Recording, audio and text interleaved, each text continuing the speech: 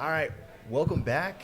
Stream 2 of the Hardrock 100 Endurance Run coverage on the Run Steep Get High channel. I'm Skylar Hall. That's Brett Warning. We're here to just cover all the fun ridiculousness that is happening on course. Brett, how are you feeling, my guy? Man, I'm so pumped right now. This has been quite the morning of racing, and I feel like we're just getting started. That's putting it lightly. So for those who are in Stream 1, we got up to Stony Pass and took a little break. We are coming next to Sherman Aid Station, and we are anticipating Aurelian, our lead male, to be coming in here momentarily. But let's go ahead and level set where we are at the moment. So the last aid station was Pole Creek about 9 miles ago. Aurelian Donald Palaz was 11 minutes ahead of Banat, who was in second, a couple minutes ahead of Avery Collins in third, Dylan Bowman in fourth, and then Brian Colmo in fifth. On the women's side, we had Annalise Rousset-Segeret, who was 6 minutes ahead of Courtney DeWalter, 4 hours and 27 minutes elapsed at that point to Courtney's 4:34. And then we had Claire Banwarth in third on the women's side. So a lot happening in the race to stay on top of, but we're going to be bringing it to you live here from the field for the next 12 and a half hours or so. Yeah, I think you're right. Yeah, we'll have to see when they start coming in through Sherman, but there might have been a change in position from third and fourth place. Yeah, based on the GPS tracker and everything that's happening online, we are definitely expecting a little bit of a shakeup. So for those keeping track in the chat, you do have the live GPS tracking pinned to the top, so you can go ahead and click that and follow along at home. But here is the user tutorial. Yes. All the GPS trackers don't ping at the same time. They don't ping in the exact same location. So you may... I don't see anything on my end. I've got the picture-in-picture, and I've got Sherman on the main screen. I was just getting a little circle thing. Okay, let me just refresh. All right. Cool. All right. We got picture-in-picture. We're doing it live. We were just paused temporarily for a major upgrade. Gotta love it when it happens. Yeah, you get to see us and the Sherman aid station. So setting the scene, we are awaiting Aurelian Durampalaz, our lead male, to be coming into this aid station sometime in the next, I'd say, 6 to 8 minutes at most. This section of trail coming into the aid station is a pretty smooth, relatively for Hardrock, downhill coming in. So can definitely be moving well if you've got the legs, and 27 some odd miles in, I would hope you still have the legs. Yeah, and there's a pretty major climb after this aid station. It kicks up a little bit and then almost flattens out for a few miles before going up to Handy's Peak, which we got this Strava segment pulled up, and 4 miles is from the Grizzly Gulch trailhead up to Handy's. 4 miles, 3,600 feet of gain. That's a healthy climb. And they top out at 14,050 feet elevation above sea level, which is the high point of the course, correct? What we're looking at is this is actually Dylan Bowman's 2021 run. Yeah, and the fact that in a run where he was still top two by the time they had gotten to Handy's, it's still an hour plus long climb. Yeah, it's like at the fastest, we're probably looking. I mean, if someone did it in an hour 15 today, that would be incredible. Because it's a little warmer today than it was a couple years ago. Absolutely. Yeah, we saw early on folks were not necessarily complaining about the cold, but aware of it. And we've certainly flipped the weather on the runners. I mean, even just being out here in Silverton, a couple thousand feet lower than they currently are, but still exposed, you can certainly feel how warm it is out there. So we will see what steps people take to mitigate the heat and what's going to be a very long stretch until they get to that next aid station. Yeah, this is one of those spots on the course that I would not rush through. This is definitely one of those important aid stations. Sure, it's still somewhat early on, but as you said, we're getting to the high point of the course. It's a pretty long time before the next aid station. This is one of those ones where if you mess up and you go, 20, 30 minutes without fluids before getting to the next aid station, that can cost you hours in the second half, especially in the direction that we're going. One of the things that we said in the preview episode is the direction of this course, they are running up the ramps and descending the walls, which for most people is less than ideal. Generally thought of to be a little bit more beneficial to go up the steeper climbs and then have longer, more runnable descents. So the direction of this year's course is opposite of that. So if you start to blow up, the climbs are much longer, and you could very well just be walking uphill for 10 miles when half of that could be running. Yeah, you have a minor aid station at Burroughs in about 4.5 miles and 1,000 feet of climbing, and then you go another 10 miles where you climb 4,600 more feet and then descend another 4,000. So you don't want to wait to Burroughs to start taking care of yourself, because it is going to be a train wreck of an afternoon if you have to go into that 4-hour section between aid stations.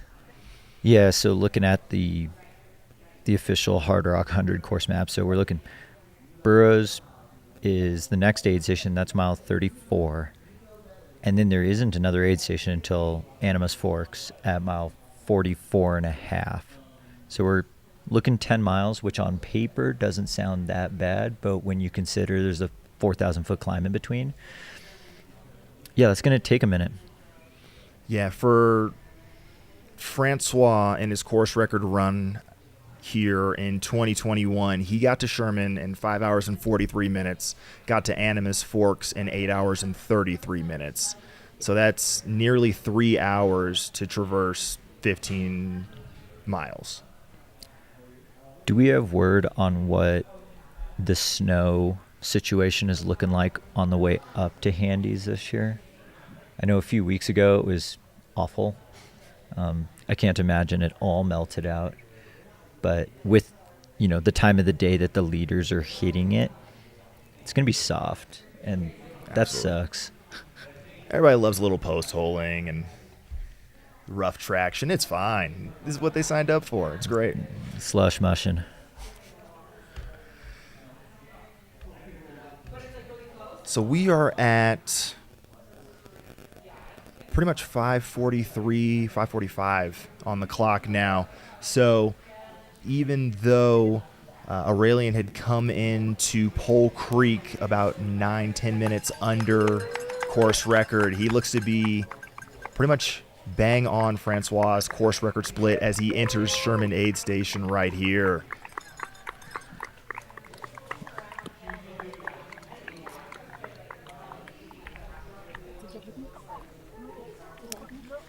Really looks like he's rocking the 2021 Debo kit. Poles on the back of the pack, high socks. That's pretty much the Debo kit. Yeah. I mean, smart. Like, it's good for sun protection. Mm-hmm. A lot of place to stash ice, snow, whatever you might need to stay cool.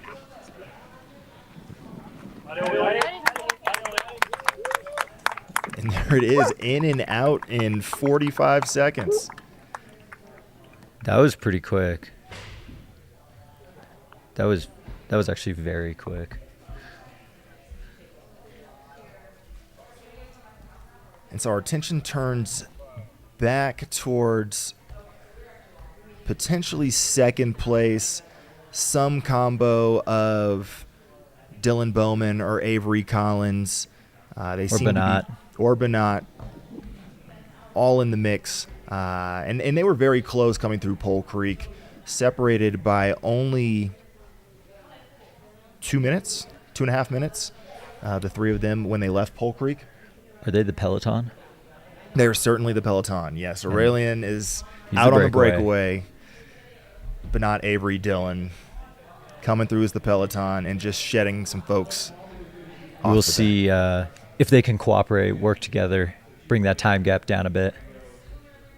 I mean, this is a section where realistically you could partner up with someone. They don't have pacers at this point. They won't have them for another 20 some odd miles at best. But this is a chance to share some miles, share some views, and potentially responsibly, potentially irresponsibly push each other to keep that gap small to Aurelian. Yeah, working with other people during a race like this is really tough because on one hand, it's really nice to have the company and work with someone on some of these more exposed, super gnarly sections of the course. Mm-hmm. On the other hand, it's very smart to run your own race. So sometimes it's a good decision, sometimes it's not. It'll really come down to like who's treating this as a climber's course, who's treating it as a descender's course. Mm-hmm. In the last few years, we've noticed that this race got won on descents and people blew themselves up on the climbs. Yep. we always saw this separation happen on descents late into the race. It's just hard to get away from someone on a climb because you have to burn so many matches to, maybe make 30 seconds on them, where if gravity can still be your friend in the second half of the race, you're going to be in a good spot to make moves late. And it's not that Bernat, Avery, and Debo were moving slow. They actually came through Pole Creek almost identical to Killian's splits back in 2017, which was the prior course record before Francois took it back in 2021. So certainly a lot of action in that 24-hour or faster goal time for our top 4 men. And we would expect them to be literally any moment coming into the Sherman aid station as well. So we'll keep eyes out to see exactly who comes in, if they do come in as a group, and much like we did for Aurelian, see how fast they can speed through that aid station, make sure they take care of business, but get back out there on course. Because during the preview show, we talked a lot about that stoppage time factor, and it can add up. 15 minutes in aid stations can be the difference between a couple of places with how competitive these fields have been the past couple of editions of the run. Yeah, it's pretty amazing that even in a race this long, we're talking now a couple minutes here and there in an aid station makes the difference between a podium and not. But then on the other hand, we were also saying, what if that person doesn't check all their boxes at the aid stations at the rate of, I want to make sure that I leave when so-and-so leaves. That's a fine line to be working with. This is the first female. Right. So we have eyes here on Sherman aid station, 29 miles into the Hardrock 100. Just over 5 hours and 50 minutes total elapsed time. There have been 7 total finishers of Hardrock who've come through this aid station faster than 5:50 that have actually, finished the race, not folks who Which went is the on to time do- that we're at currently. Correct. So this isn't a function of it being a slow year by any stretch at this point. No, These at least folks- not yet. And just for reference, at the Pole Creek aid station at mile 19.7, the gap between first and second was 10 minutes when they left. And while it does look like Arlian has slipped a bit from his prior splits that were under course record, that might not necessarily be because he's slowing down. That could have just been the conditions of the course on this section. Absolutely. Took a little bit longer to get through. So that's why we can't say totally glued to prior splits, because while it is the same loop, it's a different year. It's a lot different underfoot. Absolutely. And meanwhile, on the women's side, we had Annalise that was 6 minutes ahead of Courtney, and that could be completely switched up by the time they get to this Sherman aid station. We could see Claire or Annie even potentially closing that gap a little bit as well. Yeah, doing a little bit of tracker sleuthing and kind of trying to round out some averages. It looked like maybe the gap to Courtney and Annalise has gone down by a few minutes. We'll ultimately know when they make their way down through Sherman. But it did appear that it was maybe starting to shrink a little bit. Yep. Is that Courtney speeding up, Annalise slowing down, maybe settling into that rhythm? One thing Courtney has on her side is, the experience of she's started Hardrock. She knows what those early race nerves feel like. This is just Annalise's second sanctioned 100 mile. She's done a big FKT that was, I think over 100 miles long. And then the Grand Raid last year. So it might just take a little bit of time for Annalise to kind of settle into that rhythm, because that's still something that's fairly new for her. Because Annalise is very accomplished on the kind of sub-ultra and shorter ultra scene, like 70K and below. Yeah, and when Diana Finkel ran the still standing course record this direction of 27:18, she went through that Pole Creek aid station in 4:34, and that is exactly what Courtney ran through that aid station, Annalise being at 5 or 6 minutes ahead of her. So nothing to scoff at. I was thinking during the preview show, I had made reference that the live chat might freak out a little bit early because Courtney might not necessarily be in the front. So, ding, got that one right.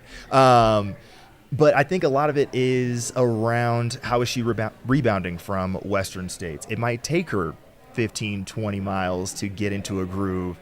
Not necessarily a rough patch, just being like, oh, how are my legs responding today? Because she hasn't done a longer or harder effort since she finished in Auburn. Yeah, there might just be a little bit of, rust to bust.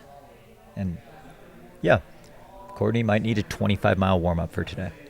We've seen crazier things. Yeah. Speaking of crazy things, AJW's Courtney Sherman splits from yesterday. Can we circle back to that a little bit? Oh, I think that time has come and gone. Yeah. So I believe he officially said like 5:15 to 5:30 would be Courtney's split through Sherman, and nobody hit that. Aurelian went through in 5:45. I told him that was a little bit aggressive. He stood his ground, and that ground has fallen out from underneath him, and he is sliding down the mountain. So AJW, boom, that's the second thing I got right from the preview show. So I'm not tooting my own horn. I'm just saying sometimes you can have a hot take, but just make it a reasonable hot take. That was like a Carolina Reaper hot take. I know a little bit about those. It's never a good idea. Did it goo? Anyway, Sherman Aid Station on the screen right now.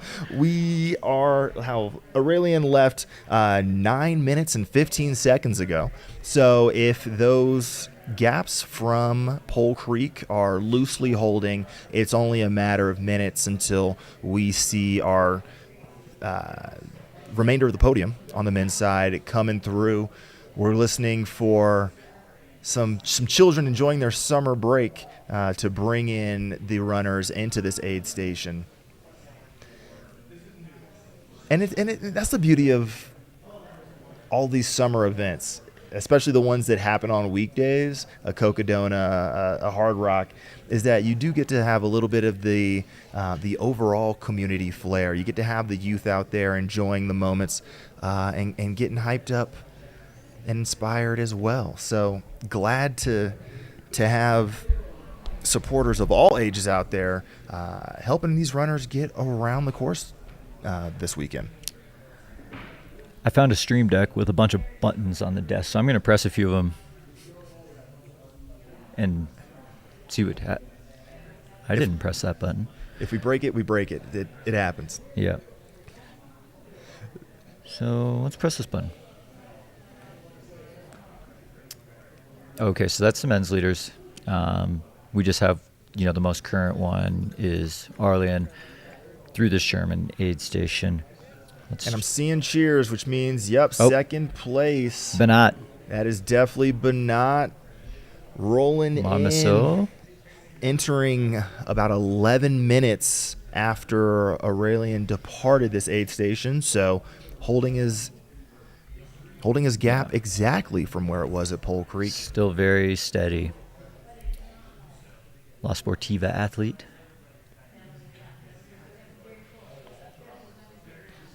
And France currently holding first and second, which, we didn't mention it, Bastille Day. Yeah, that might Bastille be Day. A little bit of an extra push for these athletes. I believe in Bastille Day magic. I mean, we've seen it so many times in the tour. Exactly. It didn't happen in today's stage in the tour. Might happen here at Hardrock.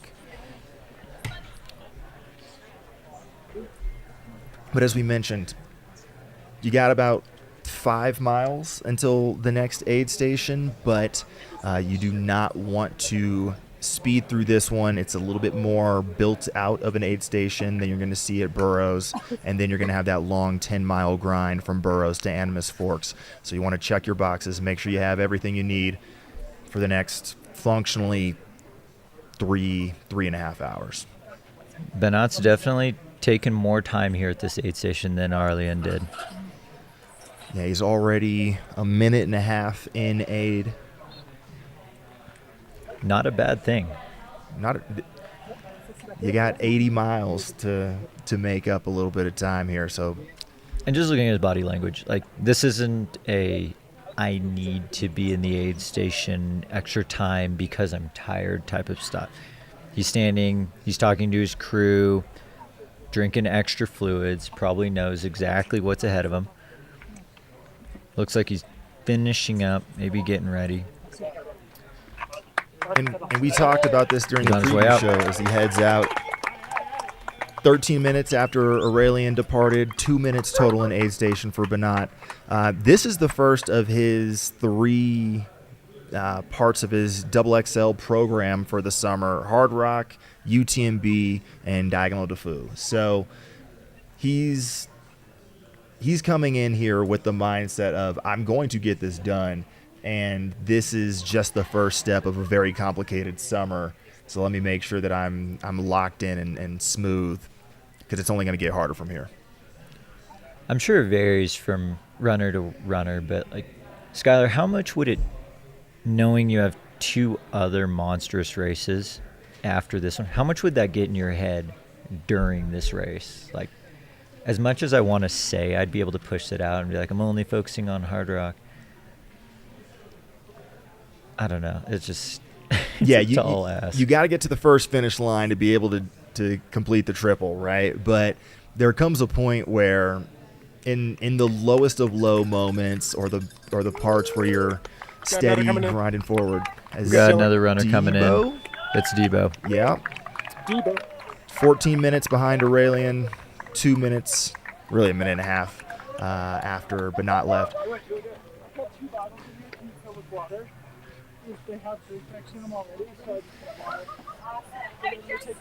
There's water right here. Water right here. You need ice cream? We have ice. Yeah, I'll take a little ice. Dylan's opting to grab a little ice. I think that's a wise move. Mm-hmm. Probably 3 bottles. So 4 miles of Burroughs, right? See, this is one advantage that Debo definitely has, is the lack of language barrier. He was just, asking the aid station. He's like, so there's 4 miles of road, and then you approach the climb. Yeah, I'll take some ice. I'm going to grab a 3rd bottle. Well, he also has the advantage of having run this direction before. It's not just, I did some training runs. Like, he's been in this exact boat before, chasing down a leader at this aid station. And to be that composed to say, this is my exact gap until the next aid station, when you're 6 hours into a 100-mile, it shows that his headspace is still clear and cool. Yep, absolutely.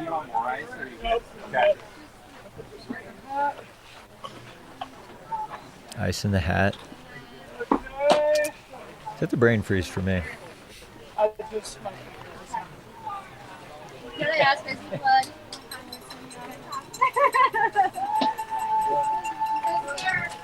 I'm guessing with that cheering that the 4th runner's now coming in, are pretty close as Debo heads out. That was quicker than Benat. Yes. What were we looking at? Maybe a little over a minute? It was about 97 seconds. Okay. And as one is That's out. Avery. Yep. Avery comes in, 4th place currently. Different tactic. He just had everything laid out on the table for him. Okay.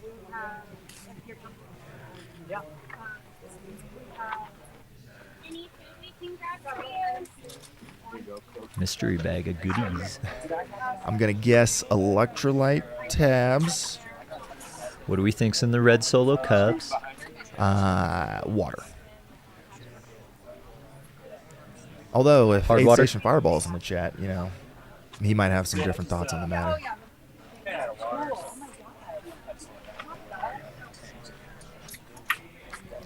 Believe Avery is rocking a prototype Speedland model. Rumor has it might be the successor to the original SL PDX or HSV, which is definitely pretty low to the ground, like very different than the model that Debo is wearing. Mm-hmm.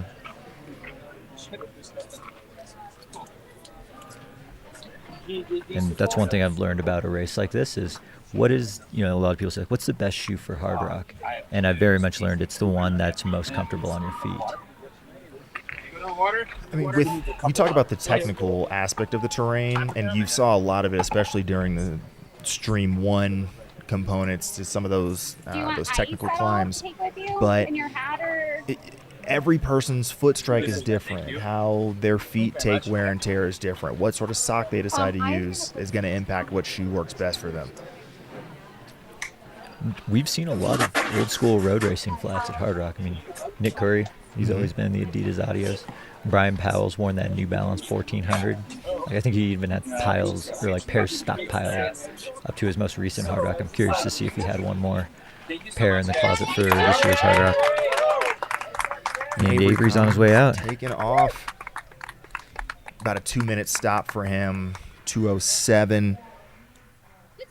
And he's leaving about 18 and a half minutes behind Aurelian, but only 7 behind, but not in second place. So again, that 2:34 still very very tight. And since from here it's only climbing, there is no descending to that next aid station, we might see that come back together even closer, especially amongst those second, third, and fourth place folks. Absolutely. And this is the climb to the next aid station is pretty runnable, like on paper at least. These top runners should be running to that next aid station. So next, coming down towards the aid station, on the men's side, we would anticipate Brian Colmo and Arlen Glick, I believe. Glick. The OG AG1. So we have the person who literally builds the finish line, the person who until 3 weeks ago had never finished outside the top 10 of a 100-mile race, and then directly behind him, Javier Dominguez. Javi. A stout 48 years young, coming from the Pyrenees, out to Hardrock for his, I believe he determined first domestic race. So He said he had been out here before, but mostly on just kind of a vacation. But this was the first American race that he's done. One of the, I guess, commonalities with a lot of our international runners is they were pretty excited to have extensive crew access and pacers, because that's somewhat non-existent in a lot of the major European races.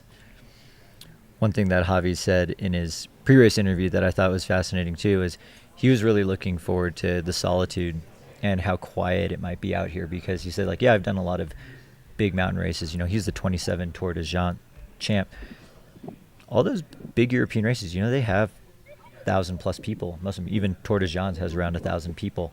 So you're not ever that alone out there. And one of the things he's like, I just love playing in the mountains. I like spending time in the mountains and listening to nature. So he was very much looking forward to what, for him was a very unique, super small field size.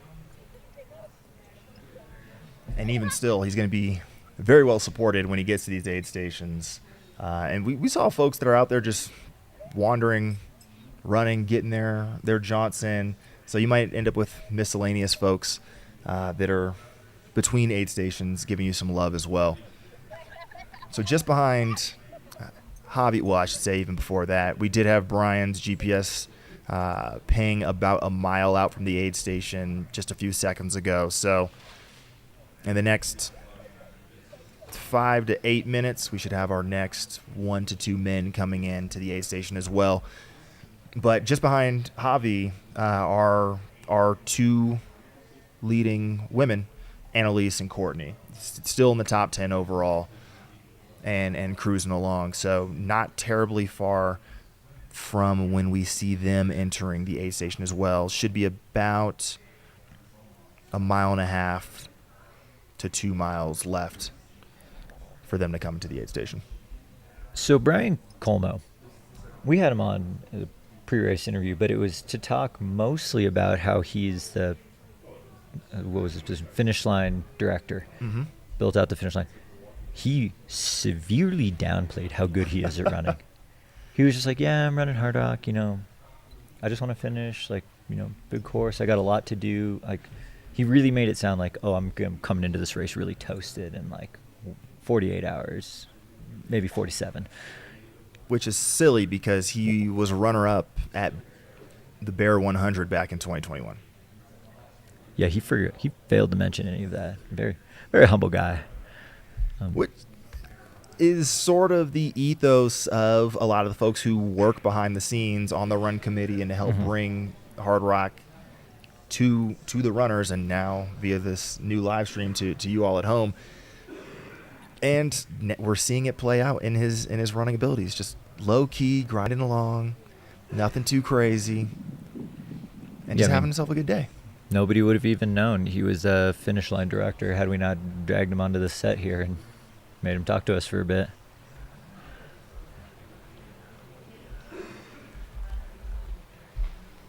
And this would be his inaugural Hardrock finish.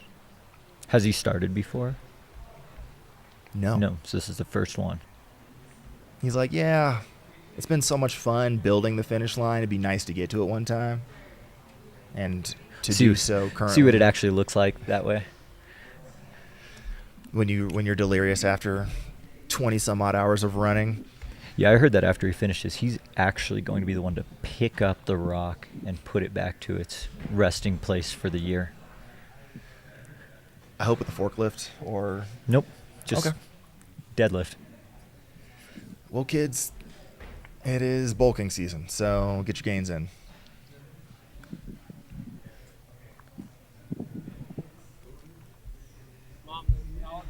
So looking at the clock, we are 6:10, about 6 hours and 11 minutes run time. Our leader, Aurelian Donald Palaz, came through about 25 minutes ago to this Sherman aid station at 29 miles, followed 11 minutes later by Banat, Dylan Bowman, and then Avery Collins, 2, 3, 4, all within about 5 minutes of each other, chasing down Aurelian. And we are currently awaiting our 5th runner, who should be Brian Colmo, could be an Arlen Glick, and we will find out here in just a moment as they are making this final descent, or final component of the descent, into the Sherman aid station. And just behind them by about 10 to 12 minutes, we have our lead women, Annalise Rousset-Segeret, who is about 4 or 5 minutes up on Courtney DeWalter, who's currently running in second place for the women. At this point in the race, do you think anyone's paying attention to the gaps?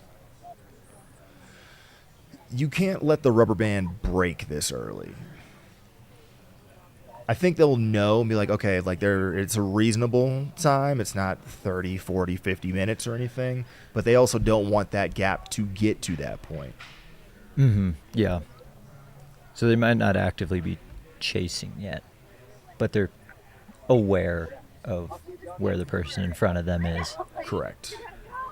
I mean, you still have the high point of the course in front of you. You've done a good amount of climbing to this point, but you have a 14er in the next couple of hours that you have to get over. So you don't want to put the cart before the horse.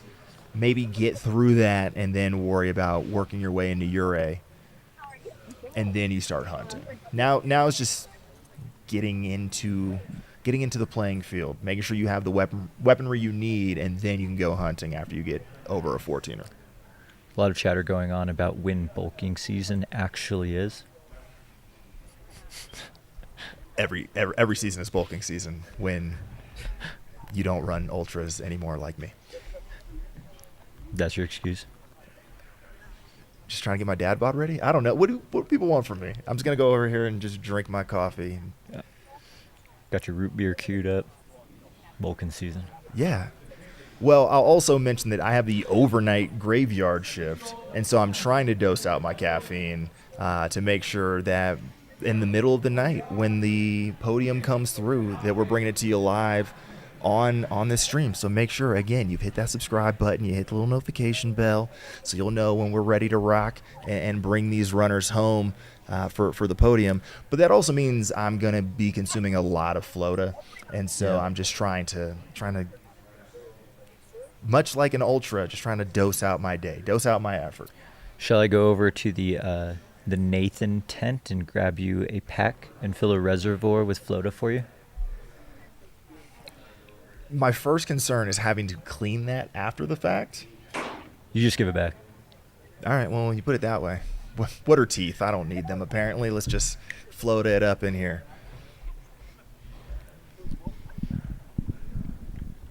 Hey All guys, right. looks like we might should- have Jamil, so I'm gonna put him in the lower screen for you. You might be able to chat with him. All right, so we might have somebody else's great face coming in. Jam. Oh, look who we got. Can you guys hear me? Yes, sir. Great. How are you doing? What's up? Can you guys hear me? You sound great. Nice, you- doing great. okay, We just made the journey over Cinnamon Pass. We just made the journey over Cinnamon Pass. We're here at Burroughs Park, and I believe we're awaiting our leader here, probably within the next 10 minutes. And aid station's prepped. I'm smelling some stuff coming out of the aid station. It's smelling pretty good. Not gonna lie. Let's see. Awesome. What time did the leader come out of Sherman, Are we Skyler? on? So- Did we lose it? Yeah, Aurelian left about a half hour ago. And historically, this is about a 40-minute segment from Sherman to Burroughs for our leader. So, yeah, Jamil is correct. Should be in the next 10 or so minutes. We would expect Aurelian to show up to the Burroughs aid station at mile 34. Hey, Jamil, how's Feeling a little bit warm down here. It's funny. that was my I think question. Dale says this in his briefing. What was the question? Oh, I was going to ask about the temperatures and how does it feel out there? Okay. Yeah, it's warm. I mean, there's maybe like one tiny cloud in the sky. It's exposed. It's hot. It's warm. There's bugs kind of swarming around. So I think this road is quite exposed that they come up from Sherman. And then, of course, heading up Handy's. Coming over Cinnamon Pass up near, over 12,000 feet. It was quite cool up there. So I think there is some relief ahead as they climb up towards Handy's Peak, which will be up at 14. May even want to throw a layer on up at the top there, depending on how you're feeling. But down here, it is hot, and I'm sure that, this is the next big challenge ahead up here. Absolutely. And, Jamil, there's about 1,000 feet of climb from Sherman to where you are at Burroughs, and it's 4,000 feet of gain and then descent as they head to the next aid station. In addition to thinking through having to do potentially a wardrobe change in the middle of all that, any other recommendations or points of emphasis that you think the runners are going to need to tie into as they prepare for that 10-mile stretch to Animus?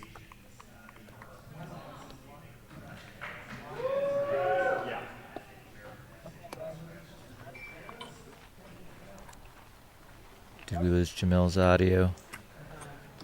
Well, for the moment, we're looking at Brian Colmo.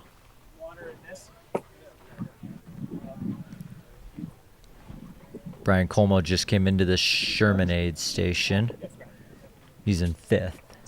Yeah, 5th overall, just over 30 minutes There's them on back there. of the lead.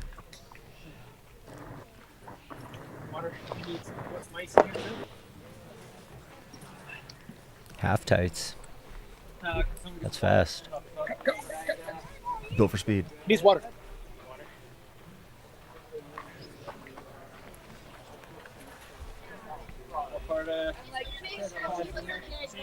And so Brian was up by 5 minutes on Arlen when they left Pole Creek and 6 minutes on Javi. What I've been hearing recently amongst some of Arlen's friends is he's turned into quite the descender.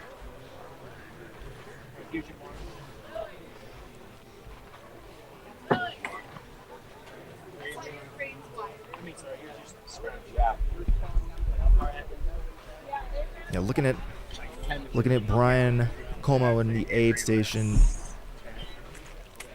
First time hard rocker, but no stranger to the course and what makes this event go. Great job, man. Way to go.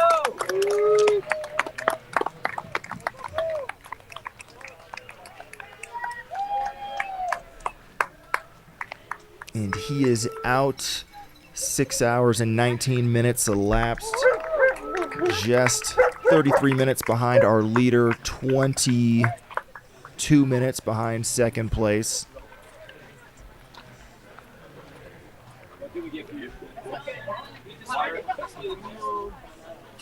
And nothing to scoff at. I mean, he's still Over by the bear campus. coming through in splits that have historically been top 5 overall at the finish, as we see Javi Dominguez in the aid station now.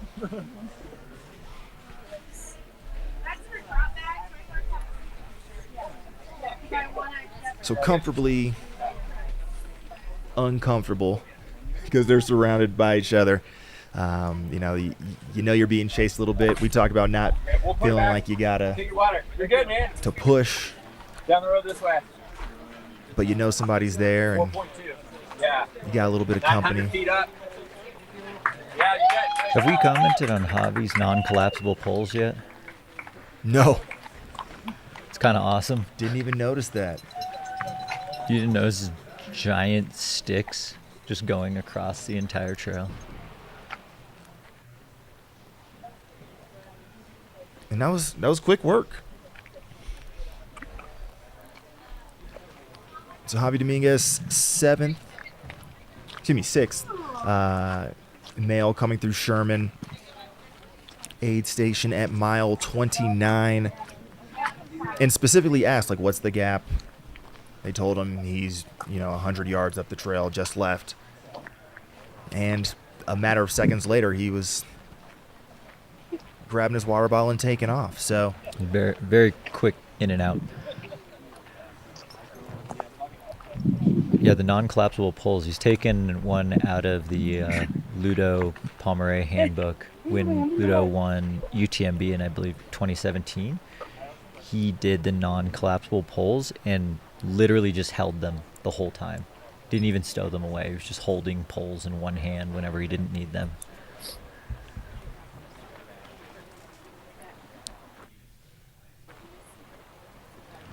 all right, so as we await our 7th place male and our top women into the Sherman aid station, we're going to go ahead and take a quick break. We'll be back with you guys in just a second.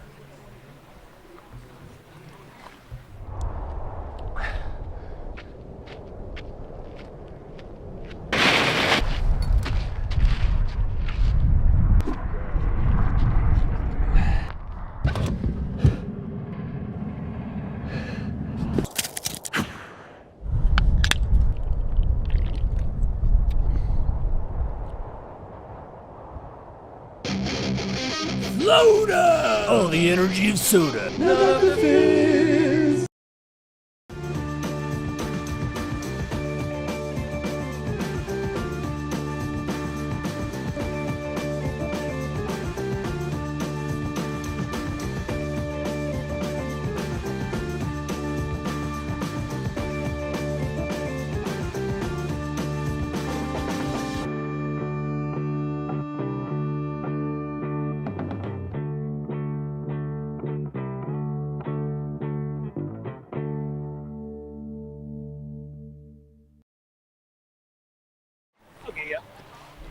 the sauce. We are back. And when he talks to her, Sorry, I was just sipping this delightful Flota over here in the studio. I can't wait for the big cans of Flota to come out. Like, give me a tall boy of Flota.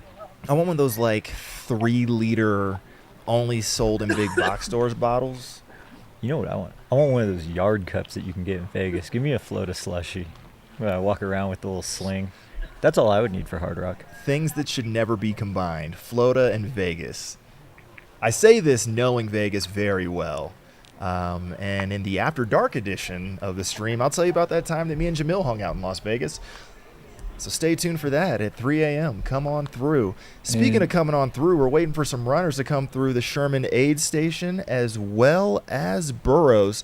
Just a matter of moments until Arlen Glick, Annalise, and Courtney make their way into Sherman, and a matter of moments until we see our lead runner, as you can see him on the long cam right there, Aurelian, coming towards the Burroughs aid station with a Eliud Kipchoge sub-2 pace car, it looks like. This is an awesome shot. We have 2 camera angles coming into this aid station. What a time to be alive. From a race that had 0 because of the remote nature of it, to have shots like this are just spectacular. So Burroughs aid station is 34 miles into the course. It is an official aid station, so we will get a proper split here momentarily. And There is so much salt caked on the back of Arlen's pack. Just this brief moment, you could see just the layers of salt. Not actually anything to be concerned about. That doesn't mean he's dehydrated or anything. It just means it's warm out. He's sweating.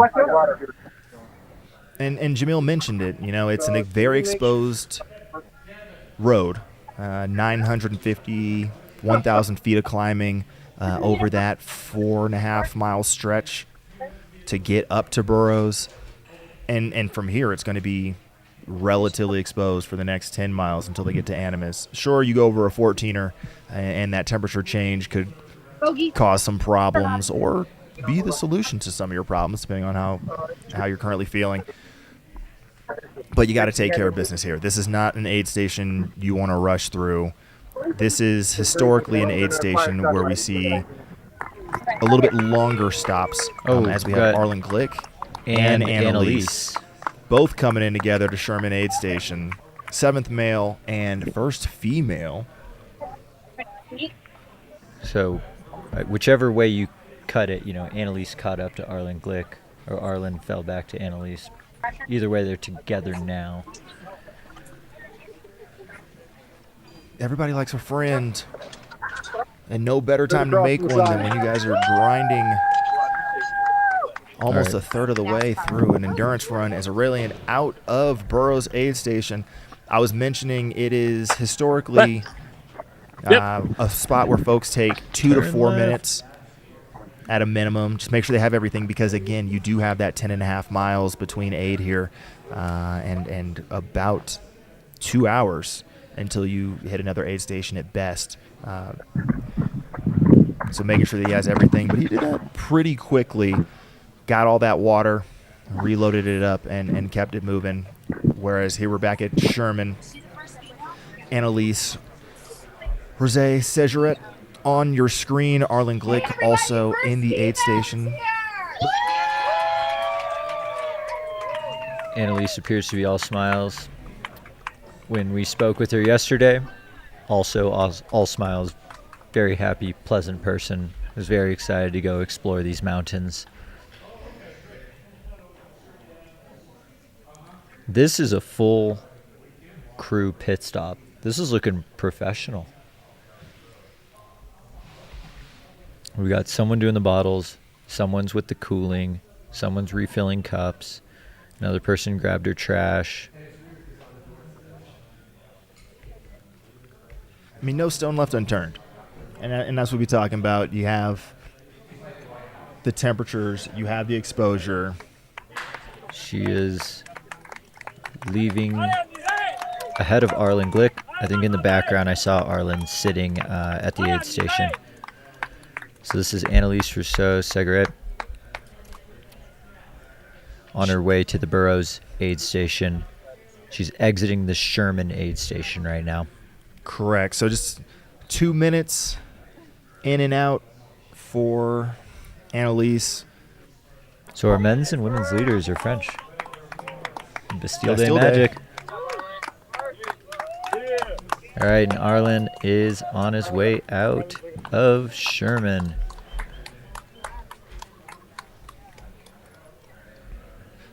And so Annalise had left Pole Creek aid station, the aid station prior to the one we were currently looking at, 6 minutes up on Courtney to Walter. And so we would anticipate, if that gap holds, Courtney being in the next 3 to 4 minutes. So we'll keep eyes here at Sherman to track that down.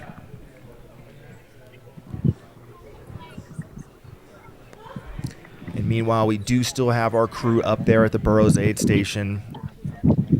Well, we're probably looking, 8 or 10 minutes before the next runner comes through Burroughs. One thing I did notice about Arlen while he was at the Burroughs aid station is he drank probably 2 full soft bottles of water or some sort of fluids before leaving, and also tucked a full 3rd bottle in the back of his pack. So consumed upwards of 1 liter right there in the aid station and had 3 full bottles on the way out. That seems wise. Absolutely. Yeah, and you're talking, as I mentioned, 10.5 miles from Burroughs to Animas, including going over the high point of the course. And that is 2 hours would be a good day. The fastest splits were from Francois and Debo back in 2021, 2 hours and 7 minutes to 2 hours and 9 minutes for the section from Burroughs on over to what was then Grouse. The next closest is 20 minutes slower than that. And so this could be a section that goes anywhere from 2 hours and 15 minutes to 3+ hours. We have some folks who finished top 4, top 5 that have run that section from Burroughs to Animas in 3 hours plus. And so you want to make sure that you have adequate nutrition to get you through that stretch. It's not just time on feet, not just distance, but it's the actual time between those aid stations.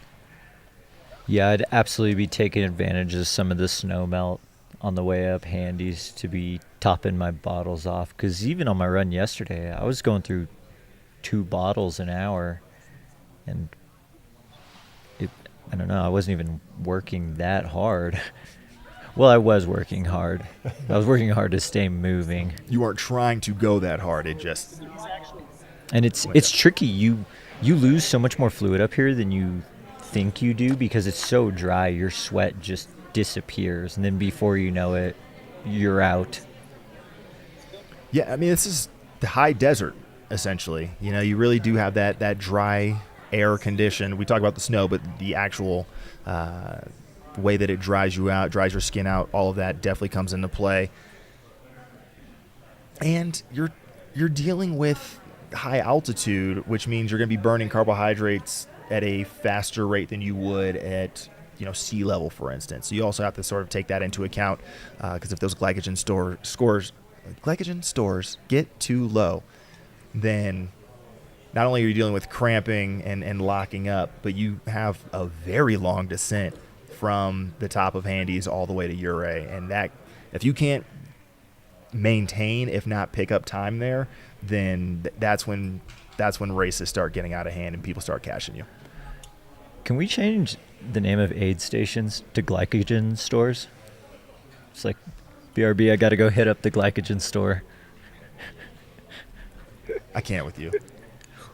What aisle is the sugar on? All of them?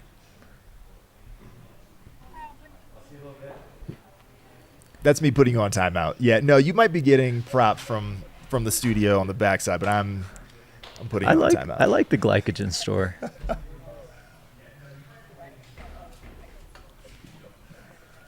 So we got the dual box in your lower right-hand corner. You've got eyes on Burroughs aid station, where we are awaiting our second and third place men, which should be Benat and Debo.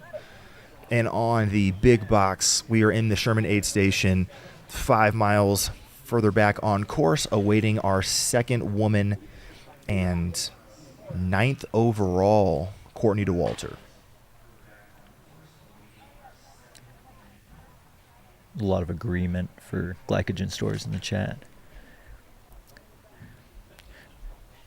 Just so we extinguish this fire, the DQ that was being referenced was from a few years back. One of the top runners, Xavier Thevenard, some aid station drama there, but nobody has been DQ'd this year. Not yet, at least. We're trying to keep it that way. And if you were watching the stream earlier, you heard Dale go on a pretty extensive monologue to the crews to ensure that they knew what they could and could not do. Because at the end of the day, we're trying to make sure that as many of the 147 runners, 146, are able to make their way back to Silverton, not only safely, but, thriving. I hear cheers. Someone might be approaching Sherman. There are cheers. Who might it be? Courtney. We're hearing reports that it's Courtney DeWalter coming into the Sherman aid station right now. She is entering 8 minutes and 40 seconds after Annalise did at this exact juncture. So giving up a couple more minutes since the Pole Creek aid station. But pretty much almost ran straight past the aid station, which would have been a bold strategy, Cotton, but she caught herself.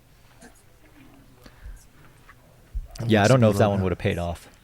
Hey, stay cool out there. Okay, so we Yeah, we see do have ice and cold plastic. the right Courtney here. DeWalter of aid station crew captains, Kevin Schmidt.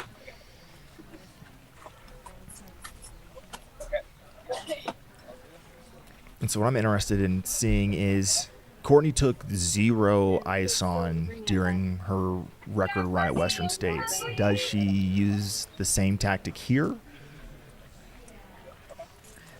Yeah, I did not comprehend that one because it's not like it wasn't hot at Western States. So Courtney has probably one of the most routine and dialed aid station, kind of stops. I've seen it so many times now. It's always been like wipe the face. If it's late in the race, it's the little tiny toothbrush, eye drops, water. As she's doing that, someone else is taking the trash, replacing the bottles. She is definitely using some water for cooling right now.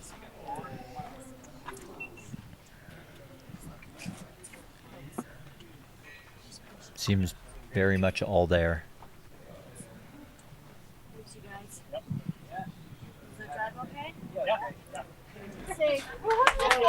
Was the drive okay? That's what she was worrying about. So Courtney put on a bandana right before she left. Didn't look like it had any ice in it or anything. I imagine that's largely just for sun exposure. Mm-hmm. And there you have it. So what was that? Maybe two-minute stop? Just under 2 minutes total. Okay. So they spent, both Courtney and Annalise, about 2 total minutes in the aid station. So that 8-minute gap should still hold. Was that as they gap approach. about the same as Pole Creek, or did it grow? It grew a little bit. So originally it was 6 minutes, and now it's about 8. Interesting. Courtney is filled up at the glycogen store on her way out. Anywho, we're then looking back towards our 10th place overall individual coming into the Sherman aid station. which, if the same positions hold as Pole Creek, would be Paul Terranova, followed closely by Jeff Browning and Jesse Haynes working together. So a 49-year-old, a 50-year-old, and a 51-year-old just cruising along for a fun Friday in the mountains. Meanwhile, on screen, you see the long shot leading into the Burroughs aid station, which is, as we mentioned, about 4 miles down the road from the Sherman aid station, so 32 plus miles into the race, and all climbing. Don't let that little descent, that false flat, fool you. Yeah, more like 4 miles up the road. Literally. So I'm trying to look at the historical segment splits. So Debo ran from Sherman to Burroughs in 33 minutes during his 2021 run, closed the gap on Francois a little bit. And that is actually the fastest split ever on that section between those two aid stations. So if Debo was looking to make up a little bit of ground, this is a position where he's historically done so. Might use that to catch up to Bernat. So we'll keep eyes on that Burroughs aid station to see when those gentlemen, as well as Avery Collins, comes on in. Does your tracker show an official split for Arleon through the Burroughs aid station? It does not. Okay, so we might have to loosely keep tabs on our own. We have a tab for that. We'll make it work.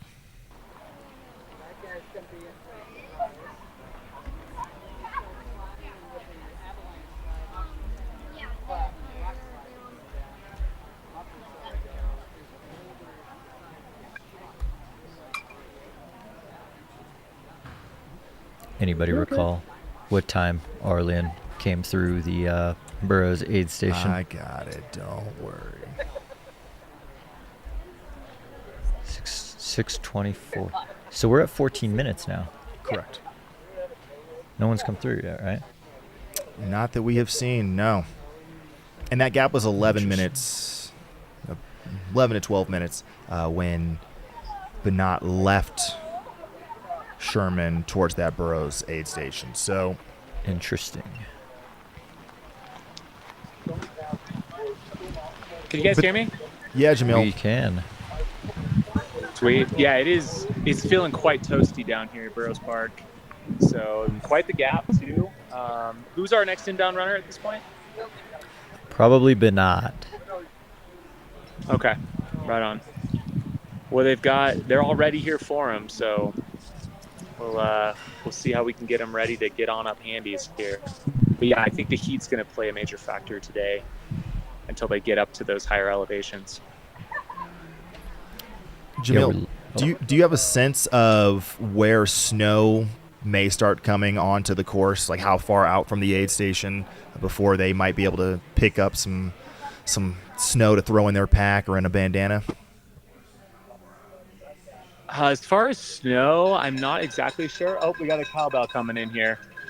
There's plenty of water, though, right now. With all the snow melting, there's going to be no shortage of places to cool down, which is the nice thing about this. Looks like Benaz coming on in. Yeah, we got him on the long shot here.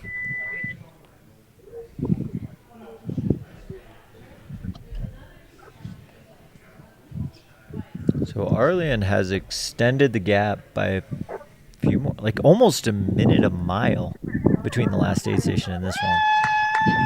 Yeah, I was going to say that it seems most of his time pickups have been on the uphills. That section sort of coming out of Cunningham and now this section, whereas he gave back against course record, if not against the competitors in this edition, he gave back time on those descents. So might be really good at running up the ramps and just trying to save himself going down the walls. That makes me nervous, especially once you pass Ure. The ramps and the walls, well, it kind of turned into walls and walls.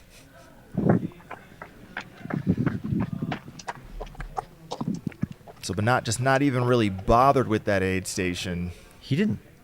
Just rolled through. That's a bold move, Cotton. 10.5 miles and 4,000 feet of gain, and then 4,000 feet of descent into his next aid station. Man, I want to hear what Jamil thinks about that, having done this race. Guys, I'm a little bit speechless right now. I'm not sure what I just witnessed out here, but yeah, I mean, didn't even break stride, as you saw right through there. And arguably the toughest section of this course ahead of him here. So I don't know, maybe he fueled up really well. Did he take time at Sherman when he was down there? Yeah, decent amount. I mean, he probably chugged a no, that was Arlian. Benat was pretty quick through. Yeah, I mean, it was about 2 minutes, and he finished some bottles, emptied the pockets, all the normal things you've seen, but nothing where he was packing in additional layers of clothing or anything Someone else like coming that. in here. Might be Dylan. That is definitely Debo. Yeah. But Yeah, yeah, Benat- I mean, I guess if he has the food that he needs, there's plenty of water out there that runners can dip into. Yeah, perhaps that's what he's banking on. And this is where knowing the course could be beneficial.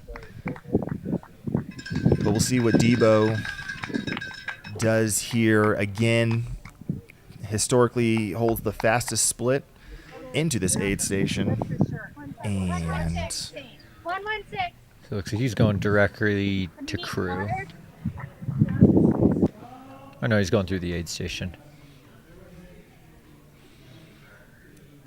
And coming in at 6:45, that means he ran this in 42 or so minutes, so 9 minutes slower than he ran it back in 2021 for that 4-mile section. That seems appropriate given the temperatures for today, which also just goes to show how fast Arlian ran this section not too long ago.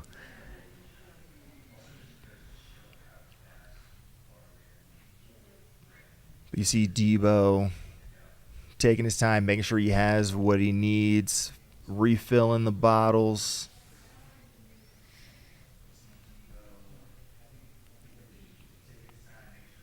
See all those aid station volunteers helping out. Appreciate them all around the course. Debo's showing love to the aid station captains because that's what you do. A man of the people for the culture.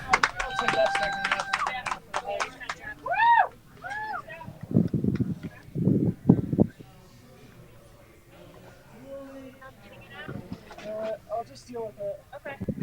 Go out this way, Darla. By the stop sign. Grizzly Gulch. Turn left. Thank you. Nice work, man. Thank you. Thanks for the comms, Colin. Thank you. Dylan seems very composed, not It's hot, rushed. man. Yeah.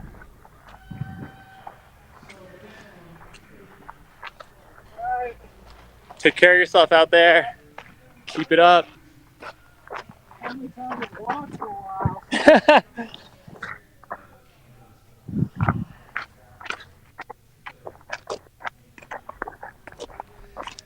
that's a good way to regulate temperature, is just go for a leisurely stroll. No, we have one. Yeah, I mean, walk for a Another minute, runner. let the core temp come down. Juan. If it comes down a whole degree, you know, that's going to put you in a good place for a while. Do you have a drop bag? Yes. And again, 4,000 feet of gain coming in the next Basically 4 miles. wild. Yeah, we'll have to go back to Debo's 2021 run, see what he was putting up on the climb up to Handy's. Meanwhile, we're looking back in the long lens towards fourth place Avery Collins, making his way into the Burroughs aid station at 32.5 miles into the Hardrock 100 endurance run. 6 hours and 48 minutes elapsed, but just a mere 2 minutes behind third place Dylan Bowman and about 5 minutes back. We're cutting of quickly second place. back to Sherman. We got Jeff Browning at the aid station. I'd also seen Jesse Haynes just prior to Browning at the Sherman aid station as well. So those will be your 10th and 11th overall individuals. I'll take it. 8th and 9th on the men's side, if my math is correct. Go kill it up, Handy's, Avery. That's the plan. And Browning is not going to be one to be stressed at this point. Former champ. Perfect. Browning had the wet, cold towel draped over his head and shoulders. Like, that's a Western States technique, and we're pulling it out at Hardrock. Western States, Creed, it's all the same. It'll get you where you're trying to go. As Avery Collins getting where he wants to go quickly with a smashingly fast aid station stop at Burroughs as he heads out towards Handy's Peak, the 14,000-foot high point of the Hardrock 100.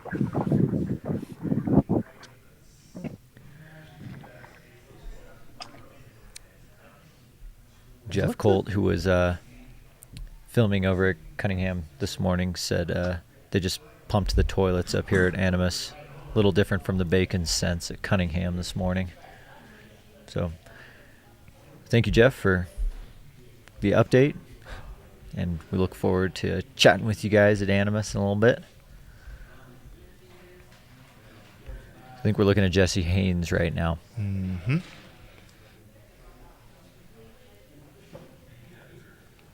A lot of food going into the back of the pack right now.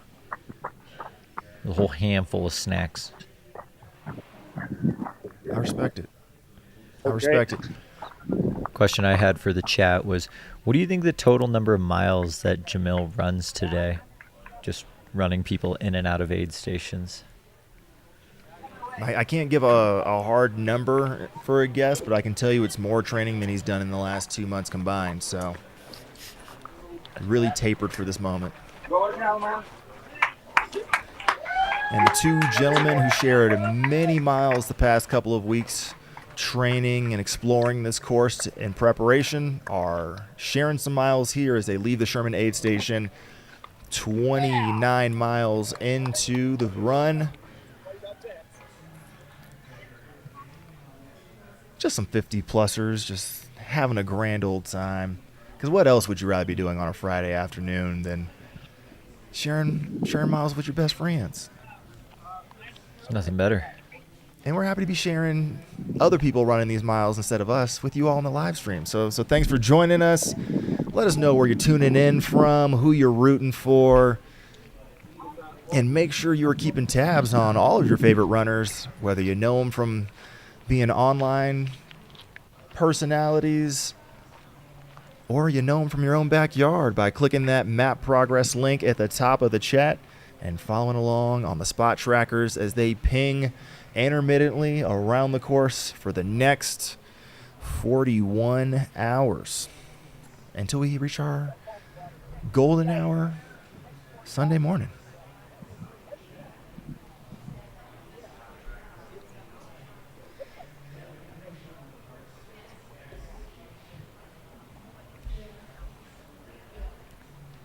Some good questions in the chat. What do you want the next Floda flavor to be? And someone said Floda itself is a flavor, which that's probably true. But if Yes. you could add something to Floda. Looking at the can, it literally says cola flavored. So yes, that is the flavor. Floda is the brand, the identity. And then it's cola flavor Floda. I mean, inherently. It's so easy. It's ginger ale. Ginger ale. Okay. It says ginger ale. Someone said cherry cola. That would be a nice one. I was going to say grape, but that's because the can's purple and it feels like a natural I was gonna say elevation, evolution. Natural elevation of the floata. Dale, what floata flavor would you like to see? I'm big in cherry. Jared? Do they have any cherry? Just a classic cola flavor at the moment. We're thinking like what would be the second generation ginger ale. James, our cameraman here at Sherman Aid Station, said ginger ale. Dale, the run director, is here in the studio, peering over our shoulders, making sure we're doing our jobs correctly. Yeah, I don't feel judged at all. So thanks, Dale, for keeping tabs on all components of the run, including the ones making sure that folks can follow along at home. We decided to change the name of aid stations to glycogen stores. Okay, there you go. I'm happy we're getting co-signed. So thanks for that. Do you want to like hop up here and get up here? Come on up. Pop on the couch. Yeah. We'll get you a headset and turn one of those microphones on. We have a surprise guest this afternoon. This is so cool. Our first surprise guest to the studio. We have Dale Garland, the run director for the Hardrock 100.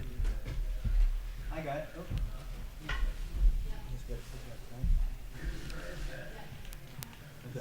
Yeah, and then just grab the mic there. Got it. There you go. All right, you sound great. Hi, guys. How you doing? Doing great. It's, everything's going smoothly. Weather is almost too good for, the runners. It's a little warm. And I think that's going to come into play here in just a little bit. Yeah, But I'm happy. I've been happy. Crowds have been great. Enthusiasm is great. It's a great day to be the run director for the Hardrock 100. Yeah, it's been pretty cool to be able to share some of these shots and videos. Yeah. We could Just all the viewers. We could check them in, take an hour break. Places that have historically no cell signal. Like Exactly. we were lucky to get tweets from them from Right. from I Run Far for years, and to have such clear video, it's been awesome.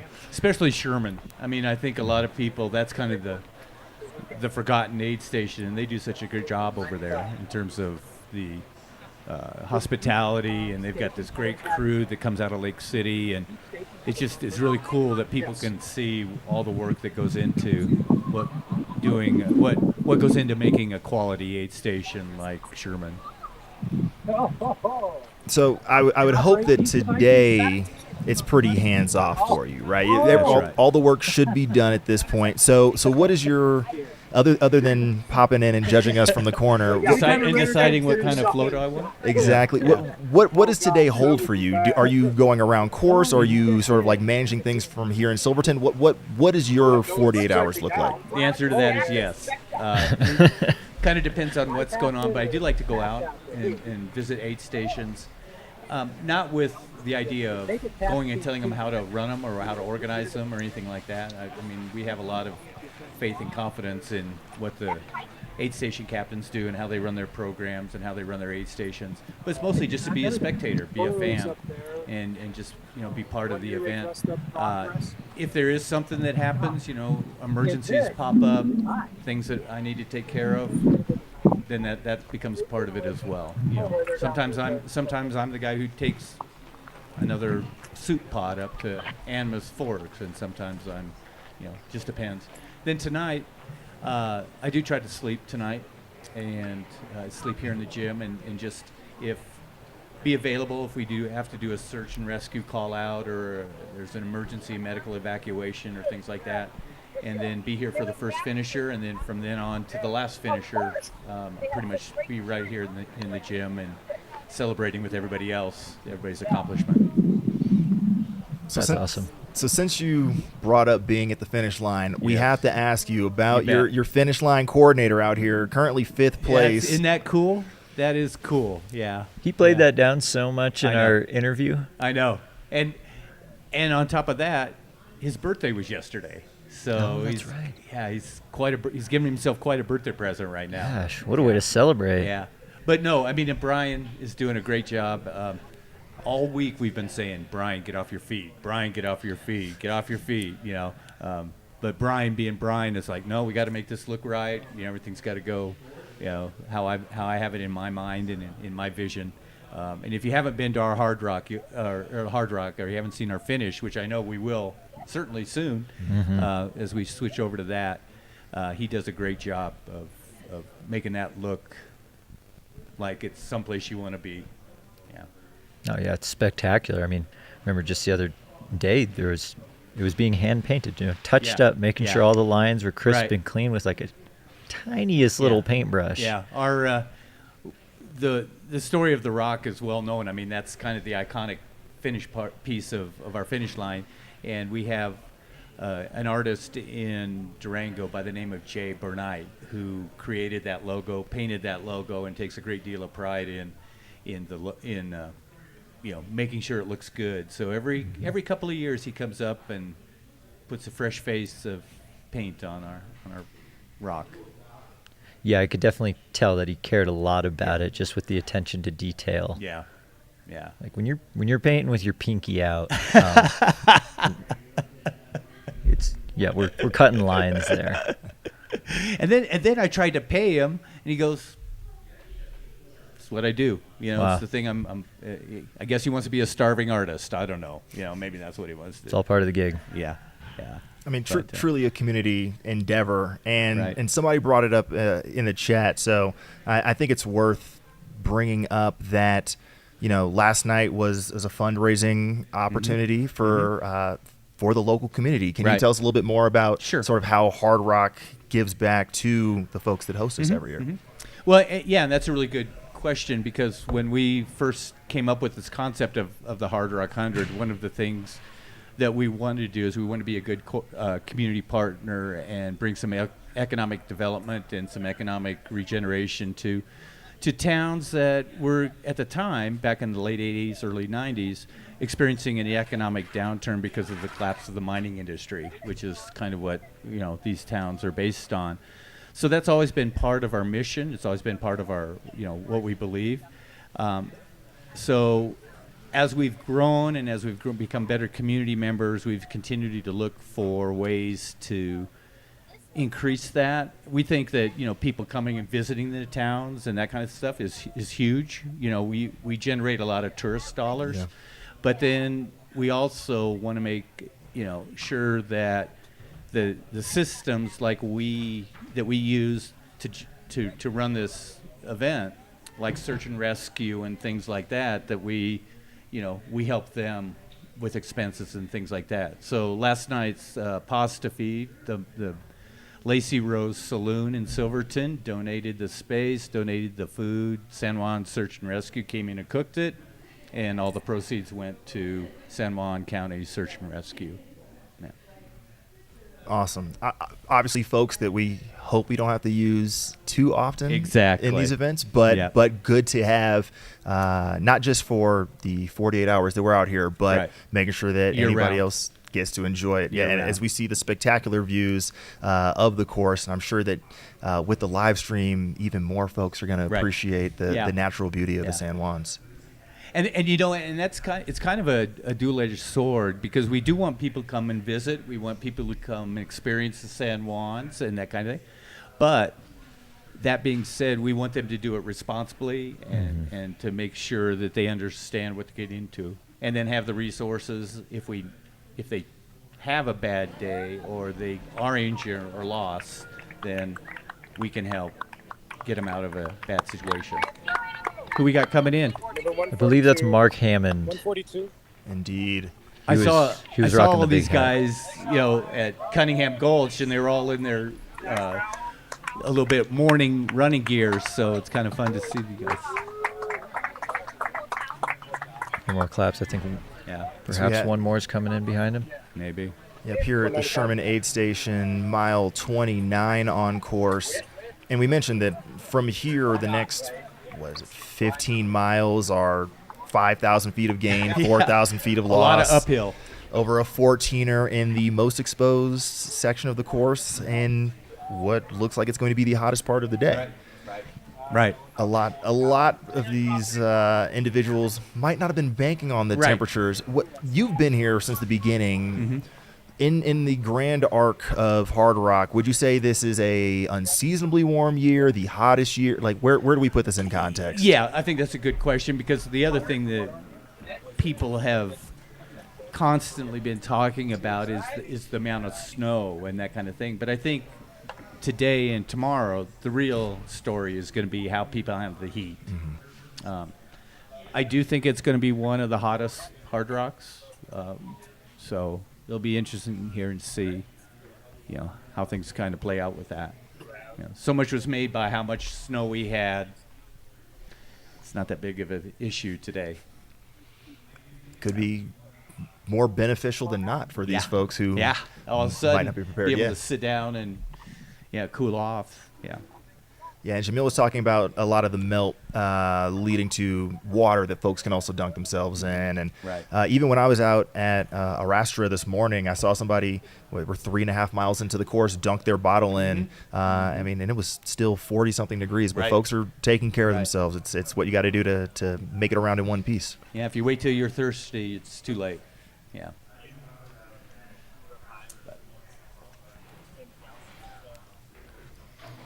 All right, well, we know that you are a busy man, but we want to give you the floor. If there's any last things you want to leave the viewing audience with, tips or things to watch for, just feelings.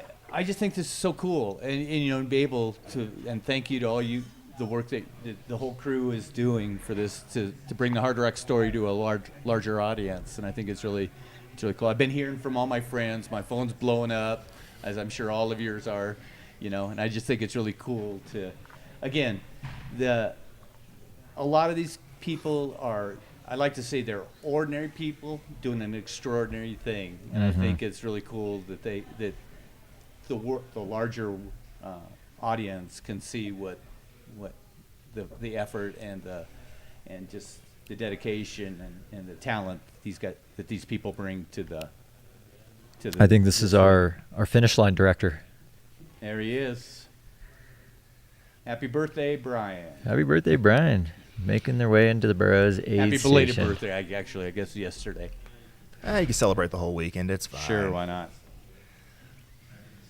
But I think your point's well taken. It's one thing to hear about this race, to see it in still image, but to be able to appreciate it and live it. Some of those sections, that Stony Pass section where we saw Jamil chasing folks up and down, when you really get to see how rooted out this section is, how exposed it is, I think it's going to bring a new level of appreciation for this race. Yeah, I hope so.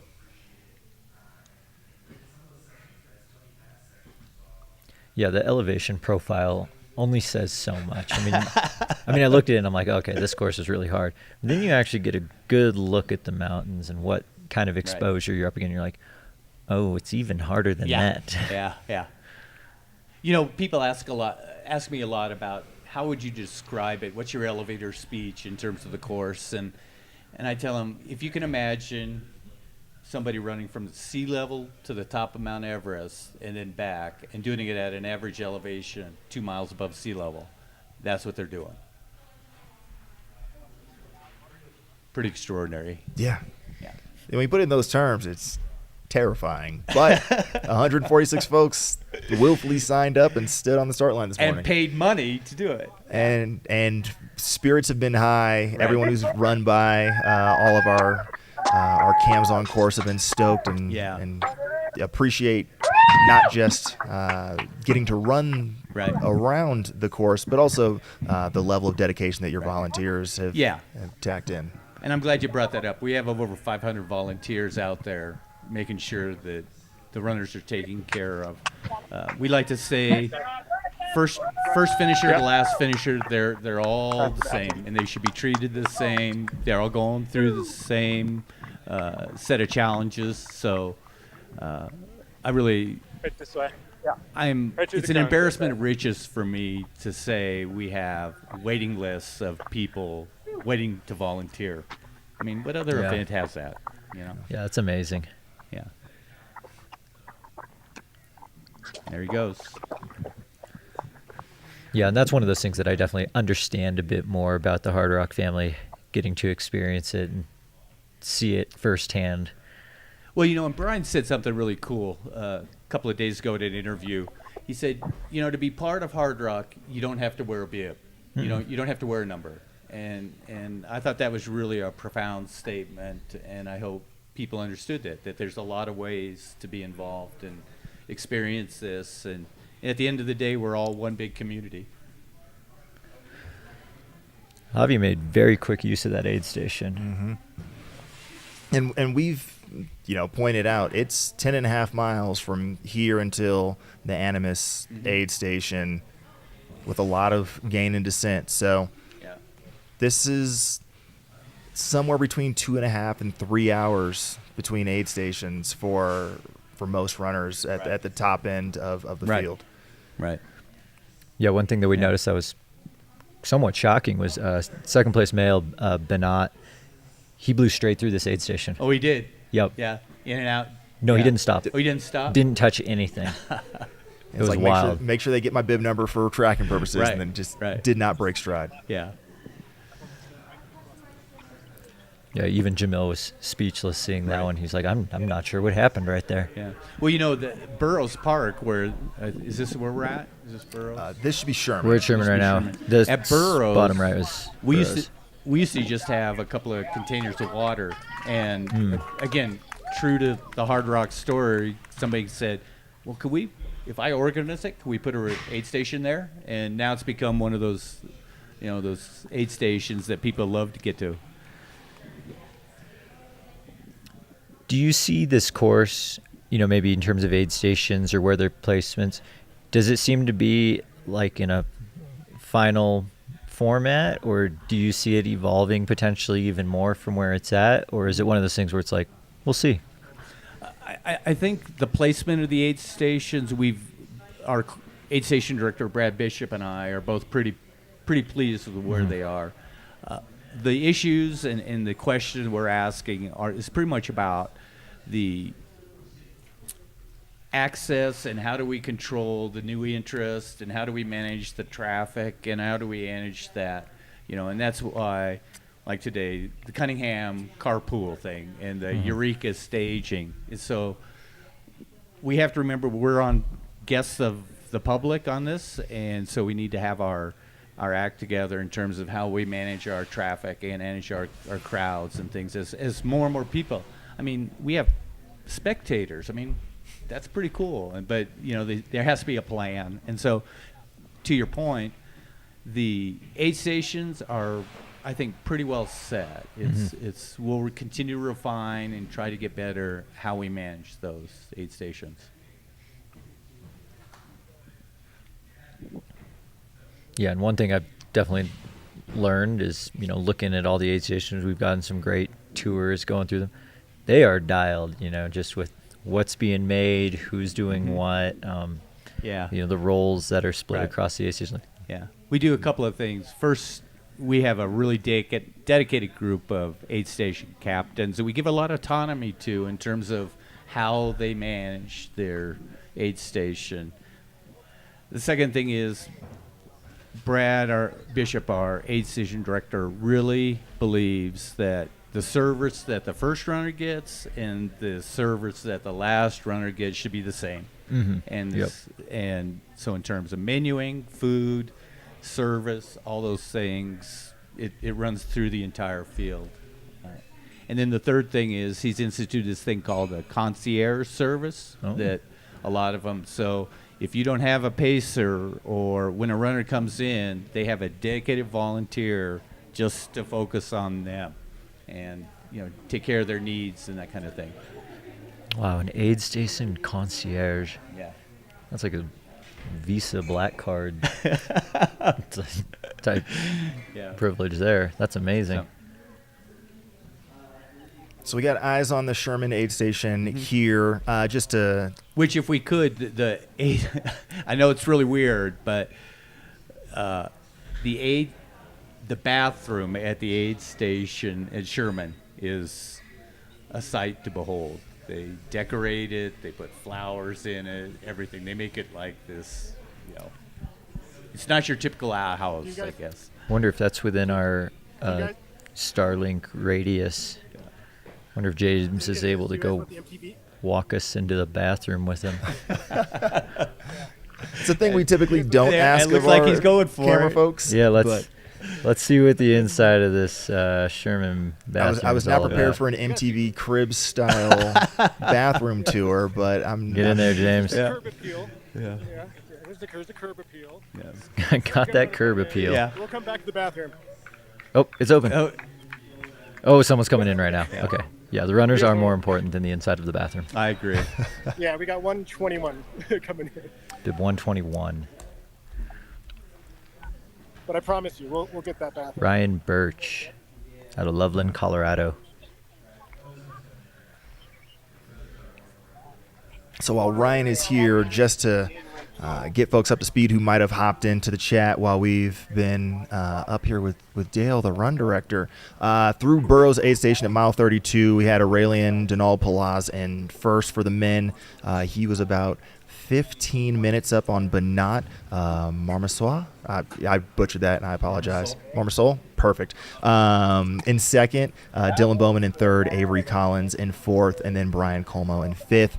Your top 5 men all separated by a total of 40 minutes, about 25 between 2 through 5. So stoked for that. And then on the women's side, we had Annalise was about, 8 minutes 8 up minutes. on Courtney DeWalter. And now that we've had Javi come through Burroughs, we should be expecting Annalise, Arlen, and Courtney DeWalter all coming into the Burroughs aid station in just a matter of moments.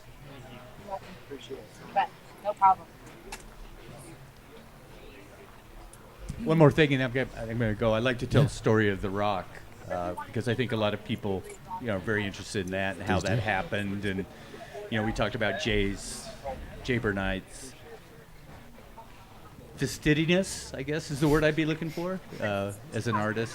That it was all because of a lack of planning on my part. We were standing at the finish area 20-some years ago, and somebody said, well, how do we know where we're going to finish? And it's like, crap, I forgot to put a finish line together. And I didn't have a Brian Colmo to rely on. So I said, well, I looked around and said, well, just touch that rock. That'd be good enough. And then, of course, it went from touching the rock, and then somebody said, well, I'm going to kiss it. And then it couldn't be just a small rock. It had to be a big rock. And then it had to have our logo painted on it. And then it's become the iconic thing that it is. But that was all because of poor planning on my part. Yeah, but it ended up working out pretty good. Yeah. This current rock, how long has this rock been the hard rock? About 9 years, 8 or 9 years. Okay. It's actually Rock 2. We do have another one. We picked it up, and it's sitting over by Kendall Mountain Ski-Up, but it's being held together with Bondo and straps. It was just the San Juans are a pretty tough gig for rocks, with a lot of freeze and thaw. And we picked it up one time to move it. It lives in a pocket park, and we picked it up, and it just fell apart. And so we had to, luckily we had a guy, Roger Rublik, who could get some stuff and put it back together just for the year. But then it was like, okay, well, we probably need to get a new one. But this is all part of Hard Rockers Holidays. They have these big rocks that they use to celebrate Hard Rockers Holidays, which is kind of competitions about hard rock mining skills. And so we just go over there and picked out another one with a big face and told Jay and Trey Duval to paint us a rock. It's a beautiful rock.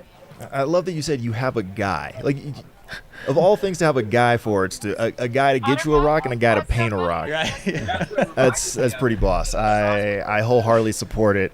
But Dale, thanks for joining us. Sure. And you guys, you're doing great, man. And I hope the people appreciate all the work that went into doing this and all the energy and the enthusiasm you're bringing to this. So I just think it's really cool. No, it's a pleasure to be a part of this and to bring it to the masses and for folks to really get to enjoy the visuals. And we will see a lot of you from the finish line, Cam, through the night and through all of tomorrow. So enjoy the rest of your day. Get a little bit of rest. I will. And we will catch you soon, sir. Sure. Thanks for being Thanks, up here guys. with us. Appreciate it. Us and the 4,000 people watching appreciate everything you do. Yep. Cool. Yeah, I don't think there's a whole lot of production or a lot of work getting done if you've got a friend running in Hard Rock this year. No. Everyone called in sick today. Yeah. It's almost like the Super Bowl Monday, right? Yep. Yeah. Everybody needs a good 3-day weekend, so There you go. it's as good a reason as any. Yeah.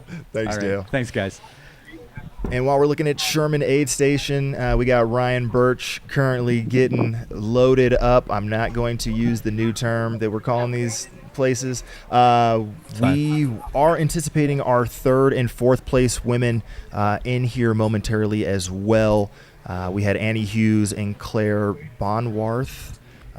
Were separated by a couple of minutes and were in that pack running around where Ryan was. So we'll look for them to round out our female podium. What are these Meanwhile, images from? eyes on Ure.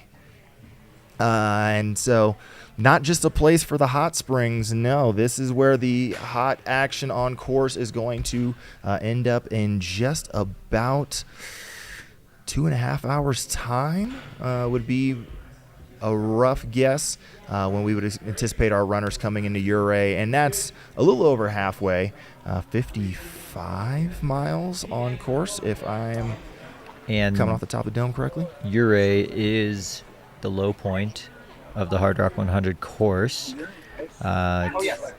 Just under 8,000 feet. I think we're looking at about 7,700 feet for Ure, which for this year is somewhat significant because it's also the hottest point of the course. I think the high in Ure today was 83, which is actually a few degrees hotter than in Auburn for Western States. And this is the first time that Silverton, Ure has had a hotter high than Western States.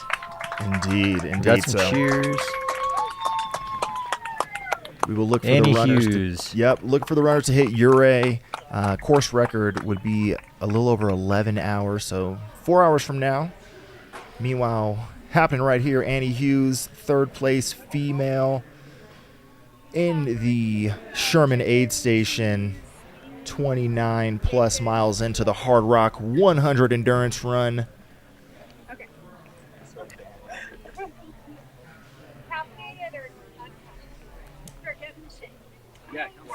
Refusing to use the shade. Meanwhile, in the low box, we got Annalise at Burroughs, our lead woman. So we got 1st place, Annalise at Burroughs, 4 miles ahead of Annie Hughes, our 3rd place woman here in the Sherman Aid Station. Annalise also hanging out with Courtney DeWalter. So that Courtney bridged a little gap. That 8-minute gap is gone. And Arlen's like, hey, I got more friends. So everybody's just having a grand old time at the Burroughs Aid Station, 34 miles in. Wonder if Courtney was getting some Western States flashbacks from that Sherman to Burroughs section, since it's kind of exposed dirt road. Thank you so much. Wonder if she was able to kind of flip into a switch from a couple weeks ago. Fluids from a mug. Everything tastes better out of a mug. And 1st and 2nd on the women's side leaving together. Oh, this is exciting. As is Arlen Glick, your Wow. 6th place male.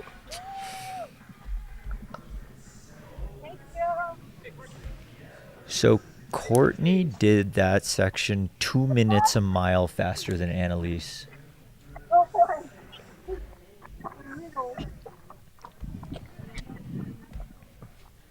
Wow. I did not expect that. A little shook right now. Skylar, what are your thoughts about what's going on? I'm trying to figure out. So she left the Sherman Aid Station, 6 hours and 36 minutes elapsed, came in here at 7:20. Never good to do math live on YouTube. 43 minutes, approximately, which is exactly how fast Debo ran this section. They have similar Western States PRs. So there you go. So I guess it makes sense. So Courtney making moves up to Annalise, and now they get to enjoy some time together. And both of them are pretty jovial, happy people, and they might actually spend some time together just vibing out. And Arlen Glick also staying attached to that group. Arlen being the 7th place male. Forgot about we had Javi come through. So not too shabby. We have a race a third of the way into the Hardrock 100 on the women's side, as we have Annie Hughes here at the Sherman aid station, 4 miles behind those top two ladies, but she is holding down that third place position well as she heads out for the 1,000-foot climb over the next 4 miles up to Burroughs. Wow, I'm going to be at the edge of my seat now until Animus to see what Annalise and Courtney are up to over the course of these next 10 miles. Did Courtney just spend 30 miles warming up? Yeah. Oh my gosh. Very, very well possible. We'll keep tabs on it as best we can. We do not anticipate that either of those women will end up in the Animus aid station for at least 2.5 hours, which would put us at about actually just under 10 hours of total time elapsed. So we won't get an official split for a while, but we will be going ahead and utilizing that GPS tracker to approximate how things are going, and you can do so at home as well. It's linked there at the top of the chat. So if you want to go ahead and click that link and follow any runner, any of the 146 that are on course, you can do that. As a helpful reminder at home, they do not ping all at the same time, and so just take it with a grain of salt that names may leap. Yes. Ziploc to go, maybe 2. Time to go. All right. We're back. The competition was too hot. The stream was not ready for that level of competition. Yeah. Do you want anything else out of But we gave it a nice bandana and some pickle juice. And we're back and firing here at the Sherman aid station with our 4th place female, Claire Bonworth. All right.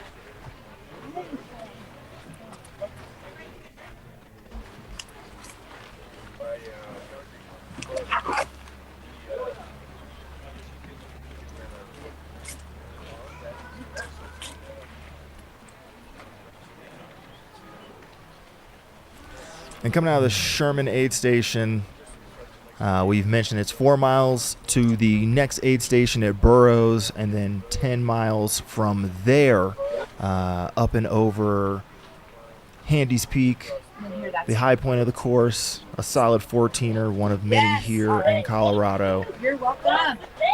And so it behooves runners to make sure they're taking care of themselves, because it does not get easier from here by any stretch.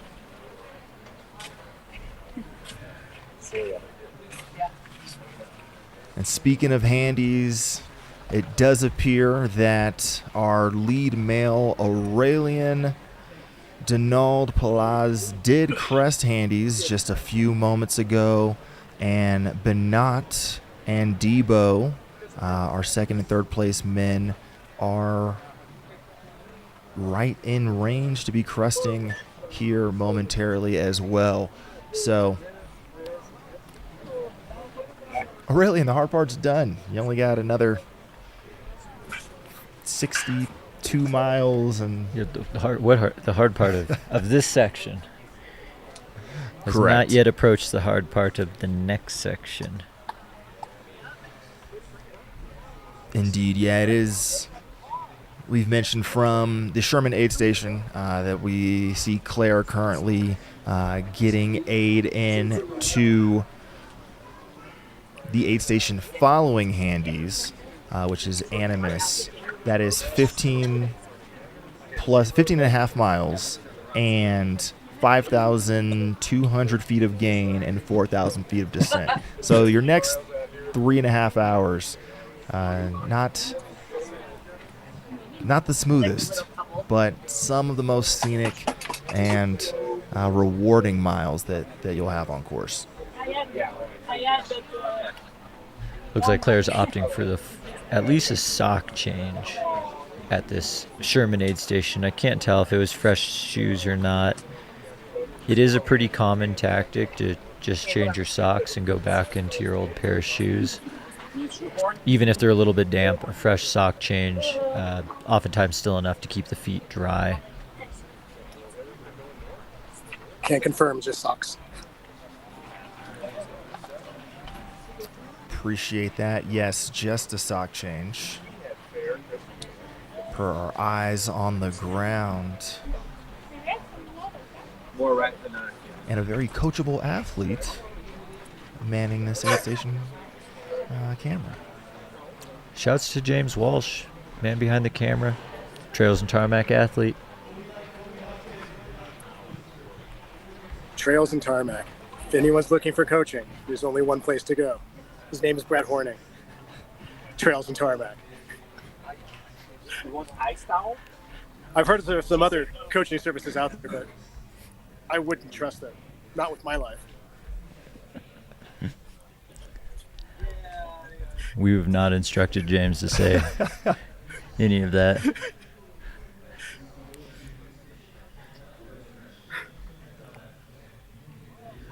Let's see, I just gotten word that the top 3... Oh, never mind. I was about to say we thought the top 3 had gone over Andy's Peak, but not quite yet.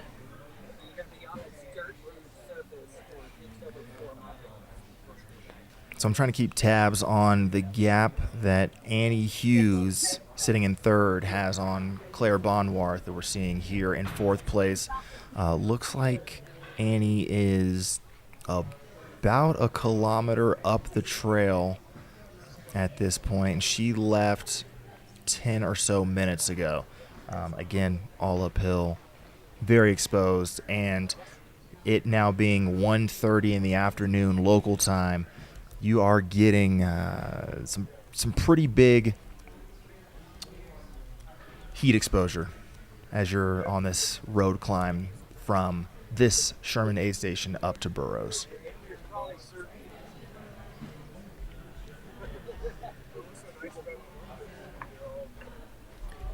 So of the lead men and women, I'd say Claire has probably spent the most time at the Sherman aid station. Just Yes. something I noticed. I don't know if it's, something to worry about or not. Could have been totally planned. Yeah, officially the longest stop of runners ahead of her has been 5 minutes by Jose Cruz.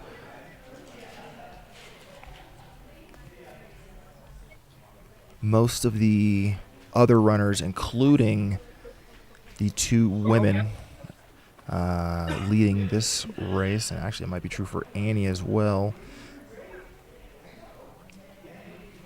So Annalise and Courtney spent about 2.5 minutes in this aid station, if we're rounding up slightly, and Annie Hughes was in the aid station for about 3.5 minutes. So Claire, of the top women in the race, has certainly spent the most time in the aid station, but we talked about this before. It's better to have everything you need and really take care of yourself here than end up in that next 15 miles in a spot of bother, because of all places to have a rough patch, this isn't one of the better places for that to occur. No, I would much rather spend 5 or 10 more minutes in the Sherman aid station than 2 extra hours trying to get over Handy's Peak. Yeah, I mean, in 2021, Debo spent 7 minutes in this aid station. And we know how that race went on to go for him. Closed the gap on Francois and battled, ultimately finishing in second place. Did you say 7 minutes? He spent 7 minutes in Sherman. Wow. So he was significantly quicker this year. Yes. Wow, that's interesting. Came in close to around the same time, but went out faster. Interesting. Earlier, however you want to frame it. You're going to have amazing views. You're going to be up there. It's going to be awesome. Yeah, you're going to be amazing. It's all down the hill from there. I mean, factually inaccurate, but you got to appreciate the good vibes at least being sent Claire's way. Maybe they meant like the fun times are all downhill from here. It's one of those phrases where it has completely opposite meanings depending on who you are. Like, it's all downhill from here. Like, it's smooth sailing because you've crested the hill, or it's all downhill from here. Oh, it's all going to fall apart. We really need to just sort of put it to a vote and figure out in the ultra running community where we're going to land with the phrase, it's all downhill from here. Is that a Sum 41 song? Overall, yeah. Sum 41? Bryce is We let the thinking youngest Sum person 41. in the room try to tell us Overall, yeah, like about 15 music to that came out when 18, he yeah. used And I to. believe His what? diapers. Cool. Female? Yeah, you're fourth. Bryce enjoys listening to the classics. Good job. Yep. No, we're not. I'm not even going to entertain this as a conversational thread. But what I will entertain. Newfound Glory. Okay. We've been corrected by multiple people. Probably going to get corrected by 1,000 people in the chat right now. I appreciate that. That is why I love the chat.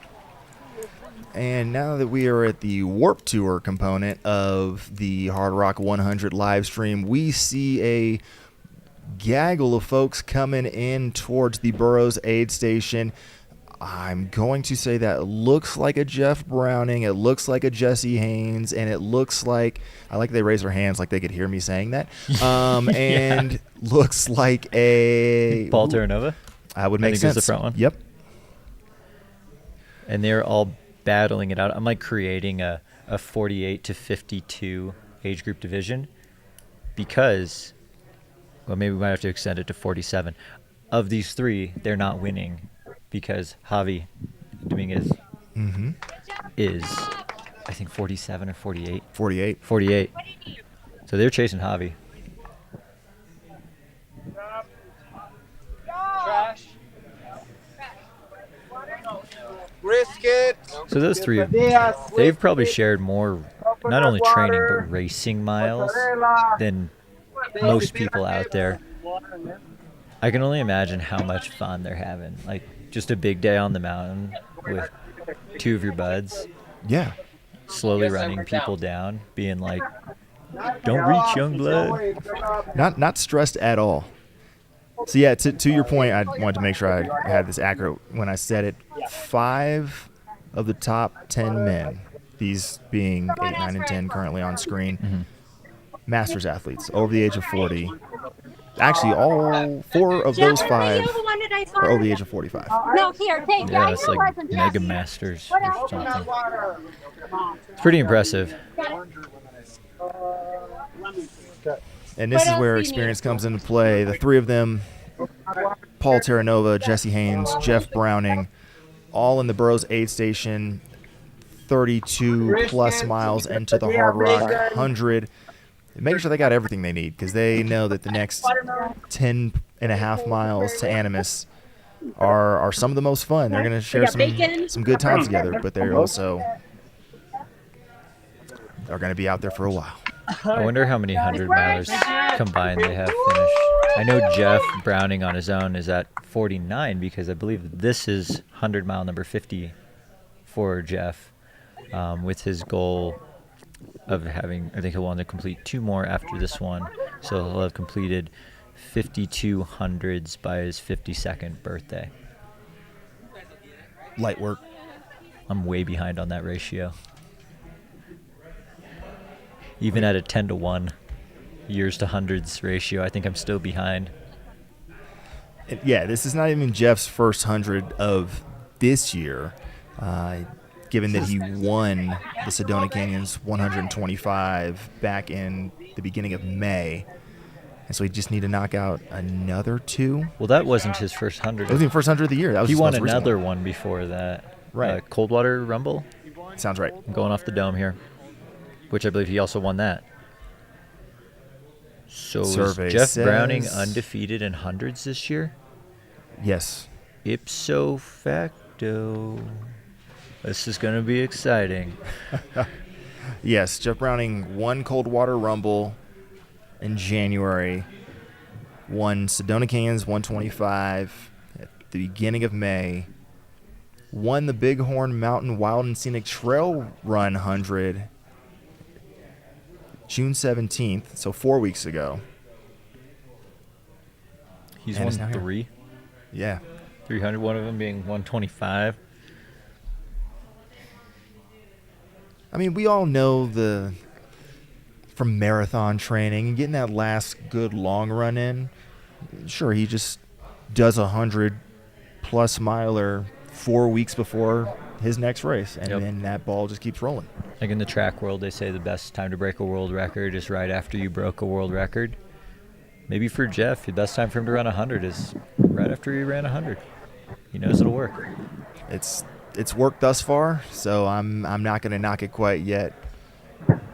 And as they just left that Burroughs aid station, they are about 75 minutes back on your leader, Aurelien Donald Palaz, and 60 or so minutes behind Bernat and Dylan in second and third. So anything can happen. Ipso facto, it could happen still.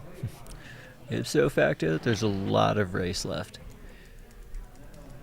Fun, real facto about Jeff Browning. He's signed up for Cocodona 250 next year.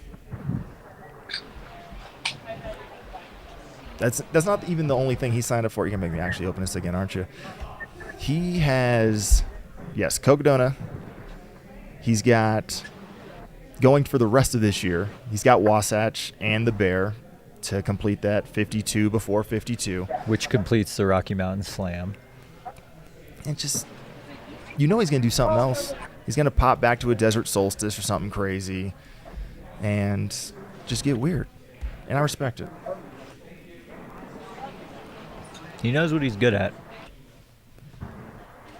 Having a good time in the mountains, for sure. As we have eyes here on the Burroughs aid station, awaiting third place female coming in sometime the next 15 to 20 minutes, hopefully,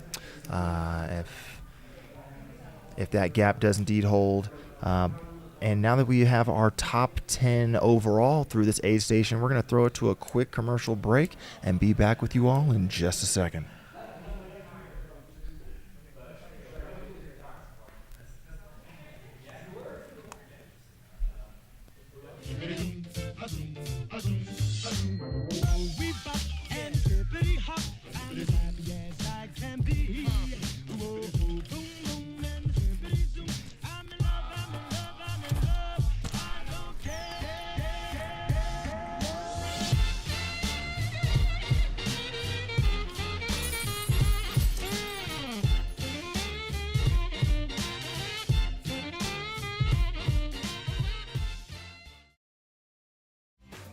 Hi, I'm Avery Collins. This is Silverton, and this is my home.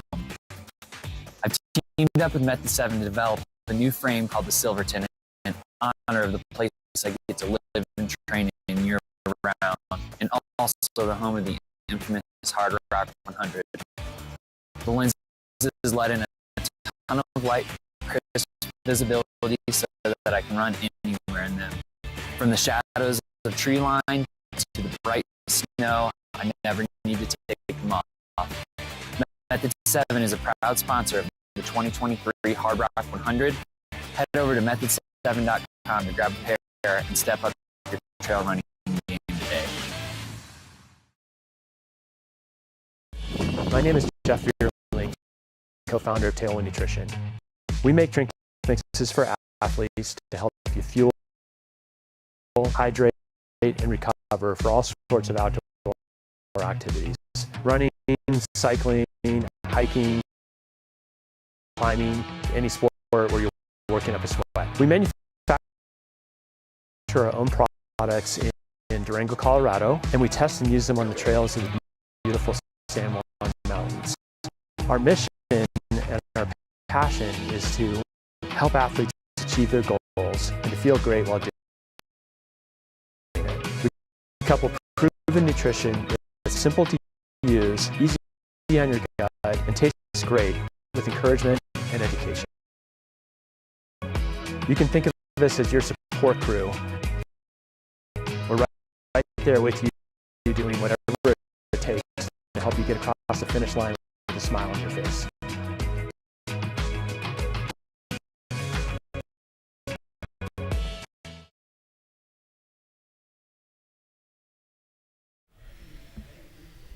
Welcome back to the 2023 Hardrock 100. We're coming at you from the Silverton gym. Got Skylar Hall. I'm Brett Hornig.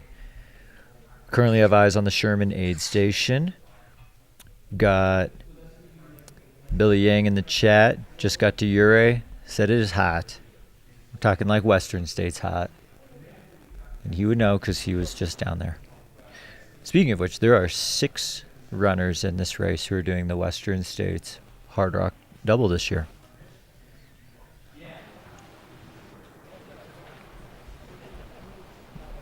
Yes, heat train to the max for those individuals. But let's talk about the heat on course that is the race for the podium. Let's start on the men's side. We are officially through the Burroughs aid station, just under 33 miles through the course. Out front was Aurelian Donald Palats. Through that Burroughs aid station, 6 hours and 26 minutes elapsed, so about an hour and 20 minutes ago, halfway on his journey between the Burroughs aid station and the next aid station at Animas Forks. He was followed just under 17 minutes later by Bernat Marmoseau. Third place, Dylan Bowman, just 3 minutes behind Bernat. Avery Collins, just 3 minutes behind Dylan Bowman in fourth. Brian Colmo in 5th place, about 10 minutes back of Avery. Javi Dominguez, Arlen Glick, and then the 3-pack of Jeff Browning, Jesse Haynes, and Paul Terranova rounding out your top 10 on the men's side through that Burroughs aid station. On the women's side, we have Annalise Rosé-Segeret and Courtney DeWalter having left the Burroughs aid station together just about 30 minutes ago. At this point, we've seen Annie Hughes come through the Sherman aid station in third. Claire Bonwarth coming through 10 minutes behind her, and some 10 minutes behind them, we now have our 5th place female at the Sherman aid station. This is Kamino Miyazaki from the Kanagawa Prefecture in Japan.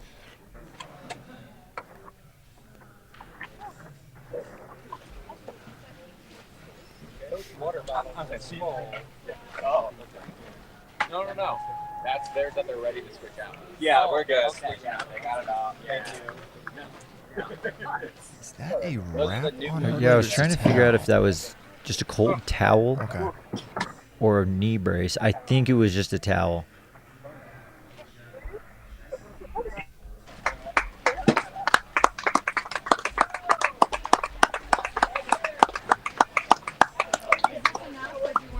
So Camino sitting here in 5th place, no stranger to doing hard things. Not only was she 24th at last year's UTMB, she was the winner of this year's Istria 100 miler, second at Tarawera this year, and a UTMB race that was producing a lot of activity at Western States. That Do Ithanon, the race in Thailand, she was 8th place there. So she's been doing some pretty wild things since last September, and well, just add Hardrock to it. Just a jaunt around Colorado. Also an Ultra Trail Mount Fuji champion as well, which that's a pretty gnarly course that circumnavigates Mount Fuji. Yeah, so, and that was last April, or April of 2022. I wouldn't worry about it. There's paper towels here. You can probably use those. Another towel. Looks like we've got an ice bandana queued up and ready to go. We have ice towels. Okay. they're right. You're doing amazing. But We can take, yeah, I can take all my notes. Yeah, but whatever we're here, whatever you need. It truly speaks to the international component of the field. On the men's side, we've talked about how first and second runners are from France and sixth place, coming from Basque Country. On the women's side, our co-leader coming from France. We have fourth place coming from France, and now fifth place representing Japan. So great to see international talent coming out here to the United States, and showing us they get down on this technical terrain of the San Juans.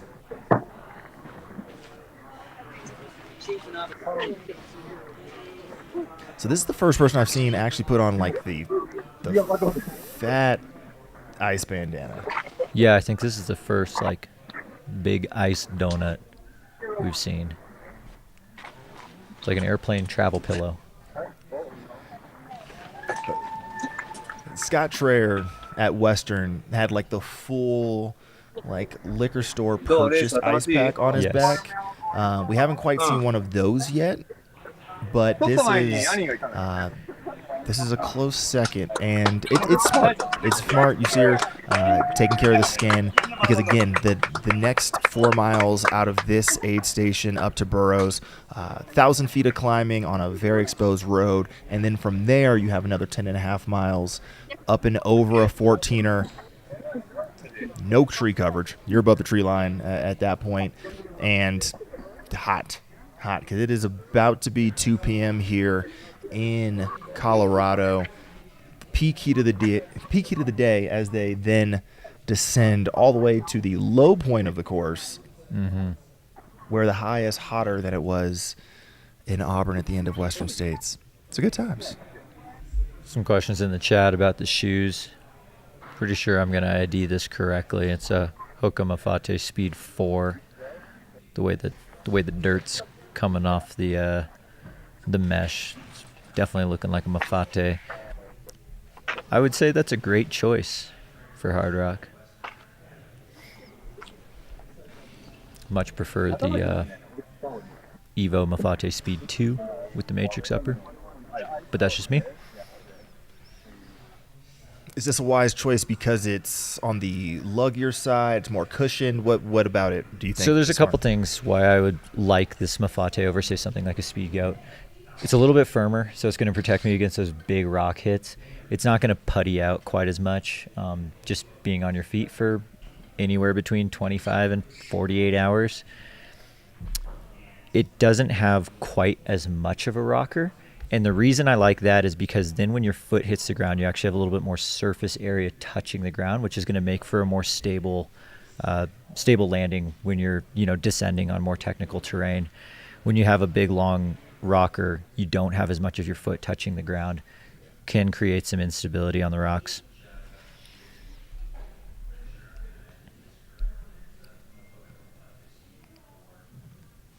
I don't even know what to say. That was just deep cuts, and I'm here for it. I appreciate that, sir.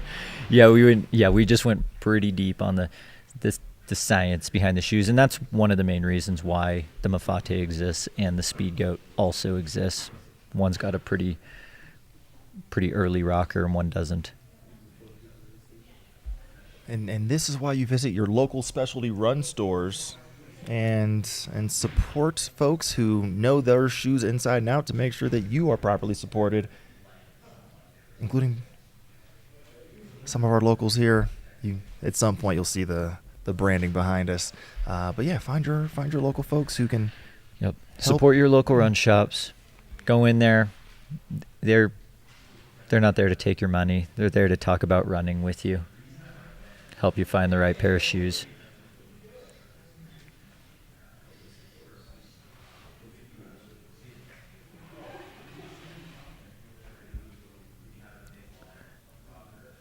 We have Jose Cruz approaching the Burroughs aid station. Looks like Jose is opting for the the full sun flap. I'm not sure if it's a one-piece hat combo or a bandana tucked into a hat. We will see upon further investigation. I believe this is one piece. Full aviary coverage here.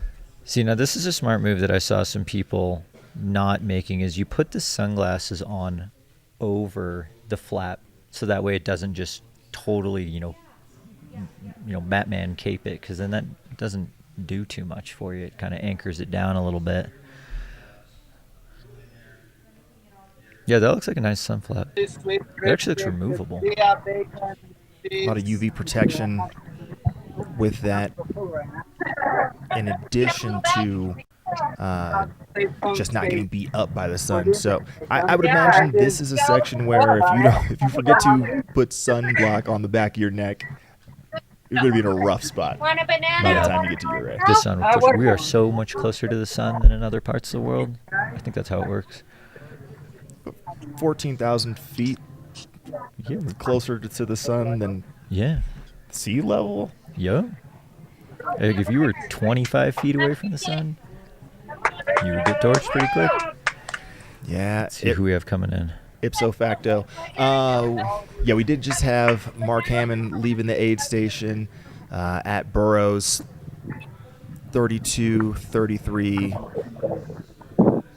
miles into the race. We got Jose taking off here. Down to some fruit on his way out.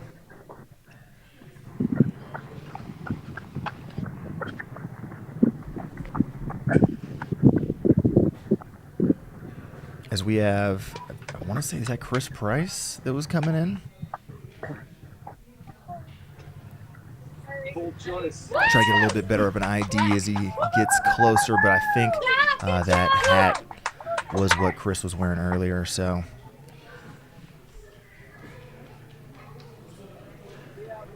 Biscuits, sweet, salted, chips.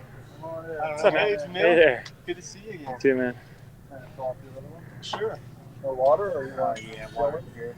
And no stranger to running Hardrock right up here in this direction. Chris Price going around for a third time. I'll take it. There's that black is a bold choice. Yeah.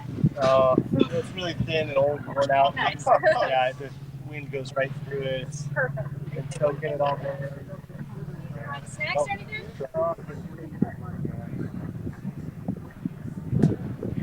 How long ago did Jesse Haynes leave? We got a whole train of runners coming into the Burroughs aid station. 15 minutes maybe? There's a whole group of them. Bronco and Jacob Jesse Kalsinski, and Paul were Ketchum, together. Idaho, making their way into the Sherman aid station. Right. Yep, largely maintaining the exact same gaps that we saw when they left Sherman aid station 4 miles ago.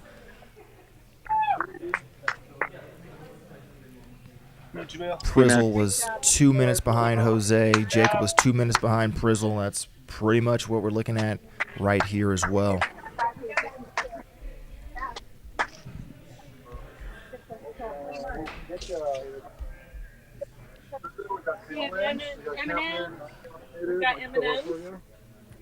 So here at the glycogen store. Tentative tracker update. Arleon Paz is making their way down off of Handy's Peak and towards the Animas aid station.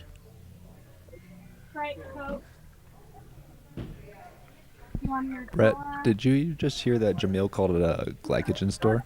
I think we might have heard glycogen store come from the course. Anywho, Aurelian, is about 38 miles traverse on course, so still 6 or so miles to go towards that Animas aid station. And as we mentioned, from Burroughs aid station, where we see Prizzle making his way out, to Animas. Not only is it 10.5 miles, the 4,000 plus feet of gain and then loss. Historically, this has been a 2.5 to 3 hour segment at best in terms of time on feet.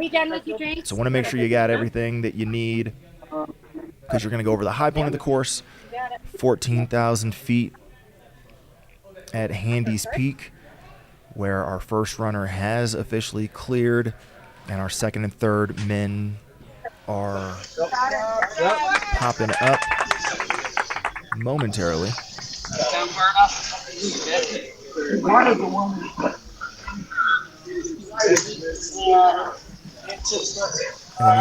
on down through Animas, over Engineer, and then down to Yoré. Meanwhile, back here at the Sherman aid station, as we have officially eclipsed 8 hours on the run clock, you got Carl Meyer hanging out at the Sherman aid station, Under that hat. Ice. getting his ice, getting his fluids.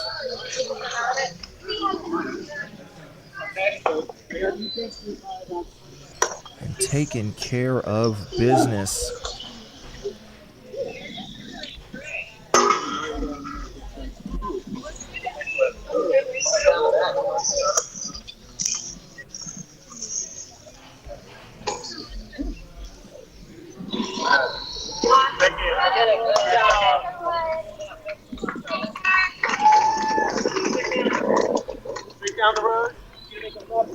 Carl on his way out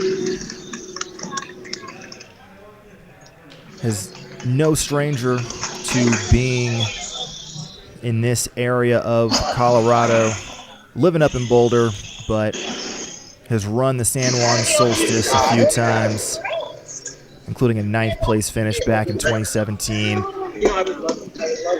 but has himself a 5th place from last year's Cascade Crest 100-miler up in Washington. So knows how to grind and is still finding himself in the top 20 overall here at the Hardrock 100 endurance run. Sam Ritchie, former Boulderite, fellow Boulderite, also coming through Sherman. A little wave to the live stream. Oh, how's the race at the front? Exciting. Yeah? Hey, you want to talk about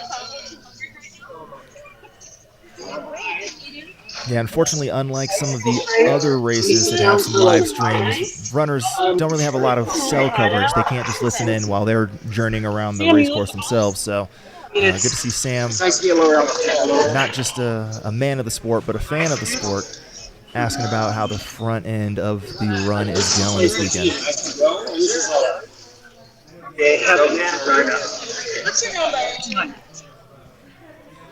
Yeah, I'm sure that's what everyone, out on the race today is thinking. It's like, dang, I'm out here and I can't watch this amazing live stream. Really wanted to see what was going on. But you all at home can, so we appreciate you holding it down with us in the interwebs, on YouTube.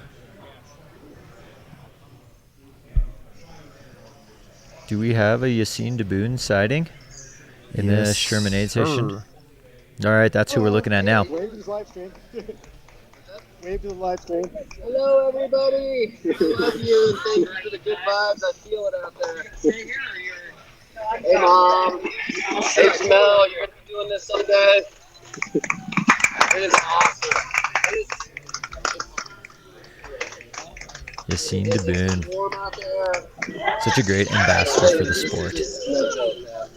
Has done so much for the sport outside of just his own running. Arguably I'm trying to break any records today. Indeed, and no stranger to long efforts and hard efforts out there on course. He was very practical, as you said. He's not trying to break any records today. Already commenting on the heat, and he hasn't even gotten to the highest, most exposed sections of day one yet. So being practical, taking care of business, making sure he cools off, gets fueled, because he's got Another A few 18, miles. 19 hours at a minimum out there. As we have eyes on that Ouray aid station down It's really at taking shape. mile 56 on course. Gosh, this is one of those aid stations where I would have a hard time leaving. It's 56 miles into the race. It's the lowest point. You at that point, everyone's feeling tired at that point.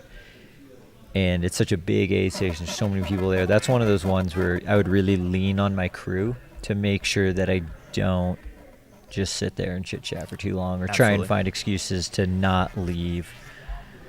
Because those big major aid stations are sometimes the scariest ones in terms of finding excuses to stay there. Especially when because it's the low point of the course, you were climbing for the next 13 miles or something like that. Yeah, looking at the elevation profile in Strava, when you get to Ouray, the descent that you just did into Ouray, you do another one that's that same amount of elevation gain, but the mileage is shorter. It's gross. It's so steep. And you just go straight back up it, and then you go down another descent that's just as steep. Then you hit another climb that's just as steep. Yeah, Ouray to Kroger is 11 miles, and you're going to go from 7,700 feet to 13,500 or something. Yep. Yeah, so 6,000 feet and 6,000 feet of gain in 10 miles. There aren't that many states in the U.S. where you can go up for 6,000 feet continuously.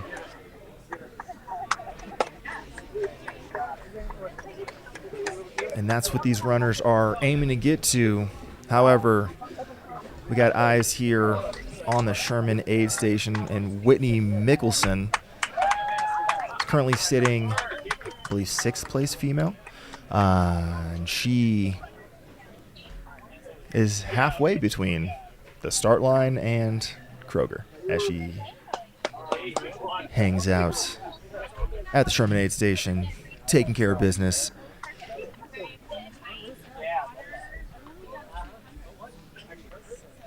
As she prepares to sunscreen, smart, head right into that exposure. I was about to say.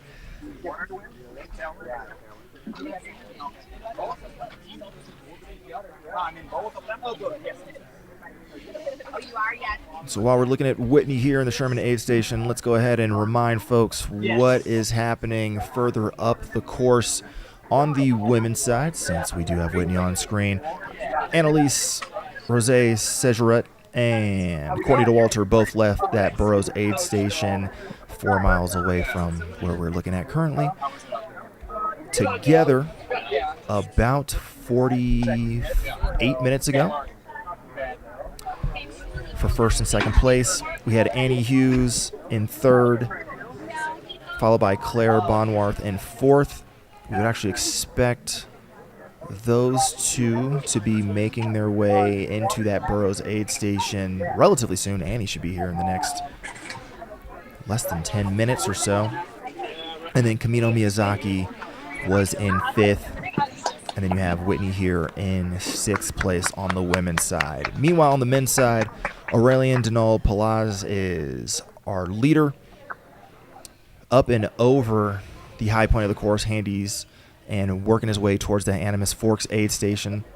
He's being chased down by Benat and Debo in second and third, running close to each other. Avery Collins is in fourth, just a few minutes back of those two gentlemen. Brian Colmo, finish line director for a Hardrock 100, trying to work his way around to the finish line here, currently sitting in 5th place.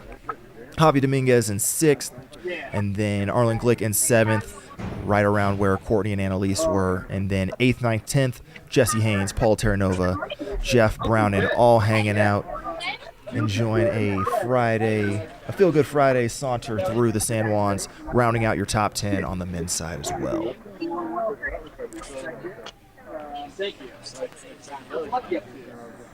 So Benat, was it Marmasol? Is that what Dale said? His tracker just updated. He's gone over the top of Handy's Peak and is now making their way to the Animas Forks aid station. I cannot say with full confidence that he's by himself in second place, because Debo and Avery Collins' trackers are a few minutes behind Benat's. But I do feel good that he's in second, because Debo and Avery would have to have covered about 3/4 of a mile in a 2-minute span, and I don't think that that's happened up and over Handy's. But Avery and Debo look to be pretty close to each other. Their trackers ping 2 minutes apart and just 200 meters apart. We've got Annie Hughes on screen right now coming into the Burroughs aid station. Annie made quick time between Sherman and Burroughs. We'll see what this aid station stop looks like. Nice work. We get you. Water. Annie Hughes is the youngest runner in the field by, I think, 5 or 6 years. 5 Annie's years, the yep. only person under 30. Correct. And it's pretty amazing that at 25 years old, like, pretty much everyone agrees, like, Annie Hughes is a 100-mile-plus specialist. It's pretty amazing to be a specialist at anything by 25.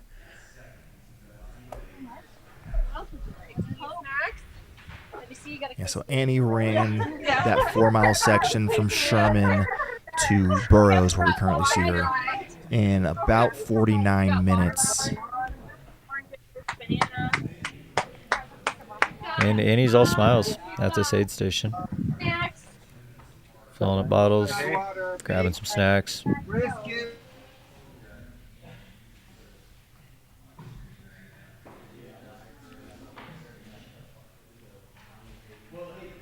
Yeah, that's a calm, cool, and collected aid station stop going on right now. Yep, the leader of the 20 to 29 age group. And she is out, makes quick work, has what she needs, and is moving well. Yeah, that was a quicker stop than Sherman by a pretty good margin.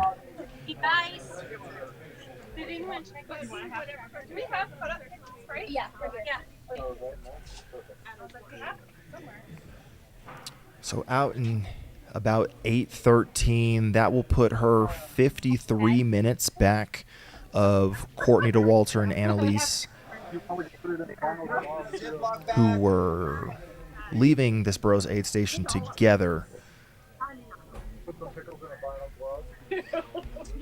And looking up the road via GPS, looks like they are still running pretty close to each other.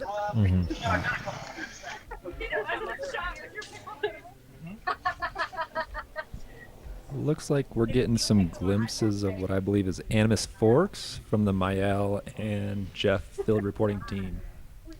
Right on. Animas Forks making an appearance on the screen. Sweet. Got video on a new aid station. Live from Animas Forks. 42.5 miles into the Hardrock 100. Where you're sitting. Do you guys have our volume? We do have you guys. I hear you. Maybe not Miles. I can't hear his AirPod, but we can get you direct from the camera. You can't hear my L? Can you hear me? Just Mile. This is Mile. directly through the camera, we can hear you. So don't walk away too far. Just ignore the AirPod. Just hit us directly up closer. What is happening at Animas Forks?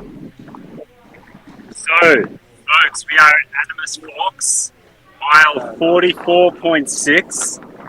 Not halfway, but very close to halfway in the Hardrock 100. So, This is it. Beautiful surroundings. This is the check-in.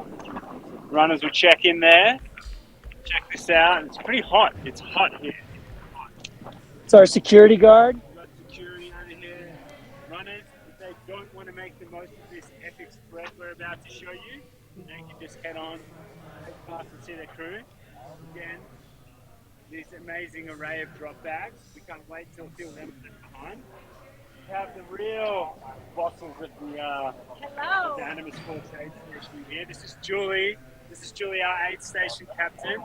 Julie, how are you? I am great. We have such an amazing team out here. I'm so stoked. Yeah. Yeah, and so, when did you get out here? How long have you been setting up?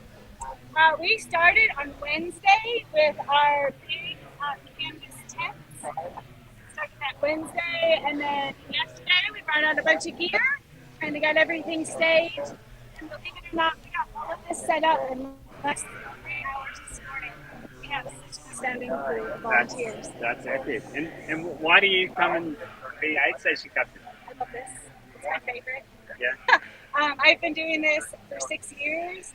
I love Silverton. I love the San Juans. I mean, where else do you want to be in July?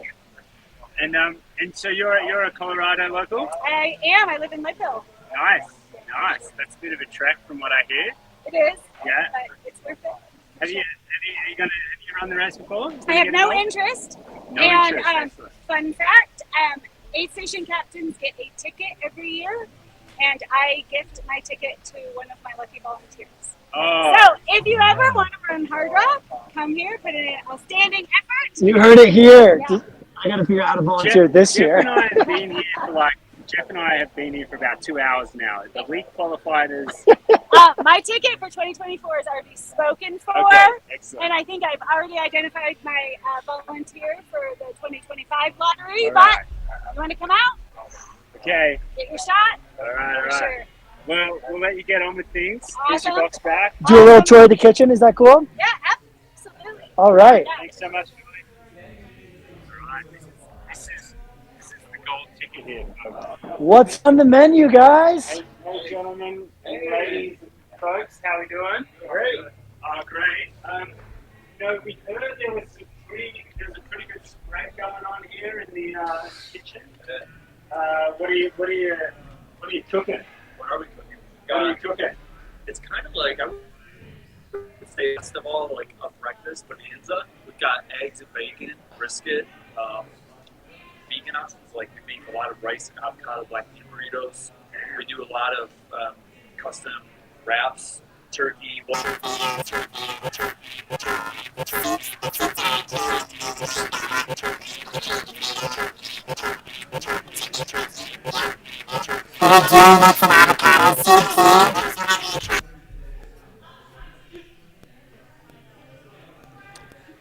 I think the Animus Forks aid station might have just gotten abducted by aliens.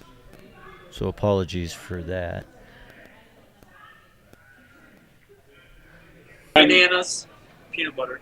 I'm not sure, did you guys hear that in the studio? What the special sandwich was? No, could we get that again? Sandwich one more time. It's kind of a variation of an Elvis sandwich. Peanut butter, banana. Whoa. That is working through this. You get that here close up with us. Yeah, we got your beard close up. That is, yeah. I heard Rob Carr was coming, so I had to. All right, What else, and guys? Well, I would be a happy camper coming into this aid station, that's for sure. Oh, we have a real live strip of bacon there, too. very magic is going to happen. I think, were you guys on dive-ins, drives, and what is it? Dives, drive-ins, and bars? Yeah. Not yet. Not yet? Yeah. I think he's supposed to be coming. Guy Fieri is coming through a little later today. Got some great hot sauce for that or anything? Yeah. Well, nice. Thanks, y'all. We're going to poke in and see the med tent real quick. Wave to Molly. Mr. Noah, what have we got going on over here in the med tent? Hello. This is the med area. We'll take care of any runners who are having a bad day, but They're ready for anything over there. This is runner care and meds over there. We got Hello. But no, Nice. the runners are just coming over handies, and you said you went running over handies the other day. It was a little bit tougher than you planned. There's some snow in the American Basin, yeah, but they'll be fine. I think they'll be. It won't be as bad as I expected. Yeah. And congratulations for winning the Kemmel Mountain Run last weekend. Thanks. Second year in a row, man. How was that? It felt good. Yeah, I can't complain. I'm healthy and I'm here for the Hardrock now. So, Yeah. Yeah, you got the sweet little medical staff shirt. That's no joke. Everyone here has got to get a close up of this, Jeff. Like, everyone here has got like a lizard tied onto a piece of string. I've seen a couple of them. Yep. What's going on? This is just our 8-station thing. We did it last year, and Julie is giving us all a little characters. Right. I'm a lizard. Yeah, that's your totem. That's your thing. Good. When things get weird late night, you're gonna be Lizard Man. Oh yeah. Nice. Yeah. Okay. All right. Well, no, is there anything else for me to know? Just anything goes to who's going to come to you. Yep. Exactly. All right. Here are the most important stats. Toilet, 1/8 of a mile up. You've got 2,015 feet up to the pass. And then 6 miles to the pass, and then you're cruising downhill to Ure. That's good. Yeah. I know Juan, I don't know what the AF stands for, but maybe someone can answer that in the Always chat. and forever, Or not. maybe? Always and forever. All right, well, thanks, Noah. So what do we think? We've got maybe half an hour, 20 minutes until Orléans? Yeah, I think Aurelion is the first person over handy, and we're going to be waiting here. You know, his crew is kicking about, obviously still celebrating Bastille Day, the French National Day. Maybe we can pop up here, have a look at some of the crew setups and get a bit of insight there. There's probably more Starlinks here than you'd find in Denver, but that's not a bad thing when you're trying to do a live stream. So we're just scrolling up here. I know whose car this is, so we might even try and pull them in for a yarn. Yeah, this is Harmony's car with Dylan. This is Begnette's crew. How's it going, y'all? C'est bonjour. Happy Bastille Day.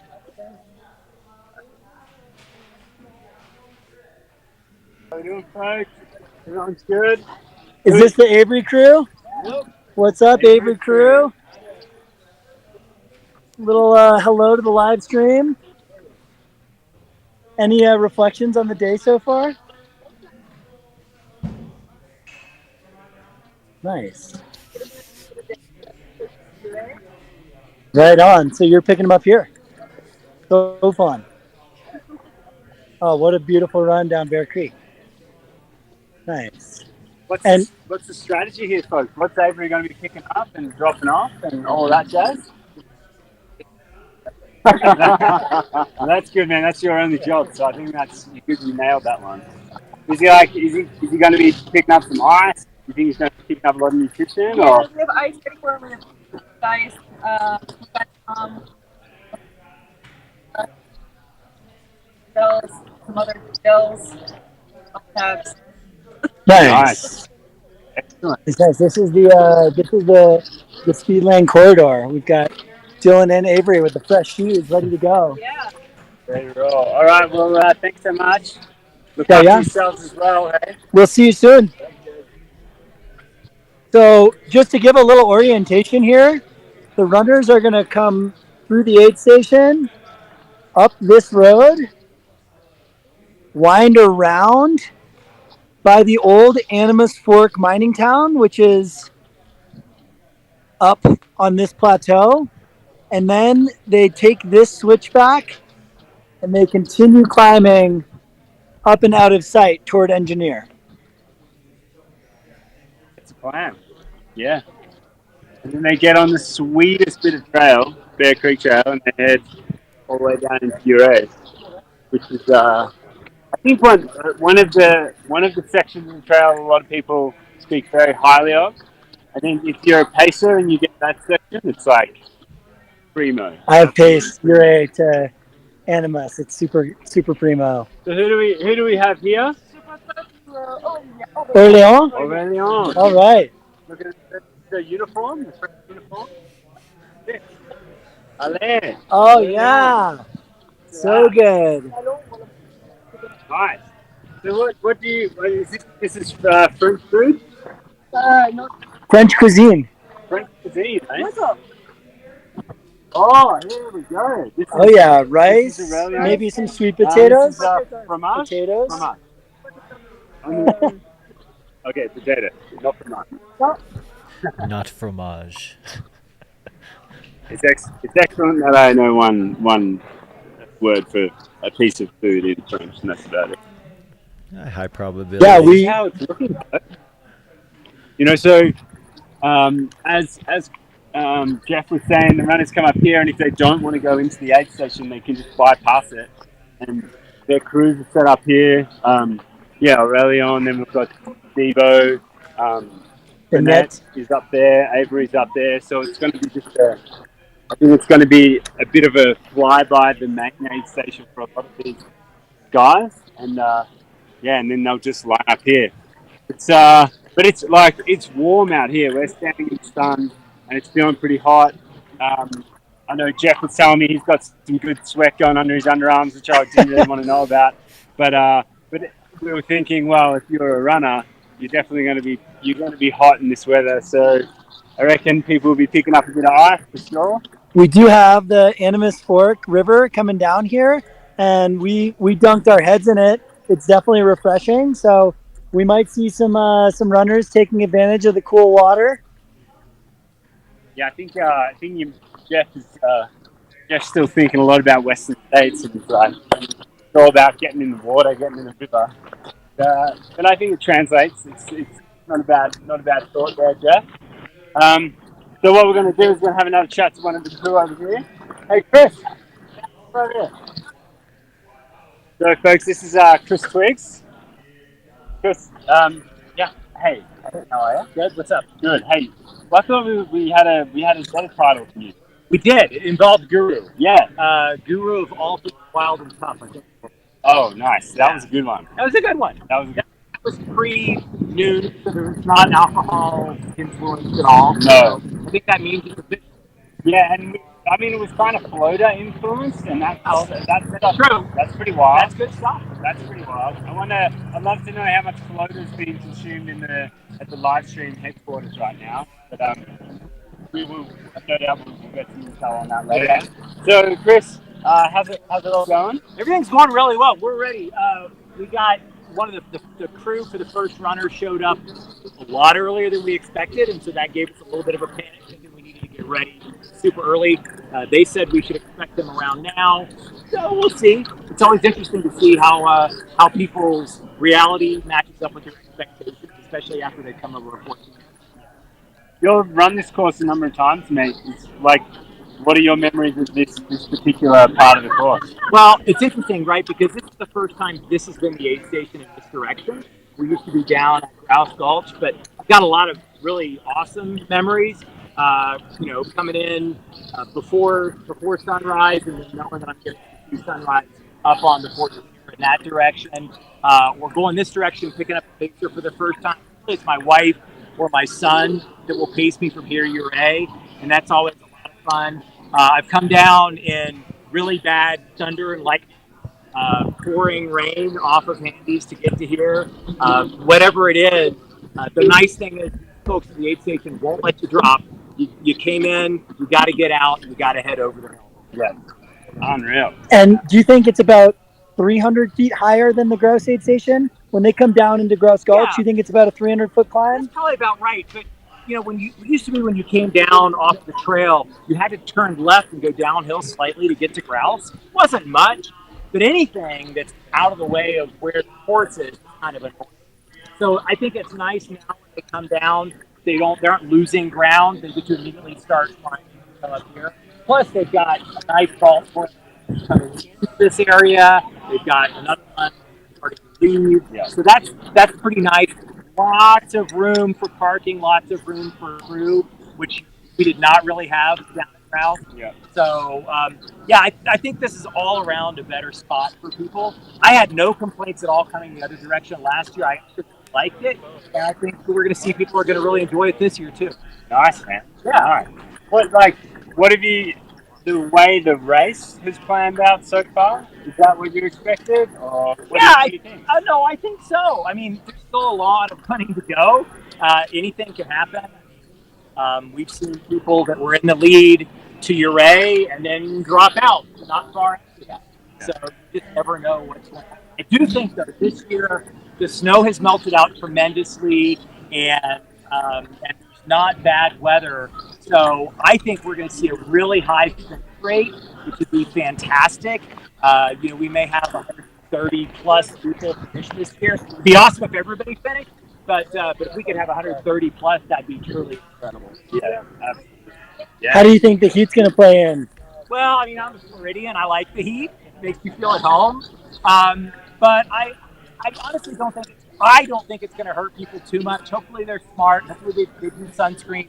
All the aid stations have got sunscreen to remind them to put it on. Folks will be wearing sleeves, maybe stuff like that. So I don't think it's going to be I hope it's not going to be a huge deal. Here, the cold and the rain, I feel like has slowed people down more than the heat ever has. And there's this live stream, right? There's a bunch of people from all over the world getting amongst it. No doubt dropping some good comments in the chat. What is your message to them about coming to be a part of Hardrock and this family?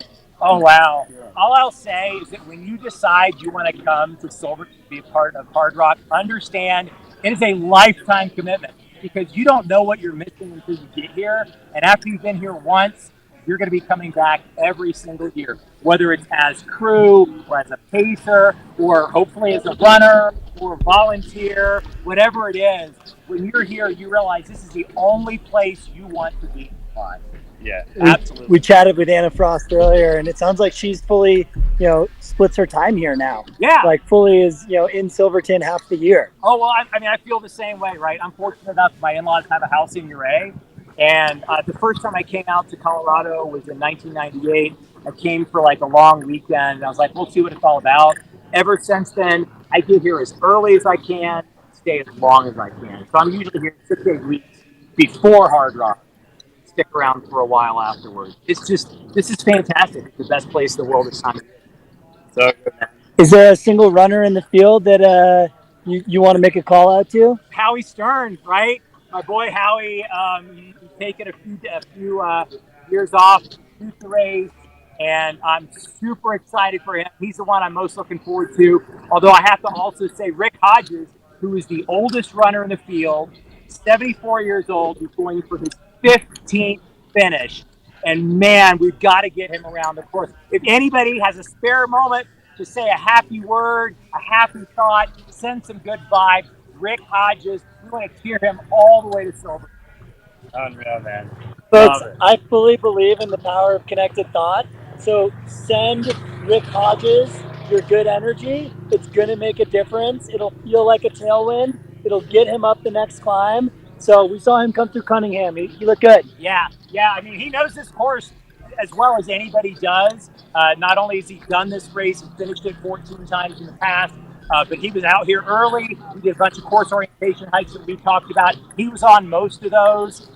So he knows not just to know the course, he knows the conditions, and he's got the motivation. He knows that 15-year jacket and that 15-year awesome piece of glass, Uray Glassworks. He knows those are waiting for him in Silverton on Sunday morning. Yeah. Chris, thank you so much. Absolutely. Thank you guys for being out here. And thank you everybody for watching and for taking an interest in Hardrock. Next year, you got to be here with us. That's it, man. You heard it from Chris, the guru of wild and tough. Hey, I think we can quit. That was the best interview we're going to get. So we can be done. We're done. Unless we go speak to the bacon. Unless we speak to the bacon. I don't know what the bacon's going to say. It's good anything at you at any time, the bacon. You gotta watch out. So sizzling. So we know that the French have now, Aurelion's crew has now got the flag out. that is a sign. That is a sign that something is happening. We got to And see where the bugle is. we just got to wait to hear the horn. When the horn comes out, we know that it's no joke.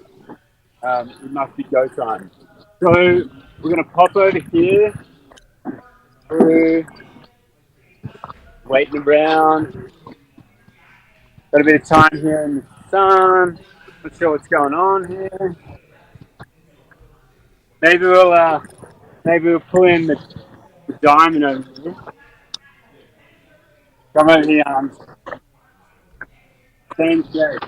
So, folks, we had a chat with our good friend Dylan Bowman. Dylan and Harmony Bowman. Dylan Bowman. So this is Harmony Bowman, the diamond in the relationship. Harmony, this is Devo's set up for his aid station. Obviously, he's got some fresh Speedland kicks. They are fresh. They even smell good. Should we do a shoe out of these, or do them out of the shoes that he got from? And you know what oh, you fall like a deer. Oh yeah, maybe the ones he drops off, but he's never contact ever. Ooh. So These are just. we may not be able to do a shoe with it. Okay, well that's okay then. That would be the best outcome. We can do a shoe with mine, but No, I think the best outcome will be what happens in Silverton, and we can push a mile, get involved in it that way. I reckon. So what did you set up here? What's the plan? cold sparkling water. Cold Try not sparkling. to drink all of it. I think I've had 12 today. Okay. So cold sparkling, cold Red Bull. Hydration. Yeah, we got a floater in here. Can you have a look? Yeah, Oh, let's take a peek at the floater. Going water. Big jug of water for the man. We got his flask ready to go. Oh yeah, I remember those flasks. Did we clean them last time? Oh, excellent. Last time they were rank. They were mixed. Last time, look at that, folks. Devo got his floater ready. Obviously, Dylan's got his can of Red Bull. That's good. And this ice is cold. The ice is cold. All right, get that sorted. And is the stroller for Dylan? Yeah, exactly. And what else we got here? We got some scratch there. We got some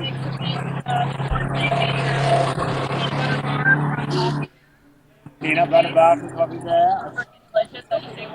I saw a comment on the live stream asking how many things this week after this.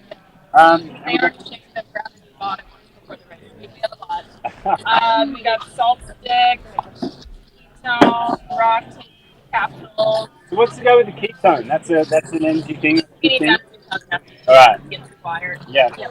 We got some gnarly. Yeah. Okay, good. Oh shit, can't turn that around. Yeah.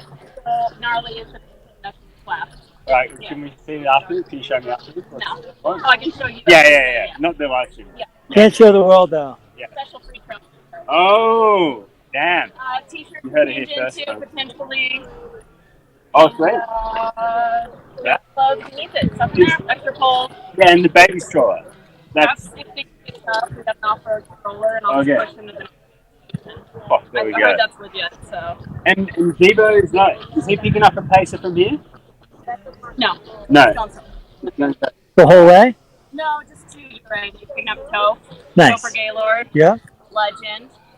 Hopefully, camera watching. Shout out to the car. Thanks. And then we'll continue there. Number Lockwood and Telluride. Nice. So Topher, I believe, is the highest finishing American. Right. And Fun fact. And it's like 10 seconds, right? You always hear like who's going to be the first American male to UTMB. Like, I think we get a bit more of a shout out. Shout out to that. Shout out to that. Perfect fact. All right, honey. Well, same shade. She's sharing the shade there with friends. She's lovely of you. Pushing the friendship gap with friends. Sharing the love. This is the reverse gesture of the Statue of Liberty. This really is. Yeah. All right. Well, What a truck is for. That's what it's for. So cool. Okay. Thanks so much. Yeah, show me the scoops later on, all right? Thanks, buddy. Oh, we almost found out what that secret weapon was. Almost, and then she got shut down. All right, so we're waiting here, waiting for bib number 131, and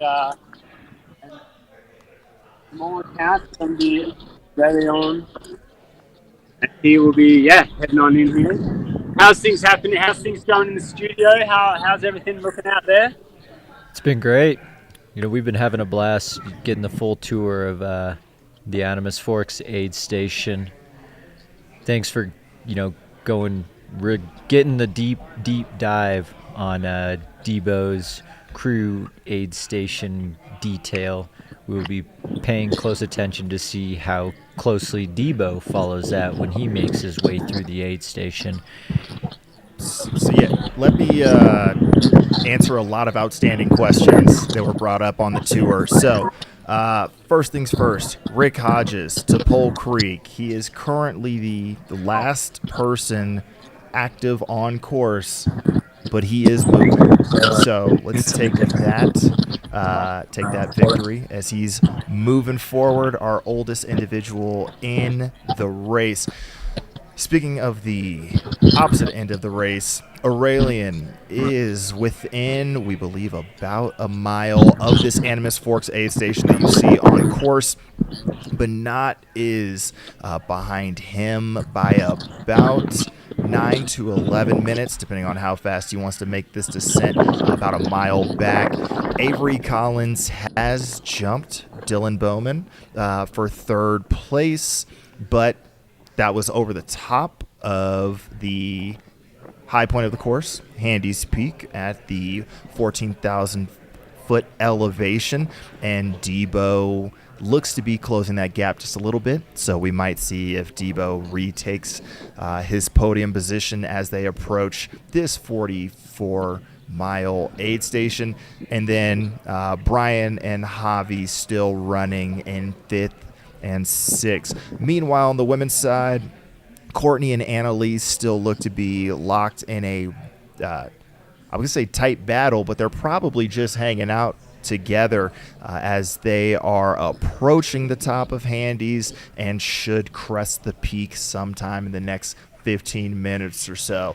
But with that, eyes on Animas and Aurelian's arrival within the next, I'm going to say 10 minutes or less, which would be right on the anticipated gap from the Burroughs aid station to Animas Forks that we predicted. Thank you for that update, Skylar. You are a pro at that. Fueled by Flota. That was a Flota-induced race update.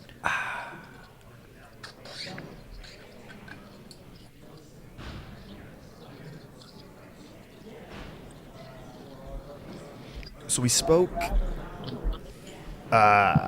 going into the Burroughs aid station that Aurelian was making up time on the climbs and seemed to be giving it back on the descents. It'll be interesting to see if that more or less plays out here. From Burroughs to this Animas Forks aid station, it's about equal gain and descent, 4,000 feet up, 4,000 feet down. So it might come out in the wash, but if he might have blitzed that climb a little more aggressively than he wanted to, may come to pay for it on the descent.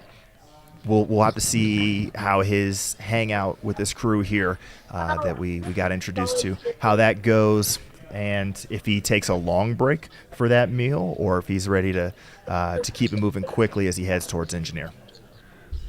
So we're looking at, Skylar, you and I are looking at the Handy's downhill to Grouse Gulch Strava segment, and it's 4.8 miles, 3,100 feet of descent, but there's actually a climb in the middle of that as well. So it's not just that like linear 4.8 miles, 3,100 feet. You also climb a couple hundred feet in it as well.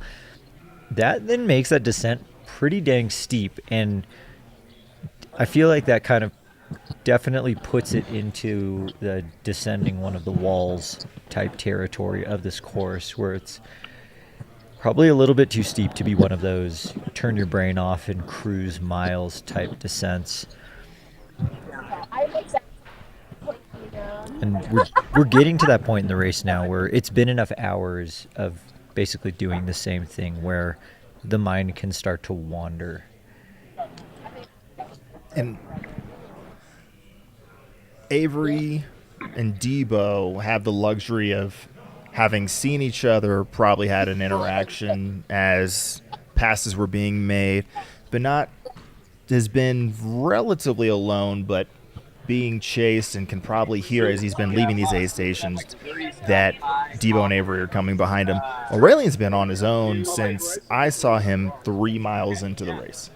And so that's going to be interesting, sort of piggybacking what you just said, if he stays locked in or if his mind does start to wander on these long, grinding, beautiful descents as they eventually crest Engineer and head down Bear Creek to Ouray. Yeah, sometimes you think you're descending fast enough just because you kind of get in your own world. Someone sneaks up on you, and then all of a sudden you're able to match their gear, and you're like, damn, I could have been descending a lot faster, turns out.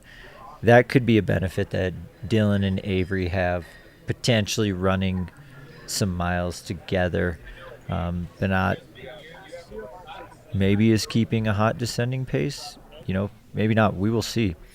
But, yeah, there's definitely some pros and cons out there of having someone running with you versus, running by yourself.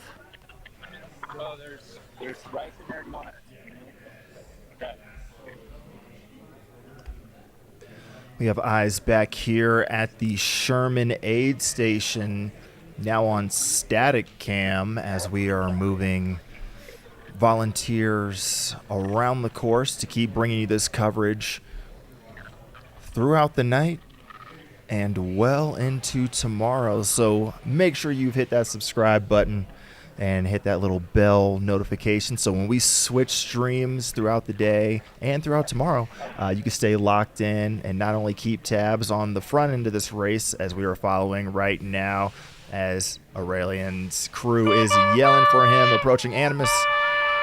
You can follow all the way until the final finishers in Golden Hour. Ooh, we hear the... We have a visual on Orléans. They've got a visual. Yeah. The stoke is real at the Animus Forks aid station, 44 miles in. He is being greeted to the sweet sounds of the miner's horn.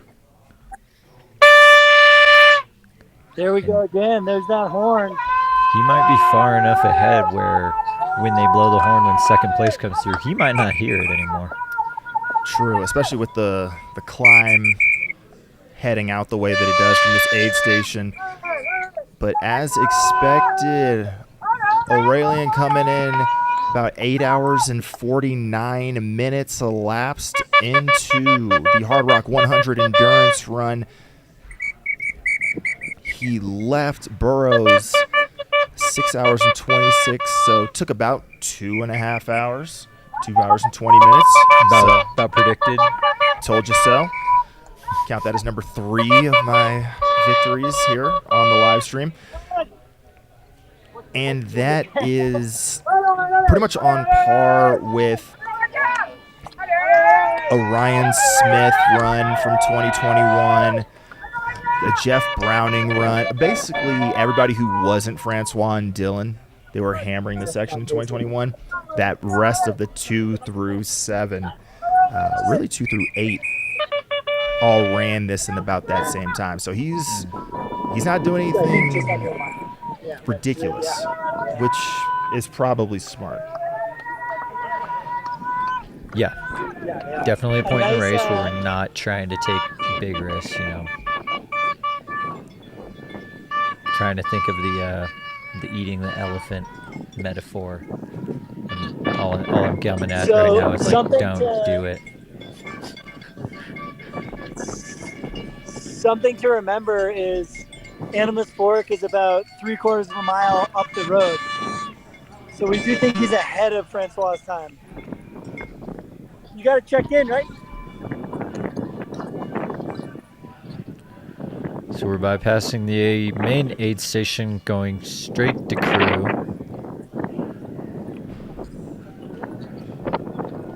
Yeah, so overall, Francois, on his course record run this direction, did come into the aid station at 8 hours, 33 minutes elapsed. So it'd be about 17 minutes faster than Aurelian. 3/4 of a mile. He's right in that pocket.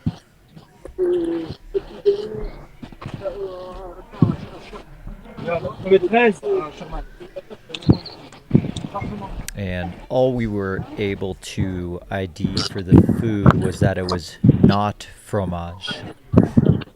It's sweet potato and rice. No, You look there you good, have it. Aurelien? That makes way more sense.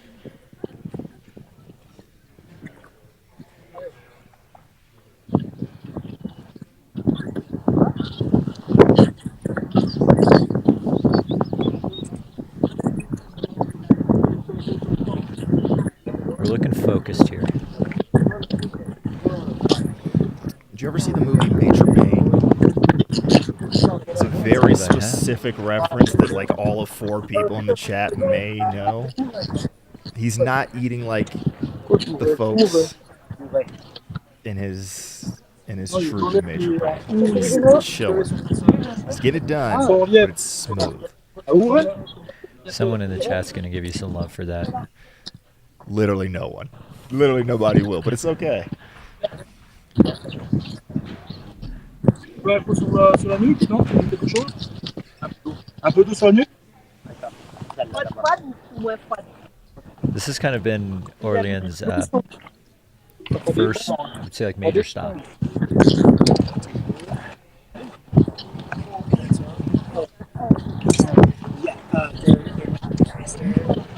I mean, it makes sense. In terms of time of day, we're almost 9 hours into the day. It's almost 3 p.m. Is this like our Courmayeur equivalent stop?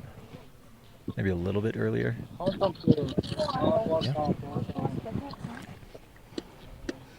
Because Orleans no stranger to the UTMB course, so he might be familiar with about this many hours into a race. Take a chill pill, slam a bunch of calories. It looks like Orleans is going for the carbonate, lots of carbonation. Coke, water. Coke, water. Both sin gas. I think that's what you say in like Italy for water.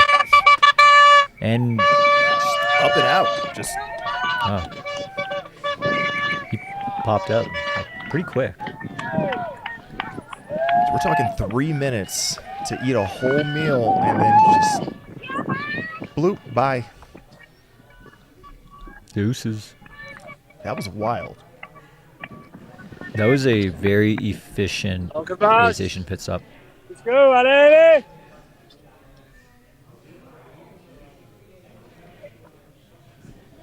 And he's out. 8:54 elapsed. Okay. So at the previous aid station, the gap was 14 minutes? Officially 17. 17, okay. We'll see if that's grown.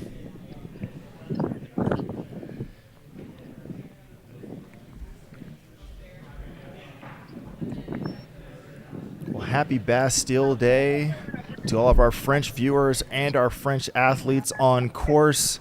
We're going to take a quick break, get ourselves loaded just the way that Aurelian did with some calories, and we'll be back with you in just a moment.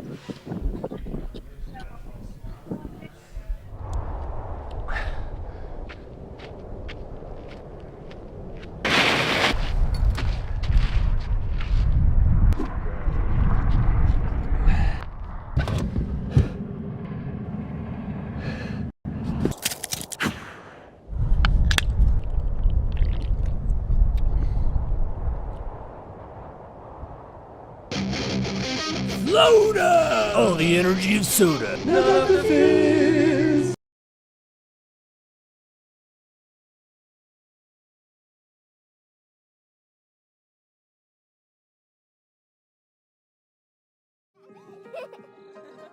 drinking in a new experience. Chasing the sweetness of surprise. Getting one last drop of persistence. Enjoying a refreshing moment of peace. This is why we do it all. It's why we handpick the best fruits and squeeze them into pure, authentic juices. It's all we do for all you do. Natalie's. Hypoxico first joined the Hardrock community over a decade ago, and we're proud to have supported so many great athletes as they've trained for their high-altitude journey through the San Juans. Since 1995, athletes from a wide range of disciplines have been sleeping in our tents to conveniently pre-acclimatize to high altitude, as well as wearing our mask during active exercise to simulate the workload they'll be experiencing on the big day. Altitude training has even become an essential tool in the world of sea-level sports and performance. While we're best known for our home systems, Hypoxico also provides large-scale altitude and environmental solutions for Olympic training centers, sports teams, gyms, rehab centers, military, aviation, research, product development, wearable technology testing, and even medical therapy. For Hypoxico, the sky isn't the limit, it's the goal, and we're never going to stop looking up.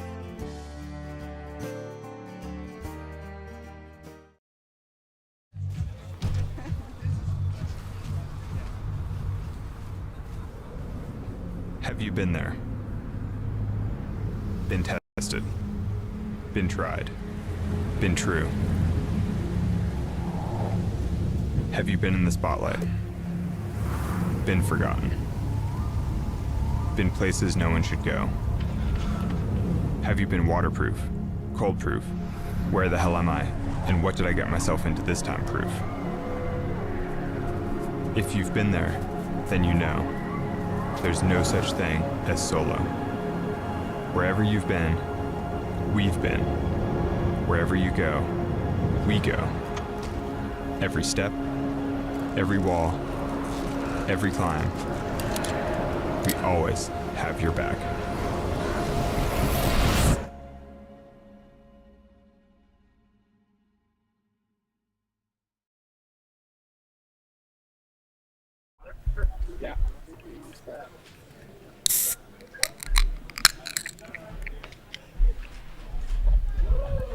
Welcome back to the 2023 Hardrock 100-mile endurance run. That sweet, sweet ASMR goodness brought to you by a can of Flota. Also, I don't know about you, but I am buying a Hypoxico altitude tent because I came up to these mountains severely underprepared for how little air there is up here. So next year I will be absolutely getting my altitude training in to get ready for this commentating.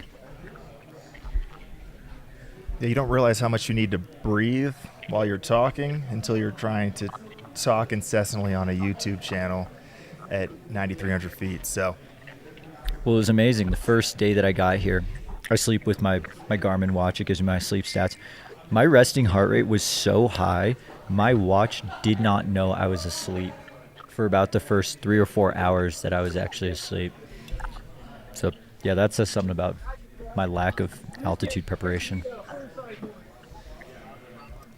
but every day we're here, get to be a part of this community, and bring this race to you guys is a privilege. So thanks for joining us in the chat. Make sure you show some love to your fellow folks that are ditching out on work on a Friday afternoon to also appreciate the Hardrock 100 endurance run. And for those on the East Coast, it is officially 5 o'clock. Cheers. Cheers. Tink. Load of cheers. Oh, I almost tipped it over. All right. I'm about to lose my Flota privileges. Yeah. But not going to lose their Flota privileges are the folks coming through this Sherman aid station. I don't know how many of them know they will have Flota available to them at the Ouray aid station in about 25 or so miles. So keep moving forward, and you can enjoy this just like we are. But they're here at 29 miles into their race. And if you're wanting to track your runners around the course, there's a link right there at the top of the chat. Click that bad boy. That is the GPS tracker. It doesn't ping every second or every 10 seconds. So take it with a little bit of a grain of salt. Compare it to when the last ping was of runners around who you're tracking, but that'll give you a pretty good sense of what is happening out there on course. What we're currently watching on course, in addition to this Sherman aid station, is Bernat Marmoseau making his way towards the Animas Forks aid station. He should be about 7 or 8 minutes out to arriving where we saw Aurelien Denon Palaz, our race leader, take off from just about 10 minutes ago. Behind him, behind Bernat in second, you got Dylan Bowman and Avery Collins sitting in third and fourth, or fourth and third, depending on how things have transpired on the descent from Handy's. Avery had made the pass on Dylan over the top, but we expect that to close a little bit on their way towards Animas Forks and their arrival sometime in the next 20 to 25 minutes. And behind them, Javi Dominguez was sitting in fifth on the men's side. Meanwhile, on the women's side, we had Annalise Rosé Segerat and Courtney DeWalter running together, heading towards the top of Handy's Peak. Looks like they are still working together or relatively close to each other now that they have both crested the top of Handy's Peak, the high point of the Hardrock course, heading over 14,000 feet elevation. Behind them, you had Annie Hughes sitting in third. You had Claire Bonwarth sitting in fourth, just a few minutes behind Annie. And in fifth place was Kamino Miyazaki. So that's your top 5 men and top 5 women as we have eyes here on the Animas Forks aid station. 44.5 miles in to the Hardrock. 10.5 miles from that last aid station to here. So a good chance to check in with the crew, potentially pick up a pacer for some folks. Mm-hmm. And Jeff can correct me if I'm horribly wrong with that. And just good vibes out there. Jeff, that is a fancy shirt, my guy, first off. Second off, how are the vibes now that Aurelien's gone and we got 2, 3, and 4 coming in shortly? Let's see, Jeff, if you can hear me, I think you guys there we go. Stand by for audio. We are working to unmute Jeff Colt.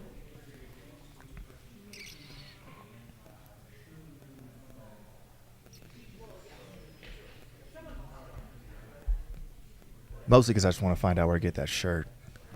I know where to get that shirt. Where can I get that shirt, sir? You have to have run Western States this year. That was the finisher shirt for the 50th. 50th? 50th, yeah. Mm-hmm. That was a special edition Western States finisher shirt. So maybe you'll find it on eBay for an exorbitant amount of money. These are the things they don't give us when we commentate. We just sit there and watch everybody get their shirts. I never got to see it up close. Oh, yeah, you were facing the other direction. Mm-hmm.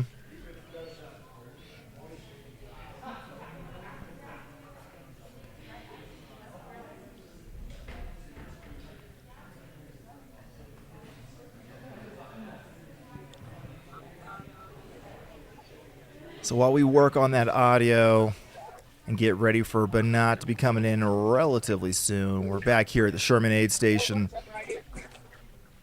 29 miles in. Hey folks, we got you here at Animas Forks. We hear you. Okay. Quick rundown on Orleans. He was in for 2 minutes. He came in at 2:51 and left at 2:53. He had maybe 4 bites of sweet potato, a little bit of rice, some sandwich, some Coca-Cola, I think some seltzer water, some ham. Yeah, it was super efficient. Um, and then he was up and out. He didn't talk much, didn't take on any ice. It's definitely feeling like the hottest part of the day right now. But we are now waiting on standby for Vignette and Dylan and Avery, who we expect to see as runners 2, 3, and 4. Uh, the potential energy amongst the crews here is palpable. People are starting to feel that anticipation building for their crews coming in. So definitely good vibes, a little bit of a breeze, which is nice. And yeah, we'll be tuning in as we start to hear that French horn giving Orleans a sign that the second place person is coming, as well as cheers for whoever's coming in second position. Right In on. terms of the rest of the field, once those runners crest over Handies, there's a bit of a technical descent into American Basin, and then it's smoother, faster running down to Grouse Gulch and the little 300-foot climb up to here.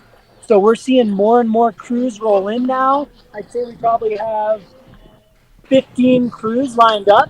So looking through those top probably 10 men and 5 women, the crews are all here in position. Everyone's got their eagle eyes on. I see Vignette's crew giving thumbs up. Do we have any visual? Yeah. All right, we've got eyes on Vignette, number 2 in red. Climbing the hill right now. No eyes on number 3 yet.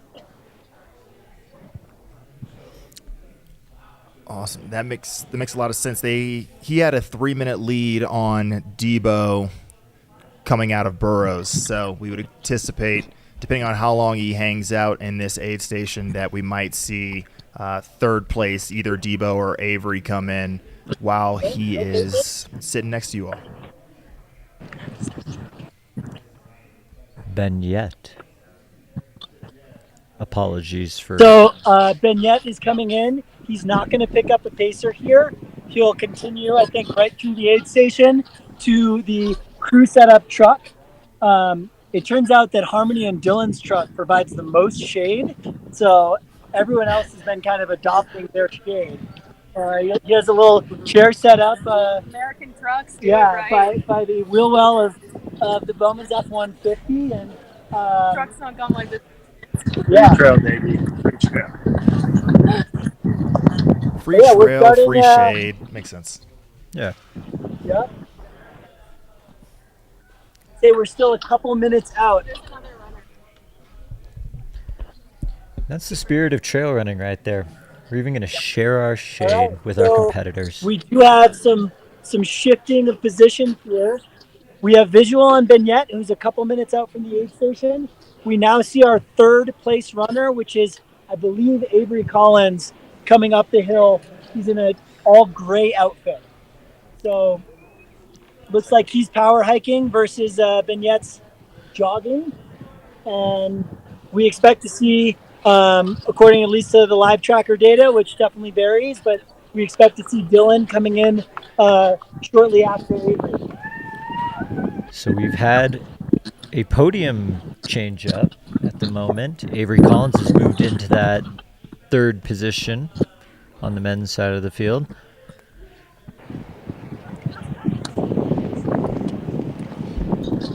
And minding the gap, Aurelian left 17 minutes ago at this point, so is actually pretty much well, by the time Vignette gets to the aid station, we'll have widened it by potentially a minute or two compared to where he was at Burroughs, but still striking distance. Pretty similar, may have grown a little bit.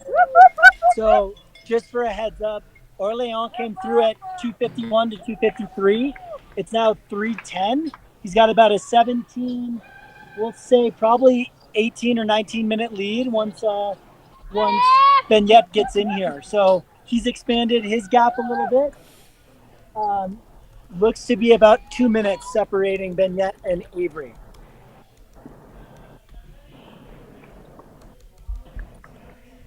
Beautiful. And as we saw during the tour, runners 2, 3, and 4 on course, crews are all set up directly adjacent to each other. And so we'll really be able to key in on the little things that they're doing, because we harped on the 10.5 miles from Burroughs to here at Animas Forks, 4,000 feet up, 4,000 feet down.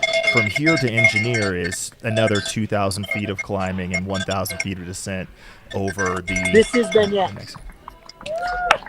We got Benyet approaching the Animas Forks aid station currently.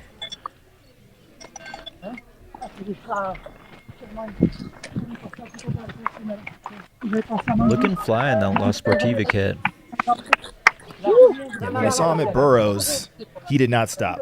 Did not break stride straight through. So we'll see if this is a significantly longer stop and what he takes on board. Yeah, if he blew straight through this aid station too, I was about to just have everyone pack up the studio and we would just all go home.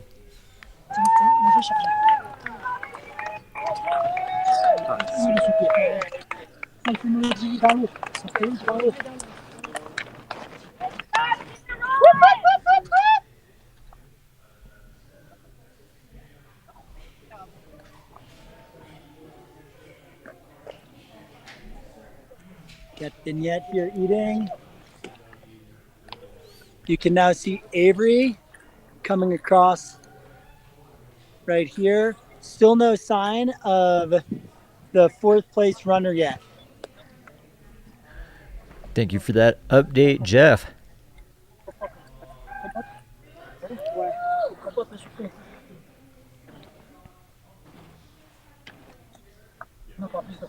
Folks, this looks appetizing. This is French cuisine.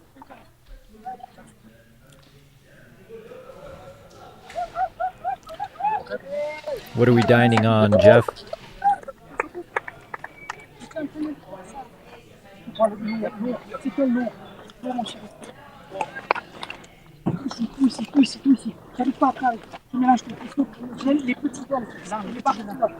All right, he's getting gels in his vest. It's very clear he's trying to get out of here before the next runner's in and set up.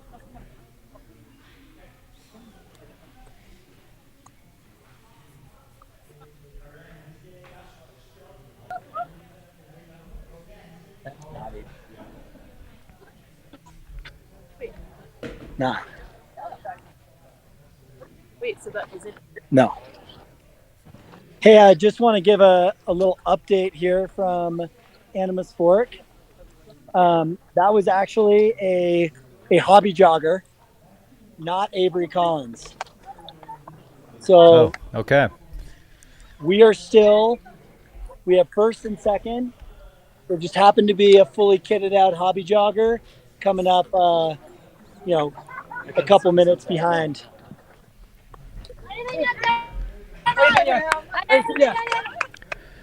You know, sometimes you got to dress for success, even on your training runs.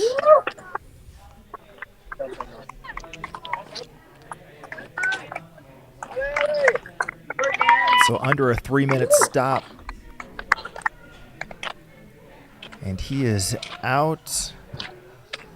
Looking back up the course. We might have had a hobby jogger come through, throwing us off, but Avery Collins is in range, should be within approximately 1K to the aid station. That was a ton of food in his pack. So anyone curious about him skipping the last aid station?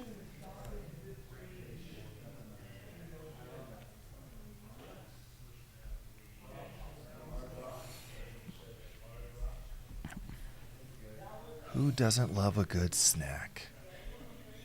Is that the Dow crew? Set up? No. Yeah. So we are still waiting on the 3rd runner.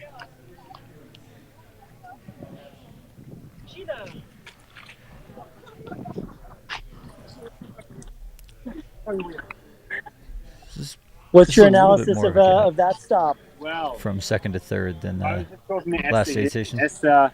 One The of gap has grown from second to third Esther's a little bit.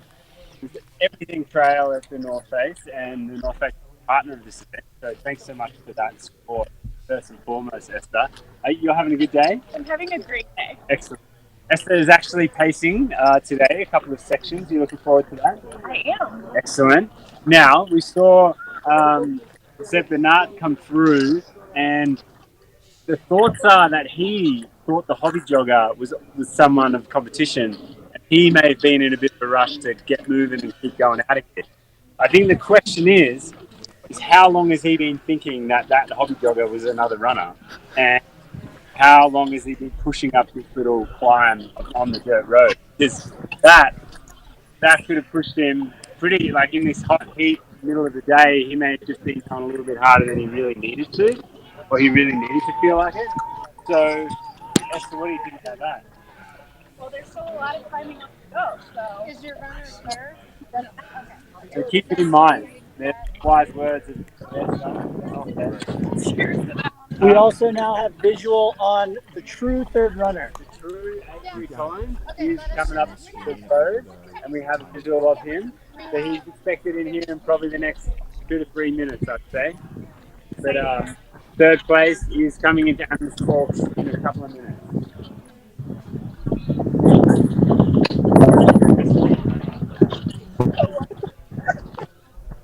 So we have the true Avery Collins. I think his crew is going to now have to G up their excitement again, which shouldn't be too hard because he's here and it's really his time. But the Avery's coming in pretty solid. Pretty incredible gap early on, Scott, on these guys, I would say. So we'll just see how it all progresses as they climb over Engineers Pass and then down into the race. Because like Jeff and I said, it's warm here, but we're getting a bit of a breeze. Maybe as they get over the pass, that breeze will just take the top off that heat and just be quite a cool experience. But he's rolling in here. Looks good. He's over on the road. You can see that small black dot running on the road there. Moving comfortably, I would say. Like the way his body language running at the moment is pretty smooth. He's got a good rhythm on. What do you think of that, Jeff? I think he's got a good rhythm. Maybe he wants some food and water. It's the only other things I'm picking up from body language. This is Avery's crew, sending some good energy.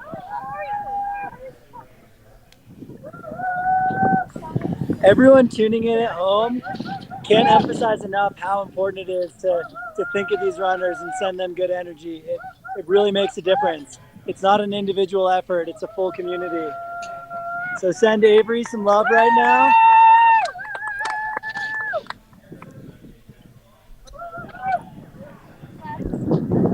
Still no eyeballs on fourth place.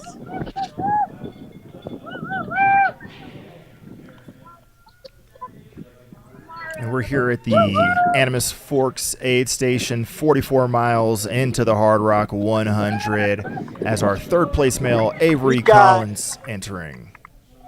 Oh, a very cute crop top.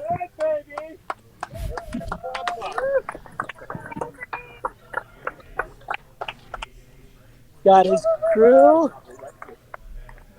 And this is going to be his pacer through the next section to Ure. His name's Devin.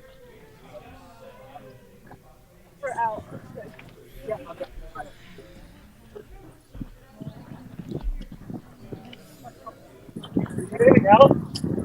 No, ginger ale and Coke. Okay, ginger ale Coke. We now see our fourth runner just making his way up the hill here. I'm guessing this fourth runner is Dylan Bowman, but we'll confirm that when he's a bit closer. We're seeing eye drops. We're seeing ice bandana, ginger ale.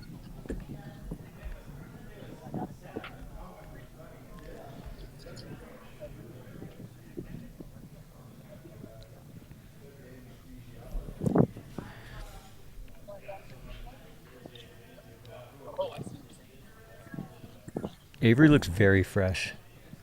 Like, very much like still all together. Okay, we're seeing ice sleeves with some, or arm sleeves with some ice. We are in full cooling protocol mode right now.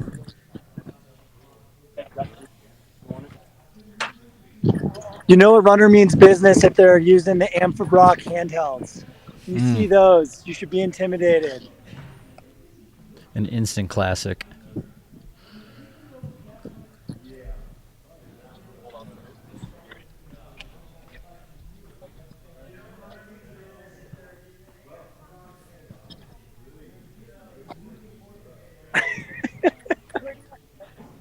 Comment of the day from a crew member, his legs are tired. What? I don't believe that. Not Avery's legs, the crew members. Oh, okay, I believe that.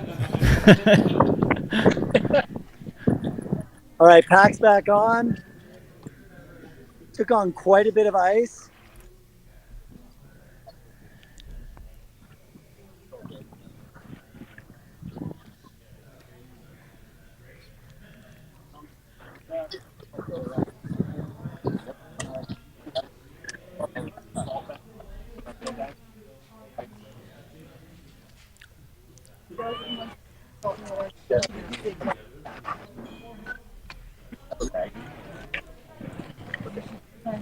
It's like, Jeff, was he taking on a couple salt tabs or electrolyte tabs? Yep.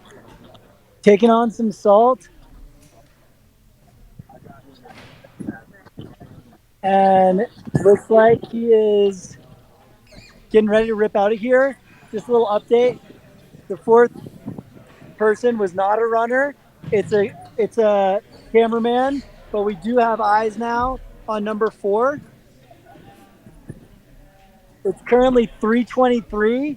So again, we are looking at 2:53 for Orleans being out of here, about 3:15 for Vignette to be out of here, and Avery's just filling out right now. He's got his pacer, Devin. They look hungry. 3.5 minutes total stoppage time for Avery there. That was quick. And So much love, Avery looks fellas. good. Go get him. Have a great day.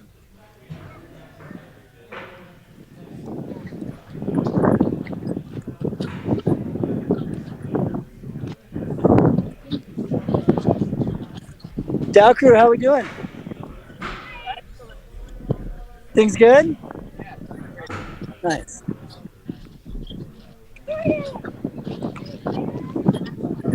Here, no, Matt, I'll be the relay to grab stuff. You be with Polo. So here, come down with us if you want. But if you need something, I'll run in and grab So stuff. just to put some context to what we've seen thus far, as Jeff mentioned, Aurelian went out 8:53 total elapsed time. Beignet was 19, about 20 minutes back of him, 9 hours and 14 minutes elapsed. We just saw Avery leave at 9:23. So 30 minutes behind Aurelian, but when he left Burroughs, Avery was 6 minutes behind And then there's Beignet two and runners behind is him. now about 8 minutes behind. So Looks like it. Avery definitely staying in the hunt. Obviously has moved up from 4th into 3rd. And still tight. Our top 5 were separated by 40 minutes when they were at Burroughs. And even with the additional 10.5 miles and Right now, we're almost setting up 3 a little hours, structure. looks like they're still going to be all still pretty tight up. As we see, All right, so as you can see, Dylan is jogging in. There's 2 other people coming up the road behind him. It might look like just one of them is a racer, though. We'll confirm once we get closer. But Dylan Bowman coming in as men's number 4. Yeah, according to the trackers, we don't have any other runners within 2 miles of Dylan. Okay, great. That's more hobby joggers then. The chat's A really lot of people loving choosing your today to be their day. your use for, of the term a hobby nice hobby jogger. jog in the San Juans. Yeah. It's just faster to say than non-competitive in this event runner who's just out for a jog. Aren't we all hobby joggers? Yes. We're hobby commentators. Yeah. But a man who's not a hobby commentator, the professional, Dylan Bowman, coming in fourth male to the Animas Forks Aid Station, 44 miles in to the Hardrock 100 endurance run, getting picked up with Big his... dad energy coming up here. There it is. Jeff, walk us through what happens. All right. We will. We got some solid dad energy. Getting a shade structure set up for him. We'll loop around here.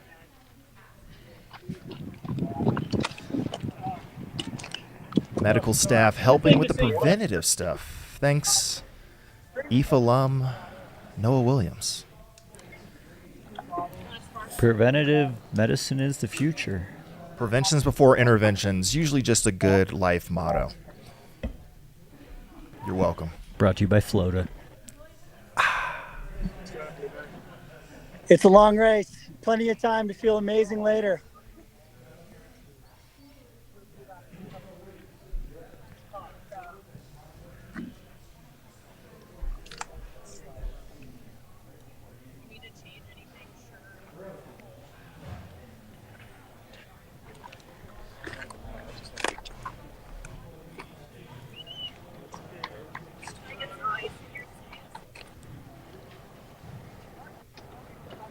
Yes.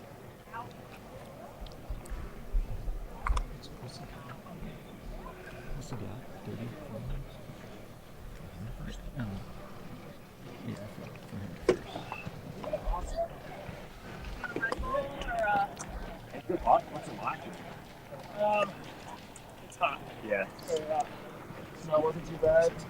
No, it's not. How was it? How was it going on the handies, man? It was okay. But honestly, the altitude's kicking my ass, so. Yeah, we'll be okay. You look good. I look great. Everyone's feeling the beat. No doubt everybody's going to have some epic low points today.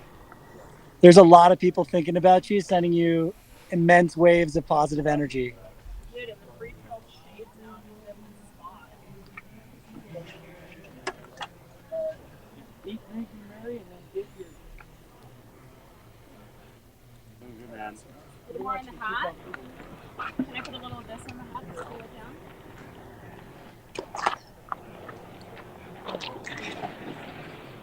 How are you on salt? Oh, just to be I athletes. feel like every little Yep. longer is a little. Where are they? It's like that building.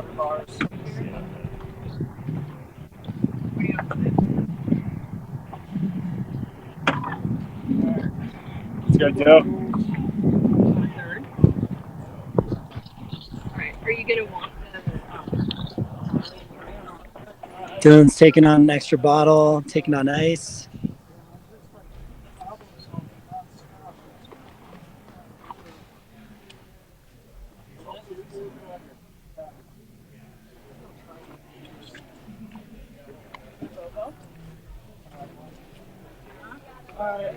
There you go.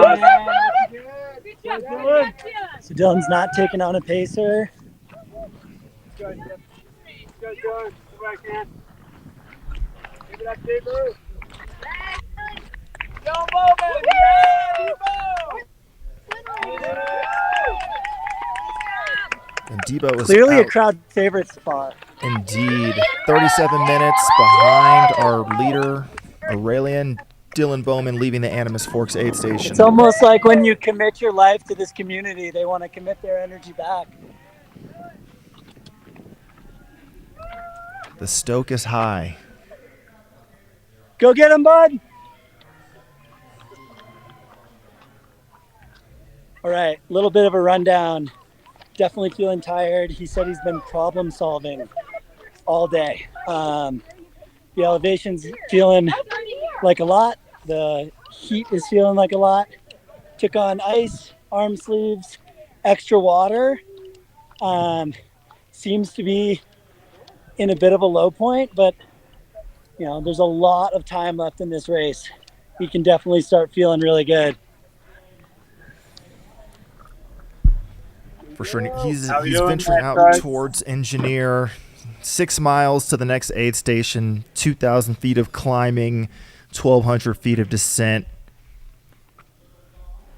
And the real question is, when Harmony leaves, what every other runner is going to do for shade. Because so far, she has provided shade for the lead men with this American-made F-150. They will have to stack the trucks. I'll just stand. Bryce, what do we have eyes on here? Yeah, a little bit of context. We're looking at the Shad Cam. I believe this is a good part of the ways up Engineer, as far up as you can make it. I'm assuming the black dot coming up that hill is Aurelian. They're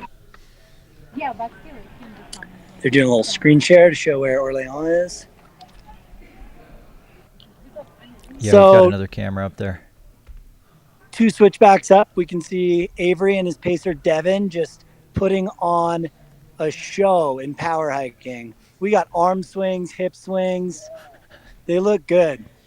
They do. That is some serious ball work going on there. There's no doubt about it.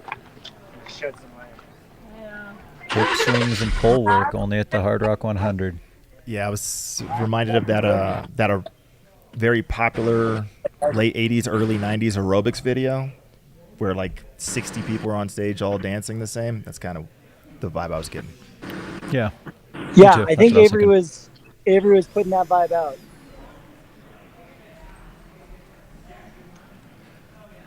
So we got some real overland energy coming up here. Yeah, Animus Forks is about 11,100 feet elevation, so they're going to get up again towards Engineer. Just shy of 13,000. Indeed. And then from there, the long descent to Ouray, the low point. It's a of the Hardrock 10-mile descent.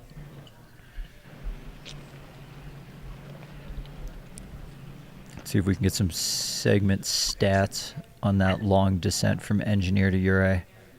I think we got a couple of minutes here. Oh, yeah? Should we pretend like the camera fails? Sure. We can hear you, Jeff.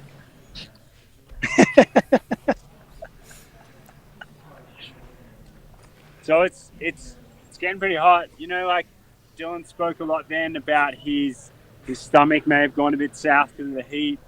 And he also said that there's likely a lot of people going to have some really, really tough moments in today's race. And I think for him, he was really referring to the heat because, it's pretty hot down here. I mean, once you get to those high points and those passes, it's probably all good. There's probably a little bit more of a cooler wind and a cooler breeze and just a cooler temperature in general. But coming down here into these gullies, into these gulches, it really just like heats up. And we're sitting at 3:30 in the afternoon right now. I don't see any signs of those classic Colorado storms that are rolling in. The sun is not going anywhere. Not going anywhere. We're not going to see. I don't want to speak too soon, but hopefully we're not going to see any lightning storms on the high peaks this year around. And it's kind of cooking. And we'll wave goodbye to Harmony. See you, mate. Ta-ta. See you later. Hey, Rich. Great to meet you in person. The other element of that is the altitude. And, when it's hot out, it's harder to eat. When you're at altitude, it's harder to eat. The first half of this race is hot and at altitude. So I think people could end up in a pretty serious deficit this first half. I think the technical term for that is called a double whammy. And what happens is, double whammy. You get whammied once, and then you get whammied twice. Double whammy is no good. So it's going to be a tough day for sure. Hobby jogger. Another hobby jogger. There's a lot of them out here today. Avery Collins, the only person to get anything from the actual aid station. and I believe that was just a cup of Coke and a cup of ginger ale, or something to that effect, and that's it. Everyone else has just gone through, and they maybe don't know that there's avocado soup waiting for them down there in that crock pot. Brisket. And brisket, made to order burritos, all sorts of delicacies here at Animas Forks. But they all just blew through. They had everything they need from their crew, and yeah, I didn't really see too much. Like there was a good bit of solid food getting eaten there by the two French gentlemen. Yeah. But then in terms of the two Americans, Avery and Dylan, it was just liquids, and that was about it. And then they just rock and rolled. So And the yeah. Americans took on ice. The French did not. Absolutely. They all left with loaded packs. I tried to point that out with Vignette's pack, but it was so full of food. So I think everyone who saw him blow through that Sherman aid station and started getting worried, or Burroughs aid station, he's carrying a lot of food with him, and his crew did not seem concerned whatsoever.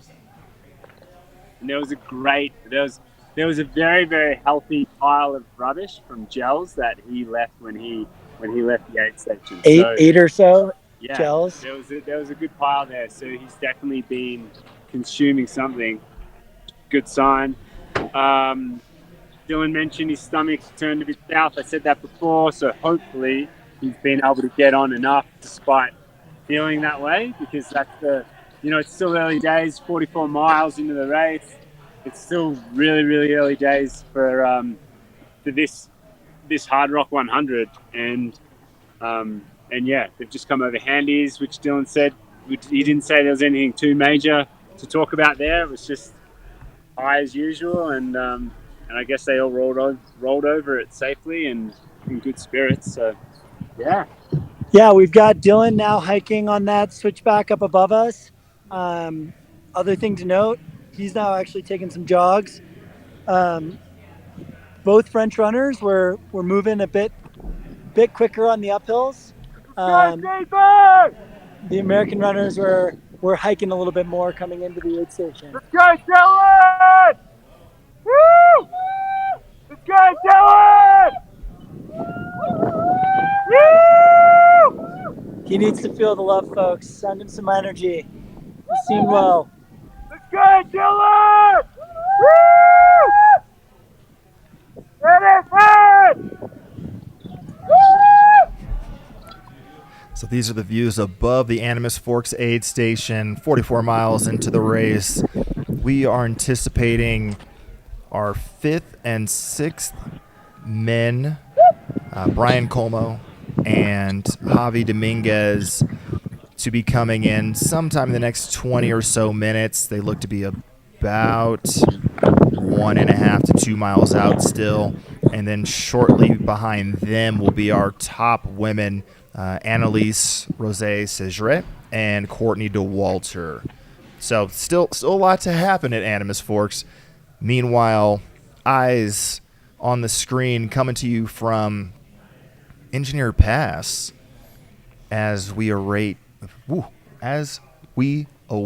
Aurelian, our lead male, to come up and over 13,000 feet or so, 12.8? 12.9. And make the 5,000-foot descent from Engineer down to Ouray over the course of the following 10 miles.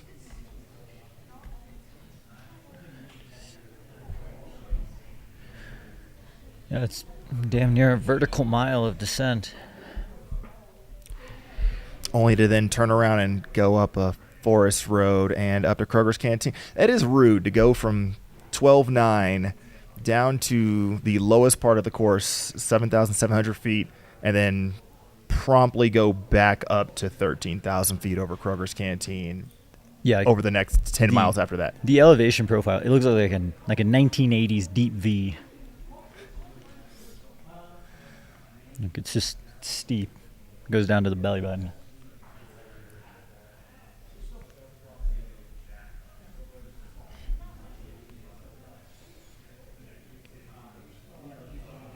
as we see some hobby drivers heading out down the trail that we anticipate Aurelian to be coming up here momentarily. They're going the wrong way because the float is at Ouray. So they gotta turn it around and hook it on down to the low point of the course and celebrate at the hot springs, because apparently the weather out here isn't hot enough as it is. No, the weather outside is weather. Stop. We're going to shut that down right now. That's all I have to say about that. Yeah, I don't think the hobby drivers get FLOTA. It's not part of the game plan for them.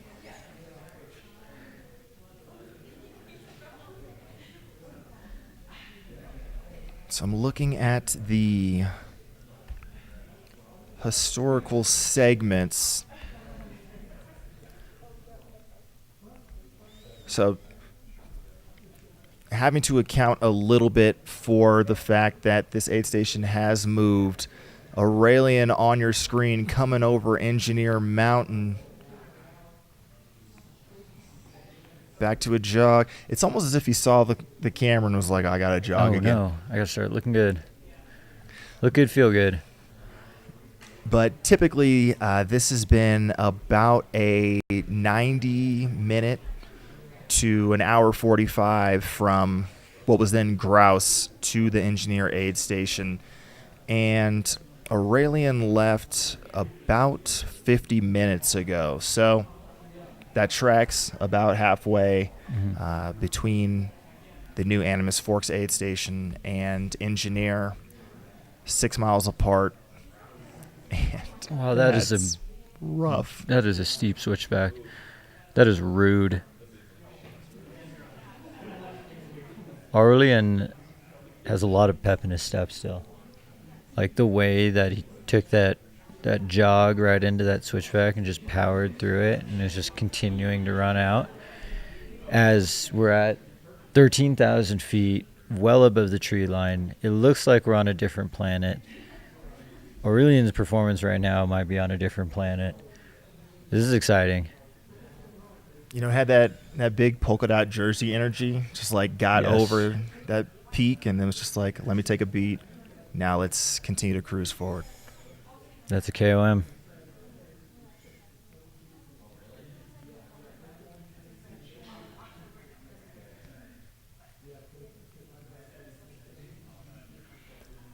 You know, we've heard a lot made of the hiking poles and their use in this race. I'm understanding it more now that we're seeing just how wild parts of this course are. I mean, I guess for all intents and purposes, a road, and it still looks rough. Yeah, I mean, we saw a switchback. That was almost like hands on the ground switchback. Okay, a little bit of Hardrock trivia. Who was the last winner of the Hardrock 100 to win without using poles?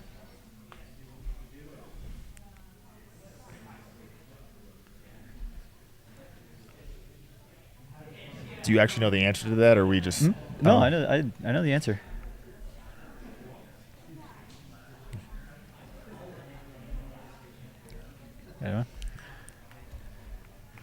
I guess we'll let the saw chat someone chime in. I'm going to sneak through these. Hal Kerner. Okay. Hal Kerner, 2012.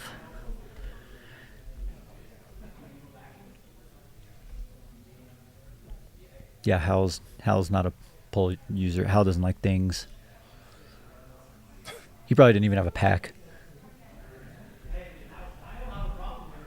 There's probably one water bottle with a bicycle inner tube tied around it and tri-berry goo.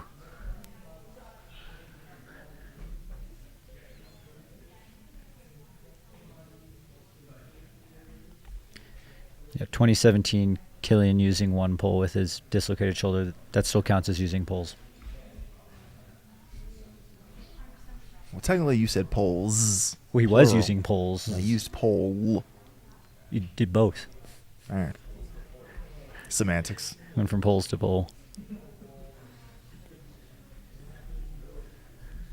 Just gonna go ahead and just sip this Flota instead.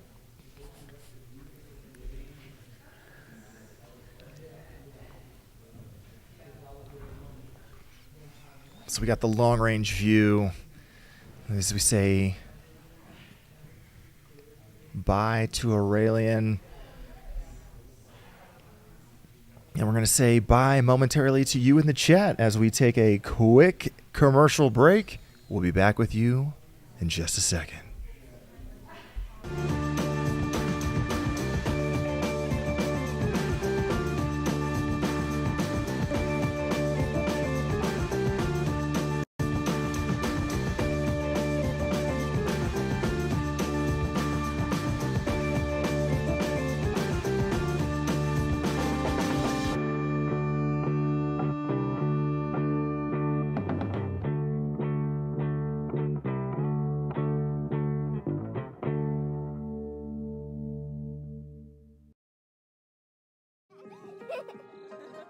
Drinking in a new experience.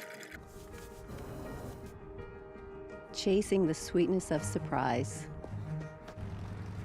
Getting one last drop of persistence. Enjoying a refreshing moment of peace. This is why we do it all. It's why we handpick the best fruits and squeeze them into pure, authentic juices. It's all we do for all you do. Natalie's.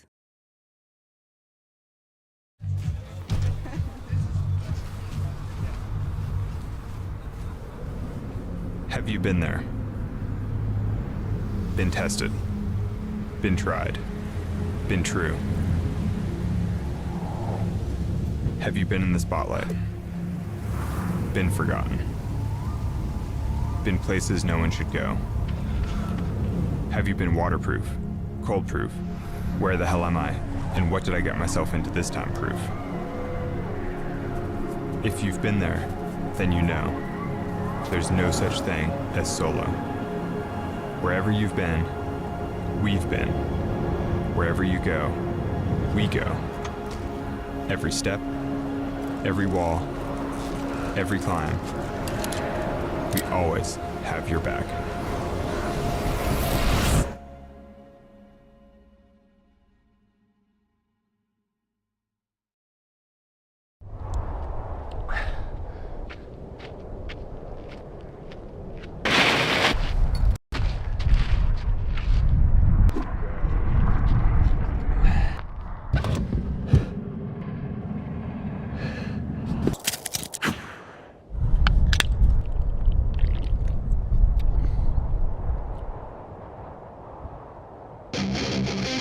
Soda! Oh, the energy of soda. Love the fizz.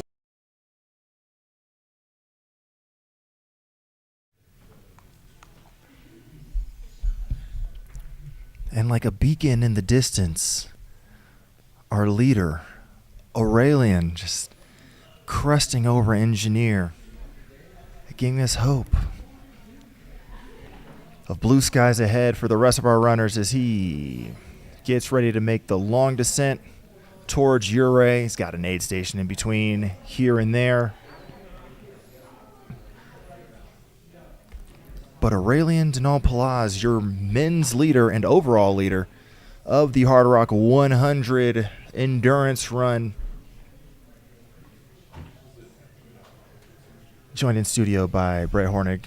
It's your boy Skylar Hall, keeping you guys entertained and glued to your YouTube window instead of doing work, unless you're on the East Coast, in which case, congratulations on making it to the weekend. And for all of our international viewers, thank you. We appreciate you as well. Skylar, it's as if you do this, I don't know, for a living. No, I normally just get yelled at by the press. I don't really do long form like this.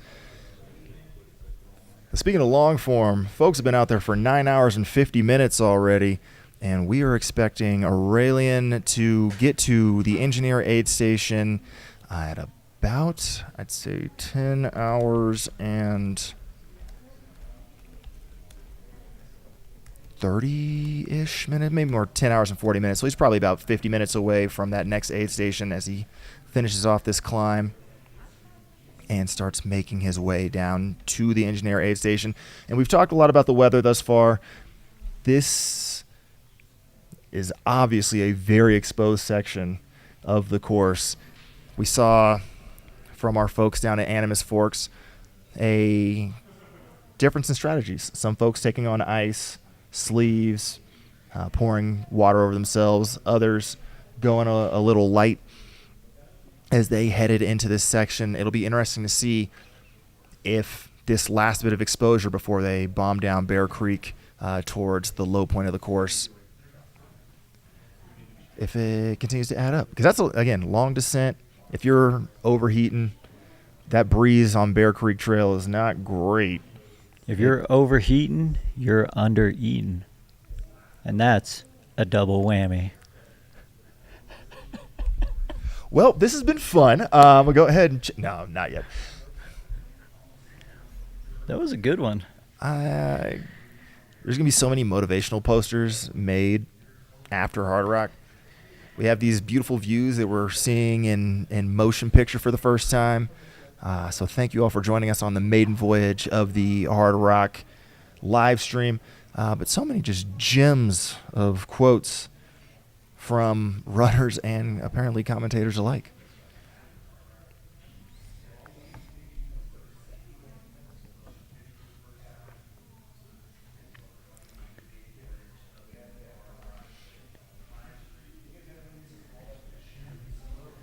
This break in talking is because I am currently trying to pull up the weather forecast for Ouray. Here in Silverton, it's currently 78 degrees, which is delightful when you're at 9,300 feet. And under stage lights, Ouray, currently 85 degrees. You're saying a 17 mile per hour wind? Yeah, I could see that. The warm weather can pick up a little bit of that wind. I don't know. I'm not going to try and pretend I know what direction it's coming from. Sideways, I guess.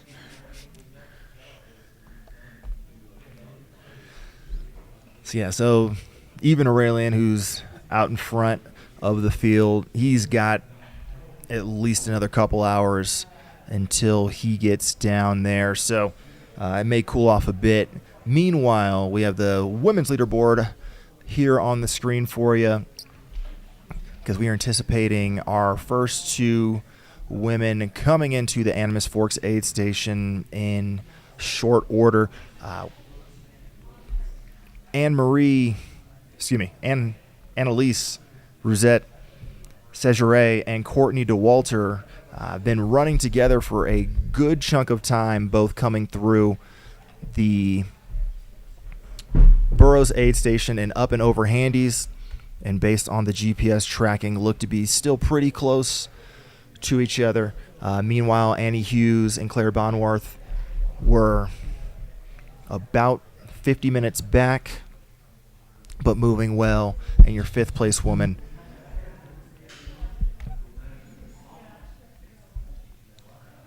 Kamino Miyazaki,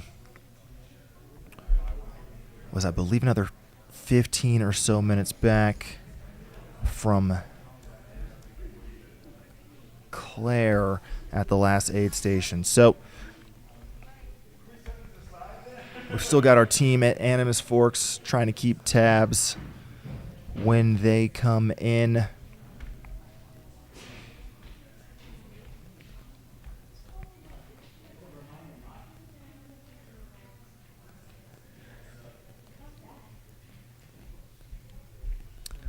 And since Courtney just pinged, they're about a little under 2 miles from hitting that Animas Forks aid station at mile 44.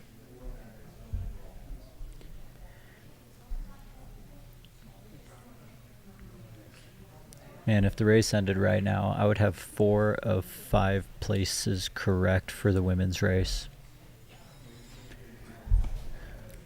Well, unfortunately for you, there's a lot of racing left.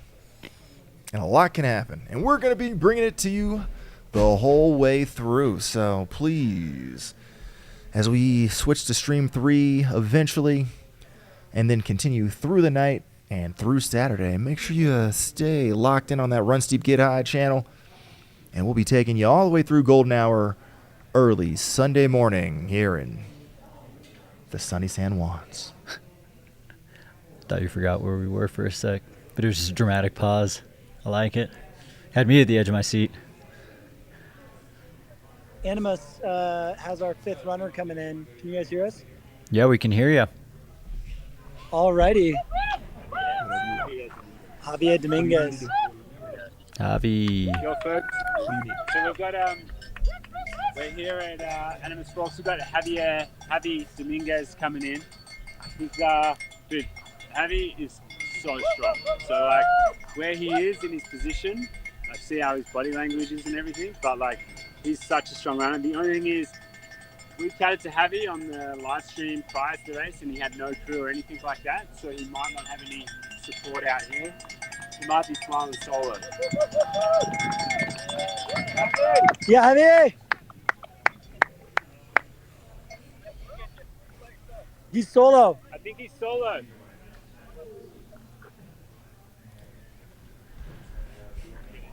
This is Javier Dominguez from the Basque Country in northern Spain. You want to ask Julie? Took about 2 hours and 50 minutes to make the journey from Burroughs Aid Station to here at Animus Forks, mile 44. That's a pretty healthy, that's a healthy split right? for that 10.5 mile section with 4,000 feet of gain and 4,000 feet of loss. We have another guest in the studio. He was, I mean, not too recently ago on the top of a mountain. We have our own Jamil Curry here. Hey guys. Jamil, what have you been up to? Just crushing mountain passes. What's your total running mileage at for the day? You know, I kept forgetting to start my watch, so I had a 0.4. I was getting some good vert in over on Stony Pass. Burroughs wasn't quite as spectacular of an aid station, but like location-wise, but it was great.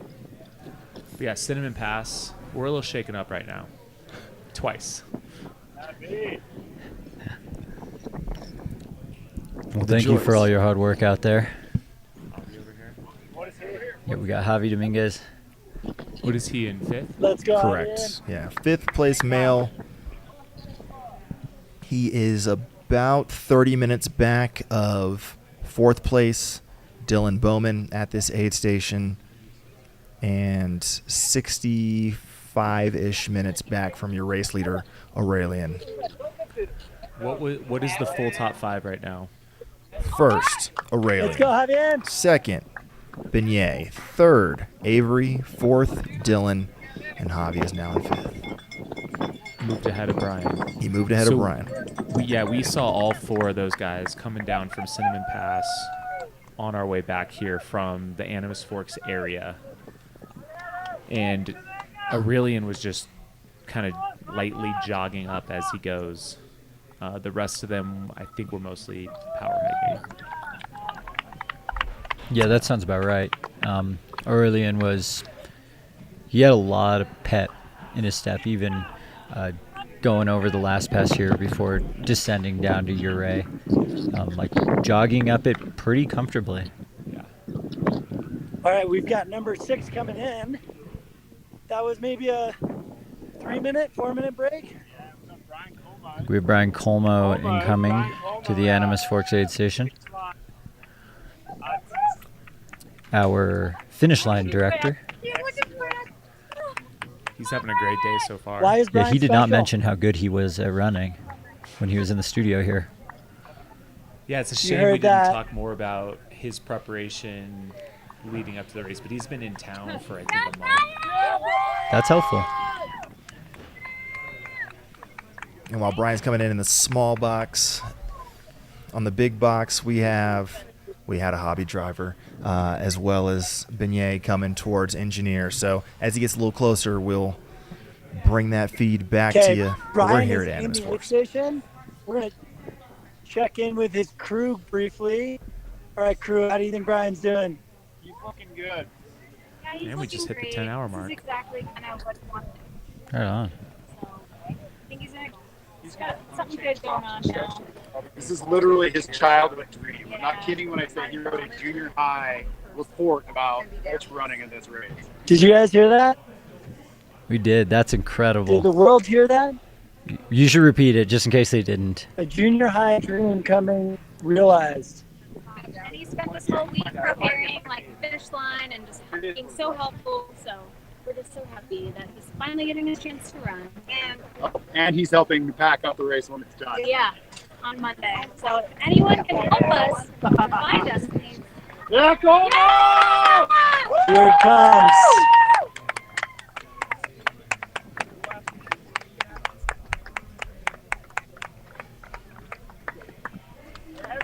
Number 6, Brian. Couple minutes back from Javier.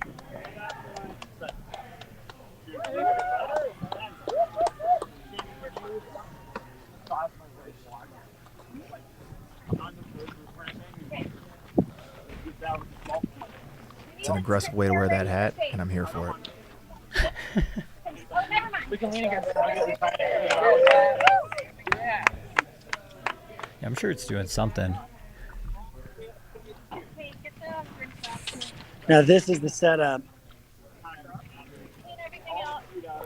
Shoe ID, I Solomon, see oatmeal SF cream pies Genesis. in there. Oatmeal cream pies are a real delight. Dude, you're moving, Palmo. That was Courtney's first record shoe. Yeah. For Western States? Another For comment last year? about the Western heat. States. Yeah. Okay, I'll be right back. He's got trash in there, take it out. Yeah, I forgot to take a peek at what shoes Courtney was wearing this morning. That was a severe missed opportunity on my part. I can't believe, actually, that I didn't do that. I'm shocked.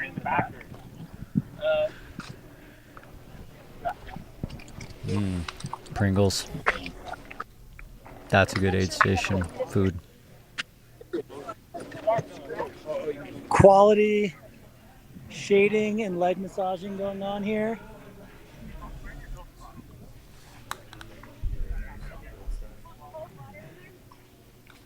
Get some cold water in the filter bottle. Get that cold Powerade out of the cooler. Is this water? Yep, that's just water. Cold water. Where's the filter bottle? Middle school dream coming true here. I might have spilled your beans, man. The beans are everywhere. Okay, let's get your sleeves wet. Just keep eating, Brian. You're looking great, man. Good. Green sauce.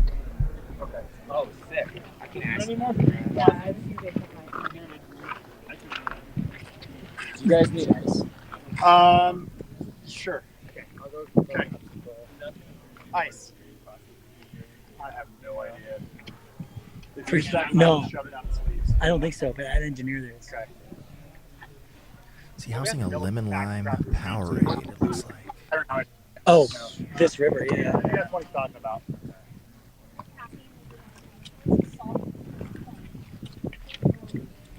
And a You want shade ice in the bucket structure in your normally house? reserved for photo shoots. Dedicated person getting his arm workout in. I told you, bulking season.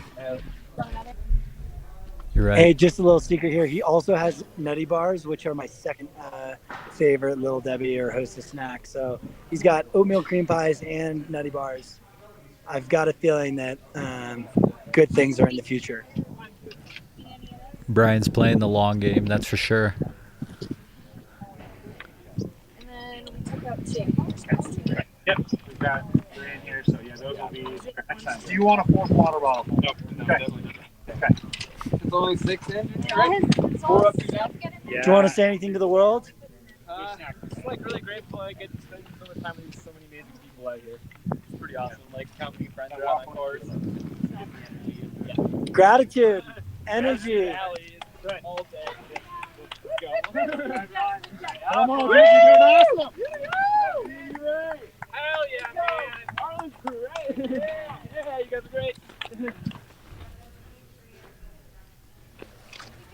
Awesome. announcement. That's your 6th place male, Brian Como, heading out of the Animas Hey, you're Forks looking aid great, station.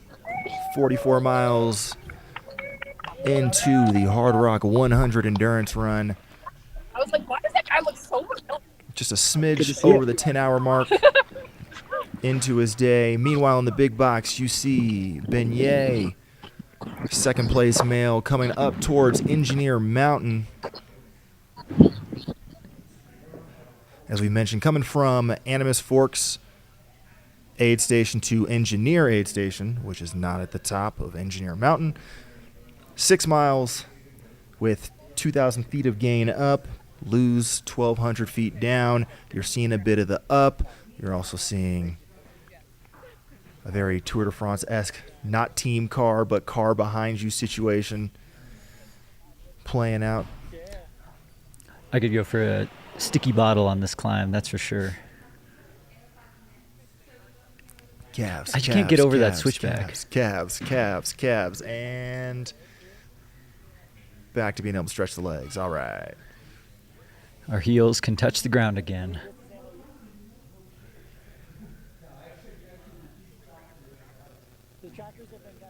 You know you're moving when you drop a Jeep. He's got a Pacer ATV up there.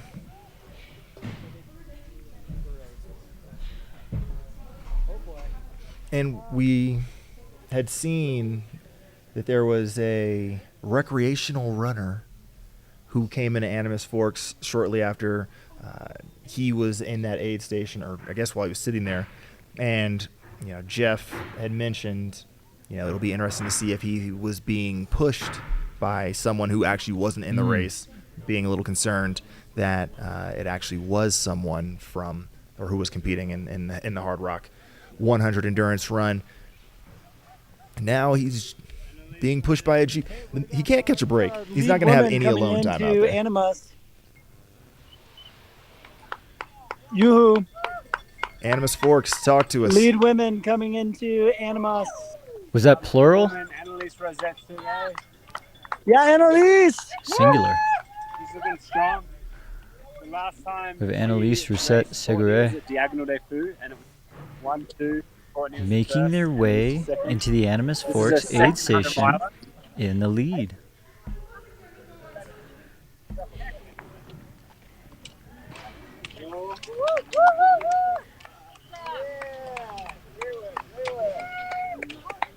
I'd be lying if I didn't say I was a little bit surprised. I mean, after Courtney ran up on her prior to the last aid station, wasn't sure which way the momentum was going.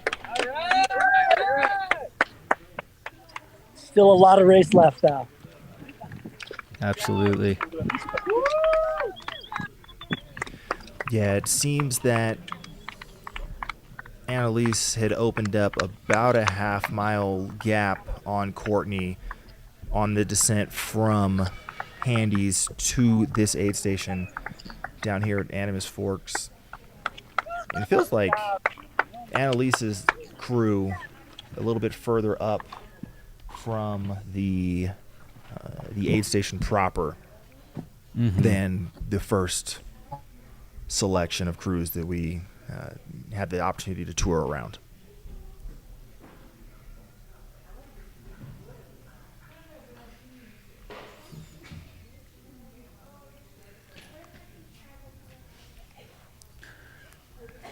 We're just temporarily up on Engineer.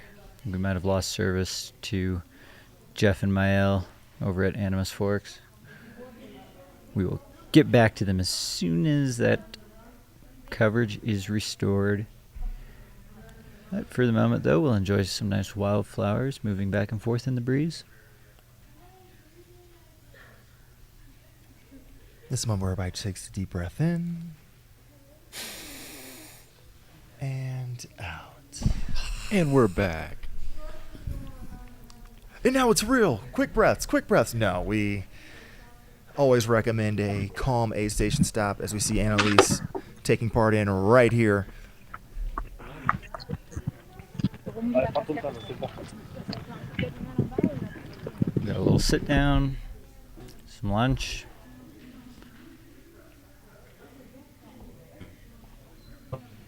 taking a healthy dose of calories. A little Bastille Day celebratory lunch. Everything about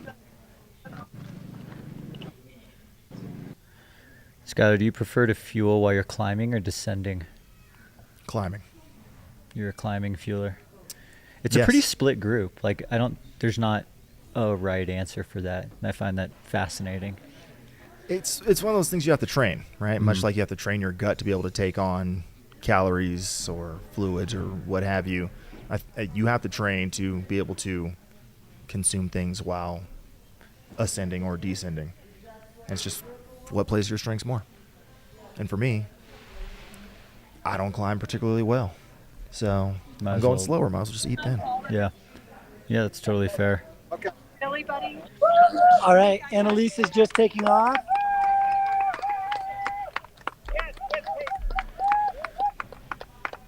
Jeff, what were the vibes you were getting from Annalise and her crew at that aid station? Super controlled, comfortable. Just kind of did an assessment. I'm sorry we lost reception. We were too far from our Starlink, but she just headed up the hill. Chris, was she taking a pacer? Yes, with pacer. Yeah, so she left with a pacer to your right. Right on. Thank you. Absolutely, and we should be able to still get to Courtney and her crew. That's like right on the edge of our reception. Do you have a visual of Courtney yet? We will let you know in 10 seconds. Right on. There is some cheering happening, so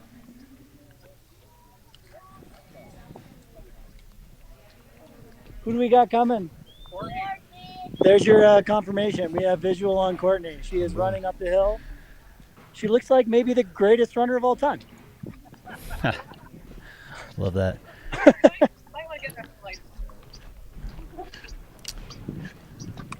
So what's our gap at? 3 Yeah, minutes? Courtney is 4 about minutes? a minute out.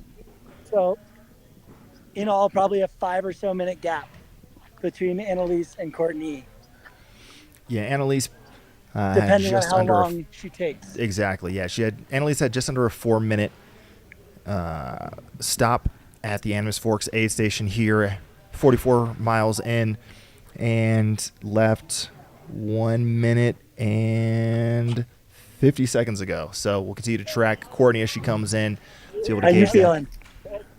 Pretty good. Meanwhile, we are here watching Avery Collins, your third place male, work his way up the devilish switchback to take on this Jeep head on with his pacer. I think it's a Bronco, actually. All right, well. Avery looks so strong. Here at Animas, we've got Courtney coming in. Yeah, I think Avery's so far taken the shortest line up that ridiculous switchback. And I definitely perceive that as a sign of freshness. So you know when Courtney's coming, because everyone just starts yelling. And then you can see she's jogging up this climb. She's moving pretty well. Doesn't have her poles out. Annalise had her poles out when she came into the aid station. Courtney's running. I don't know if that says that much, but... All right, we got Courtney coming right into Animas now. All right, we'll get that. Try and get that. Yep, there it is. Courtney on the big one, the big screen. So Annalise left this aid station 3.5 minutes ago. Let's see how long Courtney takes to get what she needs and head on her way towards Engineer. Doing so good.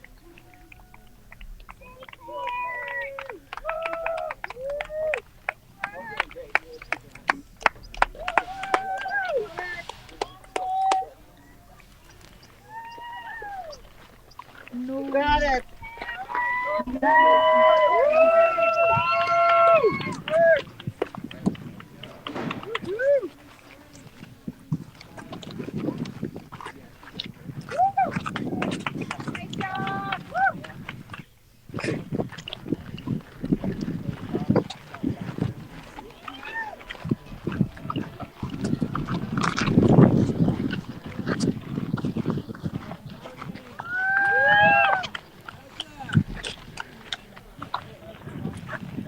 And as we have our aid station camera at the very end range of the Starlink, the joys of being at over 11,000 feet in some of the most remote territory.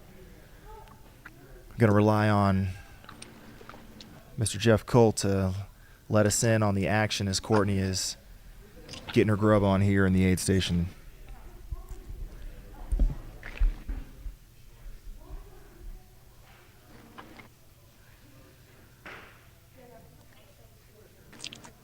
They appear to have a pretty good shade structure developed over there. Not their first rodeo.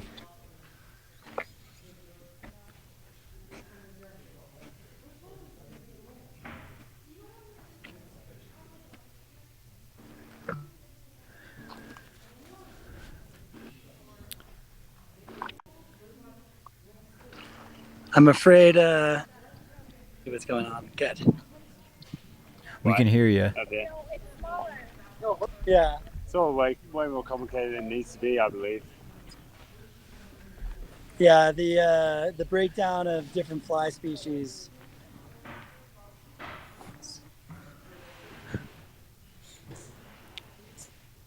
Seems to be the excitement.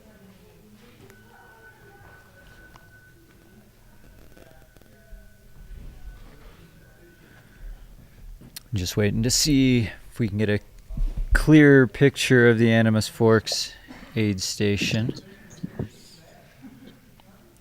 You know, we're 44 miles into this adventure through the San Juans.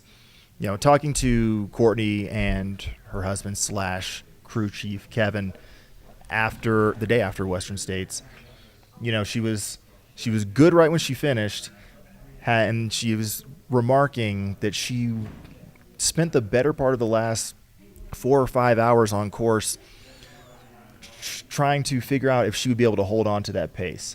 And the question coming into this race was, how is she recovering? We saw a pretty conservative start from her. She's currently about 6 minutes and counting behind Annalise. A lot of race left, but we'll have to get a report from Jeff on the ground of how this aid station pit stop is looking, what she was able to take on, and how things will progress as we head up to Engineer Mountain, back up to 13,000 feet one more time, and down to Ouray. Meanwhile, you also see in the big box one, Mr. Dylan Bowman making his way towards Engineer Mountain. I think we do a video again at the Animas. Forks. There we Courtney are. just had it out. So sorry that all of you viewers who were so excited about seeing Courtney, I'm very sorry that the video cut out. Jeff, could you She give us looked a great. breakdown? She did some eye drops. Yeah, she did some eye drops. She drank some fluids, and really just filled her vest with water and food, and got out of there. I think probably in all also about 3 minutes or so. Here we have the fan favorite Arlen making his march. Looking good, Arlen. How you feeling? You got a thumbs up.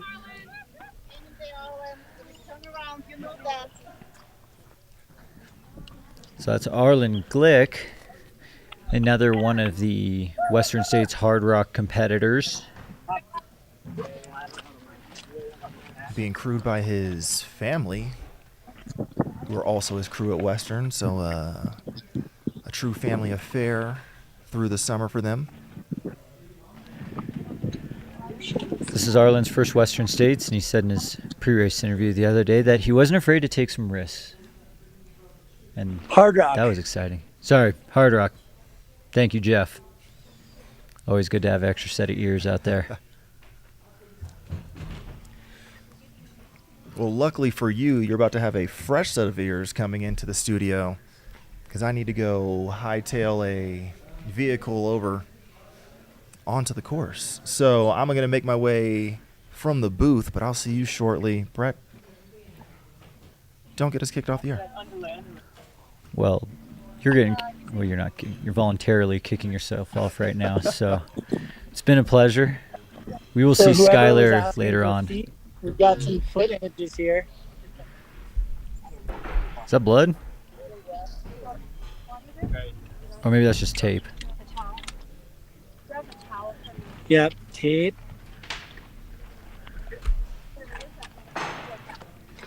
All right, we also have our first runner who's eating brisket. All right. No one else has taken brisket yet, Arlen. I don't know. I think you're doing it right.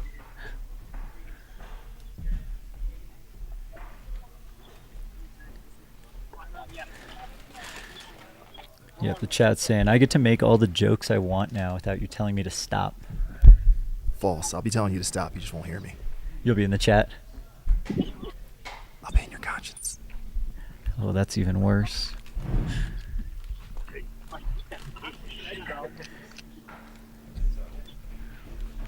What's your name pacing? Butch. Butch. We got Butch pacing Arlen to your right. Ooh, all the way to Chapman. Let's go, Butch.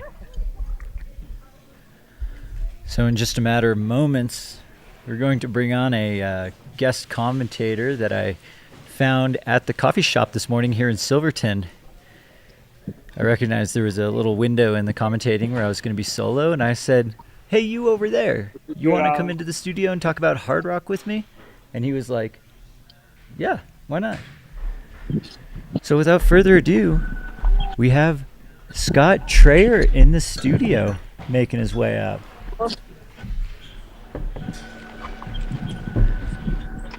Scott, would you like to be sitting in Arlen C right now, 3 weeks after Western States?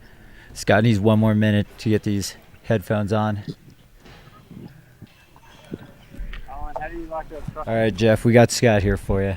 All right, here we go. East Coaster repping the commentary. Let's take a look at Scott, I was just what we got asking going if you'd on. like to be, if you'd like to be sitting 43 miles into Hardrock right now after Western States 3 weeks ago.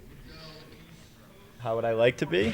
I don't think my legs would like it. How about you? Yeah, I'm definitely not in that place. But we've got Courtney and Arlen both doubling up from Western States and within about 5 minutes of each other. So our Hardrock Western States doublers are sticking close together. Teamwork, make the our dream switchbacks, work, Annalise baby. just went out of sight. Yep.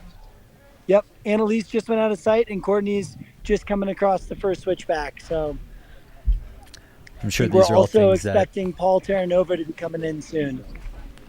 I'm sure these are all things that Arlen wants to hear right now. Both of you guys who ran Western States are like, "Oh, I'm so glad I'm not running Hardrock right now." What about I feel great. I love to be out there. Arlen, you're so lucky. Oh, Arlen's my hero, always, whatever he's doing. I'm very inspired. It's very true. Well, let's see. Courtney came through, and was she ahead or behind Diana Finkel's splits? Let's take a look. I'm going to pop the women's leaderboard up on our screen here. And Ann was in the lead. I think she's a few minutes behind course record.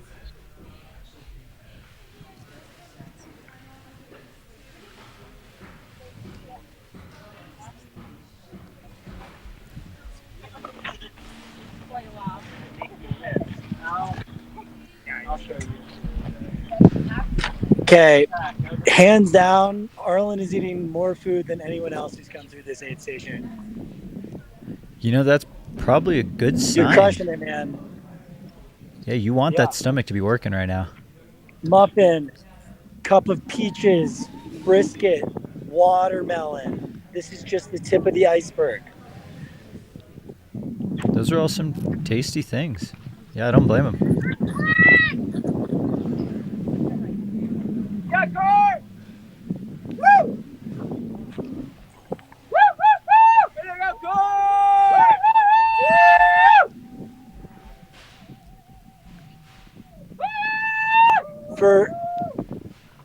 for listeners at home, when people like yell really loud for Arlen or for Courtney, afterwards they actually are like exasperated. The elevation is such that if you really yell, you feel it. I've been very impressed by Orleans' crew blowing that mining horn so much, because I can only imagine the amount of air it takes to make that sound, and they've been pretty spot on with it, so props to them. Let's go, buddy. Let's go, Butch. Bring into Chapman, Butch. So Arlen just left with pacer That's Butch. definitely the fastest Wow. run out of here also. It's almost like he's the fastest 100-miler in the field. Might be like that. So it looks like Ann was 18 minutes behind course record. Yeah, it seems like between the last two aid stations, we've gotten to that point where the temperatures of the day have started to weigh on to the speed versus the ghosts of the course. Sure. You know, fortunately for today, everyone's in the same weather.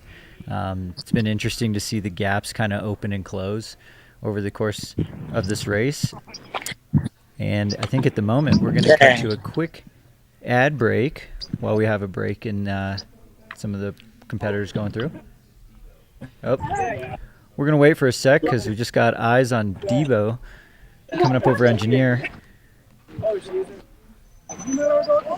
Debo's hitting Engineer. Making his way up towards the top of Engineer Pass right now. This was a section that was probably 50-50 run versus hike.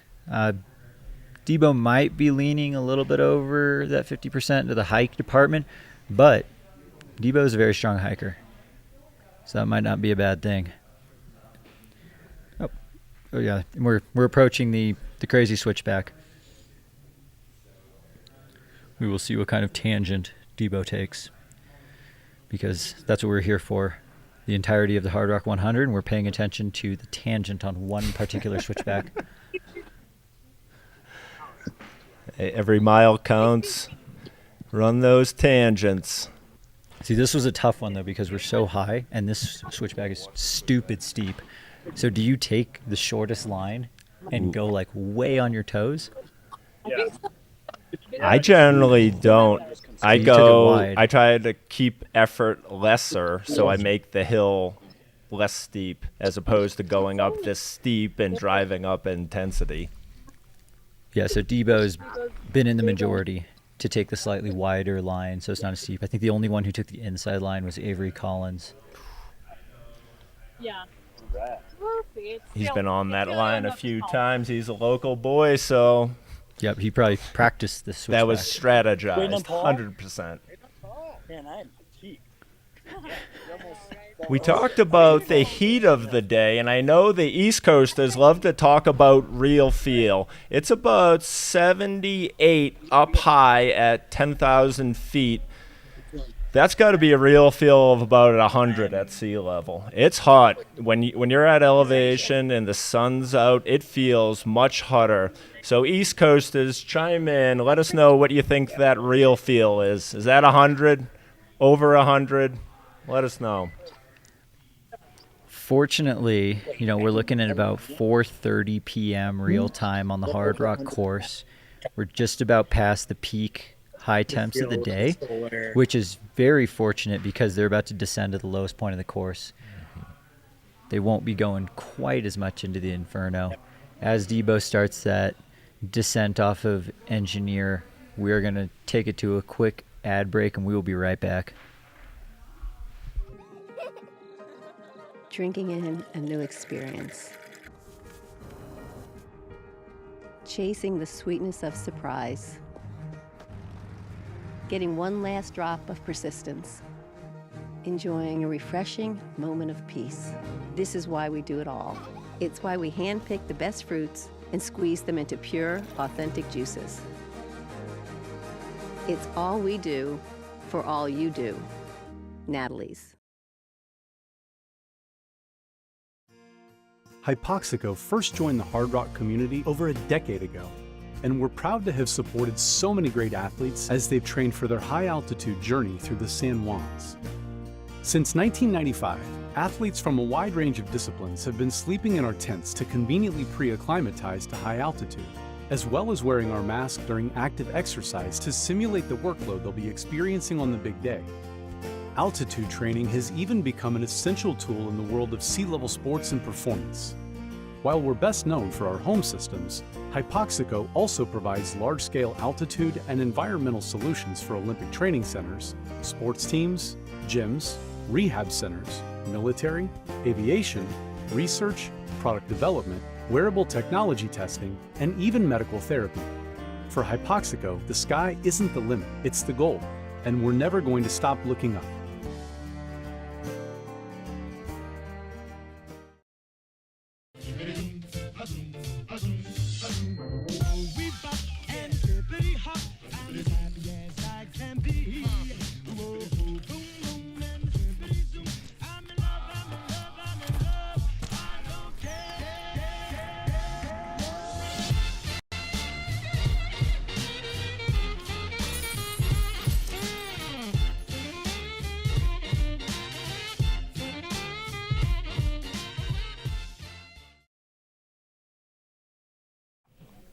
All right, and we are back at the 2023 Hardrock 100. We are going to switch over to a new stream for those viewing. You don't have to do anything. You'll get redirected to the next one. But we just want to switch while we have the moment, so that way we can go on for the next 10 hours or something like that. Bryce, that's all you. We will see you all very soon.